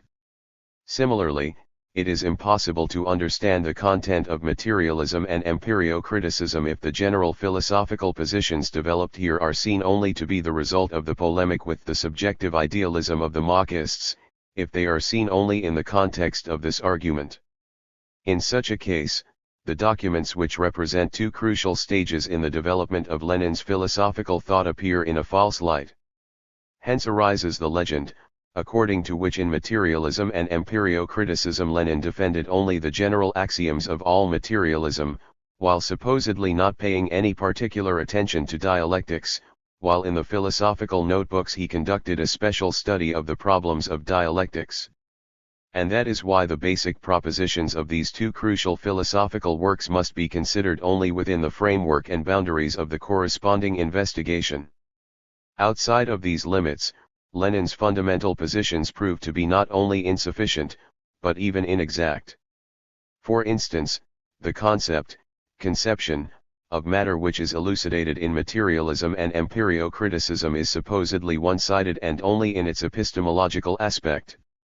Within the limits of the debate with the Marxists, it is said, such a conception would be fully sufficient, insofar as the Marxists concentrated exclusively on epistemology, and here it would be sufficient to counterpose to them only the epistemological aspect. If, however, the problem of matter is examined more broadly, without limiting oneself to the task of refuting subjective idealism alone, then Lenin's definition supposedly must be considered to be too narrow. This definition must be broadened, by including within it the particular ontological aspect. The same goes for the conception of reflection. Thus arose the version whereby in materialism and empirio-criticism we are simply dealing with the one-sidedly epistemological aspect of the philosophy of Marxism, or simply epistemology. Hence is derived the necessity to complete Lenin's definitions with their particular ontological complement. On the other hand, when reference is made to the philosophical notebooks, to the propositions which are clearly formulated on its pages, then they, too, in their own turn, are interpreted as propositions which are correct exclusively within the context of the special polemic with Hegel, and apart from this context are supposedly one-sided, incomplete, and insufficient. In other words, they, too, cannot be taken literally as general philosophical truths of Marxism. It turns out that at no point which is concerned with the materialist dialectic can Lenin be understood literally. He must be understood only figuratively, only with reservations which impart to his theses an opposite meaning. Lenin's monolithic solution of the problem stretched out over many years and actually was a continuation of the same struggle in 1908, in 1914, and 1922, the year he published the article on the significance of militant materialism, yet it disintegrates before somebody's eyes into a multitude of utterances which not only have no mutual ties, but which directly contradict each other. The task of reconstructing Lenin's genuine views of materialist dialectics becomes transformed into a purely formal job of coordinating, harmonizing, his various statements concerning this subject.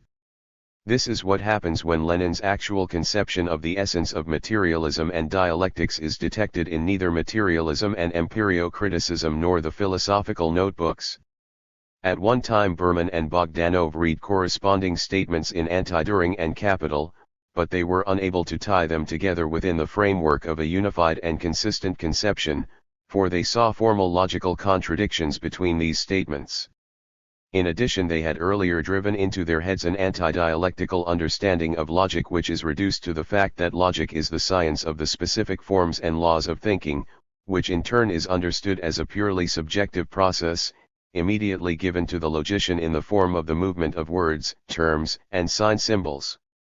If it is precisely this which is understood by the term logic, and all other meanings of the term are declared a priori to be illegitimate and incorrect, then, yes, Lenin's propositions, in which the given term is used, do indeed prove to contradict one another.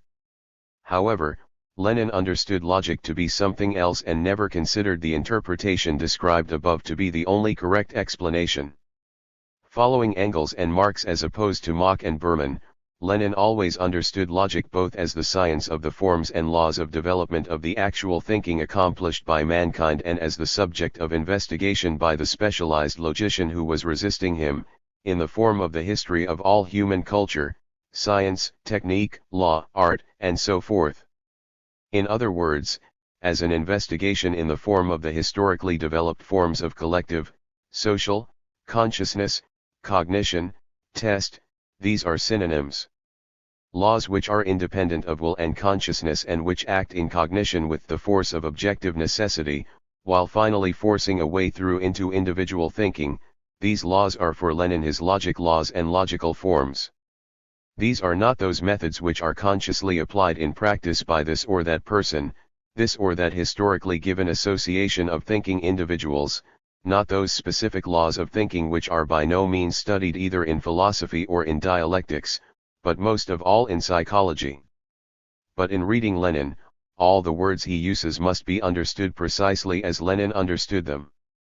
And if they are read in that way, then the propositions, according to which dialectics is both the logic and the theory of knowledge of modern materialism, i.e. of Marxism, are the most precise terminological expression of Lenin's position, which runs throughout the entire text of Materialism and Empirio-criticism, and the philosophical notebooks, as well as the article on the significance of militant materialism. The theory of knowledge, if it pretends to be a science, i.e. a conception of the forms and laws of development of cognition and not simply a description of psychophysiological, linguistic, or psychological conditions of cognition, i.e. circumstances which change not only from century to century, but from country to country and even from individual to individual, also must be nothing but a science of the universal laws of development of general spiritual culture. But in this conception, the theory of knowledge also coincides with the science of thinking, and thereby with dialectics. The latter is both historically and essentially nothing but the totality of the universal, and therefore objective, laws reflected in the course of development of mankind's spiritual culture. Dialectics is also the totality of the forms of natural and socio-historical development in its universal form. For this reason the laws of dialectics are laws of development of things themselves, the laws of development of the self-same world of natural and historical phenomena. These laws are realized by mankind, in philosophy, and verified as to their objectivity, their truth, by the practice of transforming both nature and socio-economic relations. Logical parameters of thinking are the name for those schemas, and laws to which the process of thinking is subordinated, regardless of whether we want it or not. This happens even despite our wishes, and even independent of whether we are conscious of them or not, whether we understand them correctly or not, whether we put them into words precisely or not. However, there is a big difference, whether we subordinate ourselves to these laws in our conscious thinking or whether they act in this thinking in spite of the norms and laws which we consciously apply. In the first instance, the logical, dialectical, laws are realized by us freely, orienting our cognition toward the reflection of the dialectics of the external world, and in the second instance they impose themselves on us forcefully, breaking our consciously applied methods and rules, compelling us to subordinate ourselves to the dialectical laws against our will, under the powerful pressure of facts, experimental data, material interests, and other circumstances which are external to our conscious will.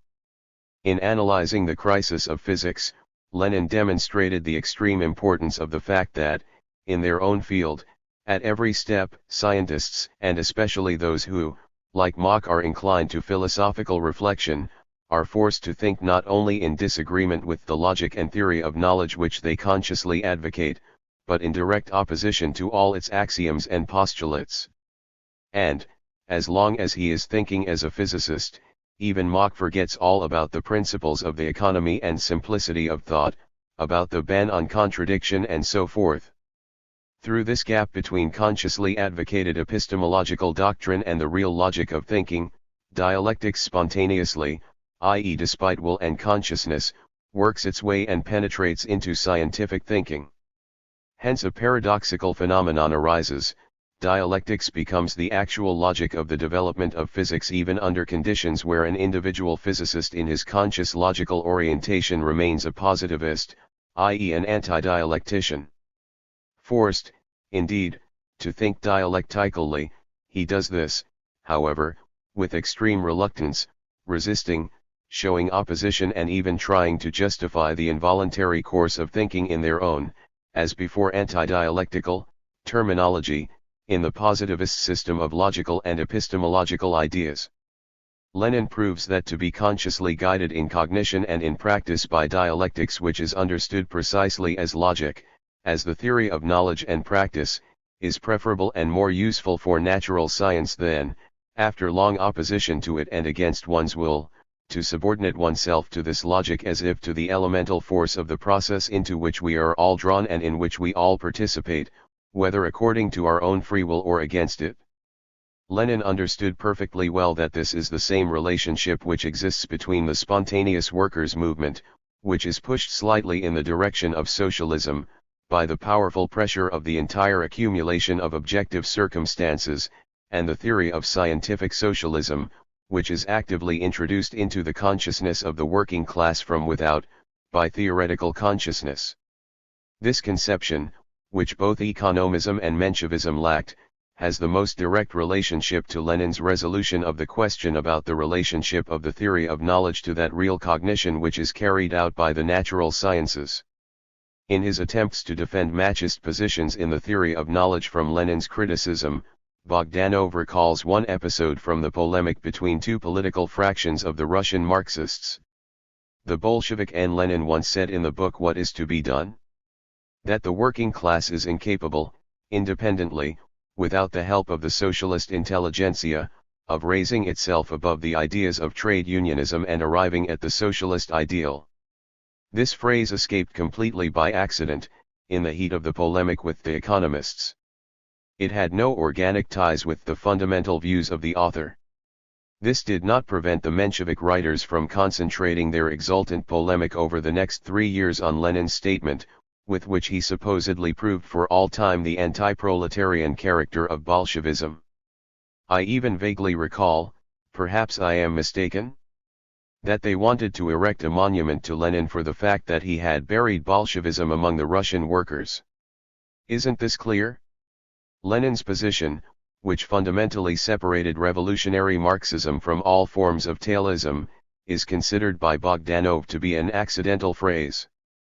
But it is most noteworthy that he makes his assessment precisely in the context of the argument over the relationship of a clearly conceived theory of knowledge, and philosophy in general, to the spontaneous development of this self-same knowledge, science.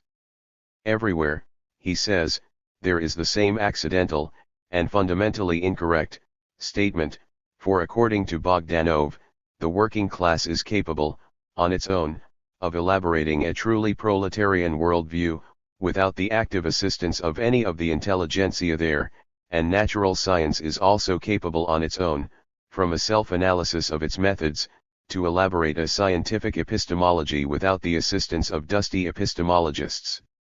He gives the example of Mach as the model of such a genuinely scientific epistemology and theory of knowledge. In his theory of the workers' movement, Bogdanov objectively draws nearer to what Lenin aptly and precisely designated as the position of tailism in the workers' movement and as the propagation of the advantages of spontaneity over a theoretically conscious foundation. The Russian Machist preached the same thing in discussing the role of the theory of knowledge in the development of knowledge. Here we find the purest tailism in philosophy, condemning it to the role of a vehicle for natural science. And a very heavy vehicle besides, which, because of its lack of maneuverability, hinders the offensive of the natural sciences against the secrets of nature. In the same way, the political tailism of Plekhanov and Bogdanov in 1917 clearly showed that it could play no other role than that of heavy chains on the legs of the revolutionary proletariat. Here the analogy is perfect. Precisely because of his Machist view of consciousness and cognition, Bogdanov was forced to set his hopes on the fact that natural science, by virtue of its own objectively necessary striving, would develop by itself, without the assistance of philosophers, a theory of knowledge, and do this even better than the philosophers. Here the connection between his political and philosophical tailism, i.e. positivism, is evident. On the other hand, what is also evident is the organic interconnection which exists between Lenin's basic line of argumentation in materialism and empirio-criticism and his aphorisms about dialectics which appear in the philosophical notebooks. When Lenin writes there that dialectics is the theory of knowledge of Hegel and Marxism, This is the aspect of the matter, it is not an aspect but the essence of the matter, to which Plekhanov, not to speak of other Marxists, paid no attention. Then this is by no means an accidental statement, but an extremely precise expression of the author's basic positions, the essence of his views on dialectics, the same essence of the matter which Lenin defends in Materialism and Empirio. Criticism. It is there that he both criticizes Bogdanov and his co-thinkers for their complete ignorance of this essence, and that he reproaches Plekhanov for the fact that, although he correctly defends materialism, he turns no attention to dialectics specifically as a theory of knowledge. About dialectics in general, Plekhanov wrote a fair amount, but about dialectics specifically as a theory of knowledge and a logic, he wrote almost nothing. The general inability to pose the question about the relationship of dialectics to the recent revolution in natural science, for which Lenin reproached Plekhanov, has its roots precisely here, in the ignorance of dialectics as the theory of knowledge and the logic of modern materialism. Hence the inability of Plekhanov to counterpose the materialist theory of knowledge to Machist epistemology, and to develop a genuinely positive counter-conception to the Machist ideas about the bonds between philosophy and natural science. His criticism of Marxism remains, in essence, purely negative and destructive, without suggesting anything in place of what has been destroyed. In place of the Machist conception of cognition which he demolishes, and in the course of this destruction, Lenin gives an explanation of dialectics as the genuine theory of knowledge and logic of Marx and Engels. This is the advantage of Lenin's criticism of Marxism over Plekhanov's. The philosophical notebooks continue the same line. It is here that the following is written: this aspect of dialectics, example in Plekhanov, usually receives inadequate attention. The identity of opposites is taken as the sum total of examples, for example, a seed, for example, primitive communism. The same is true of Engels. But it is in the interest of popularization, and not as a law of cognition, and as a law of the objective world. Asterisk.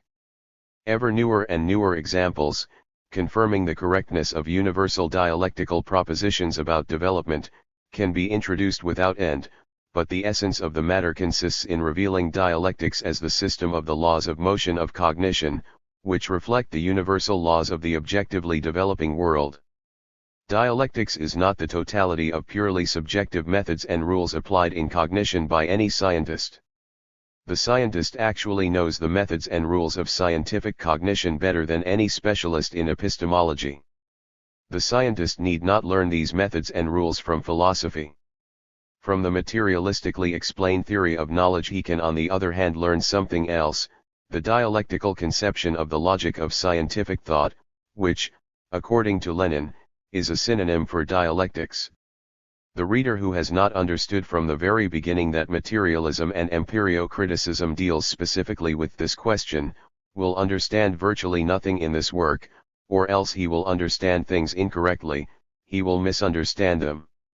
In their conception of logic, Bogdanov and Berman therefore remained with the positions of formal logic, interpreted in a subjective idealist manner as the sum of norms and postulates which reflect nothing in reality, and are nothing more than artificial rules, which we must observe if we want to obtain the Machist ideal of scientific cognition, the elimination of all contradiction among statements of any type.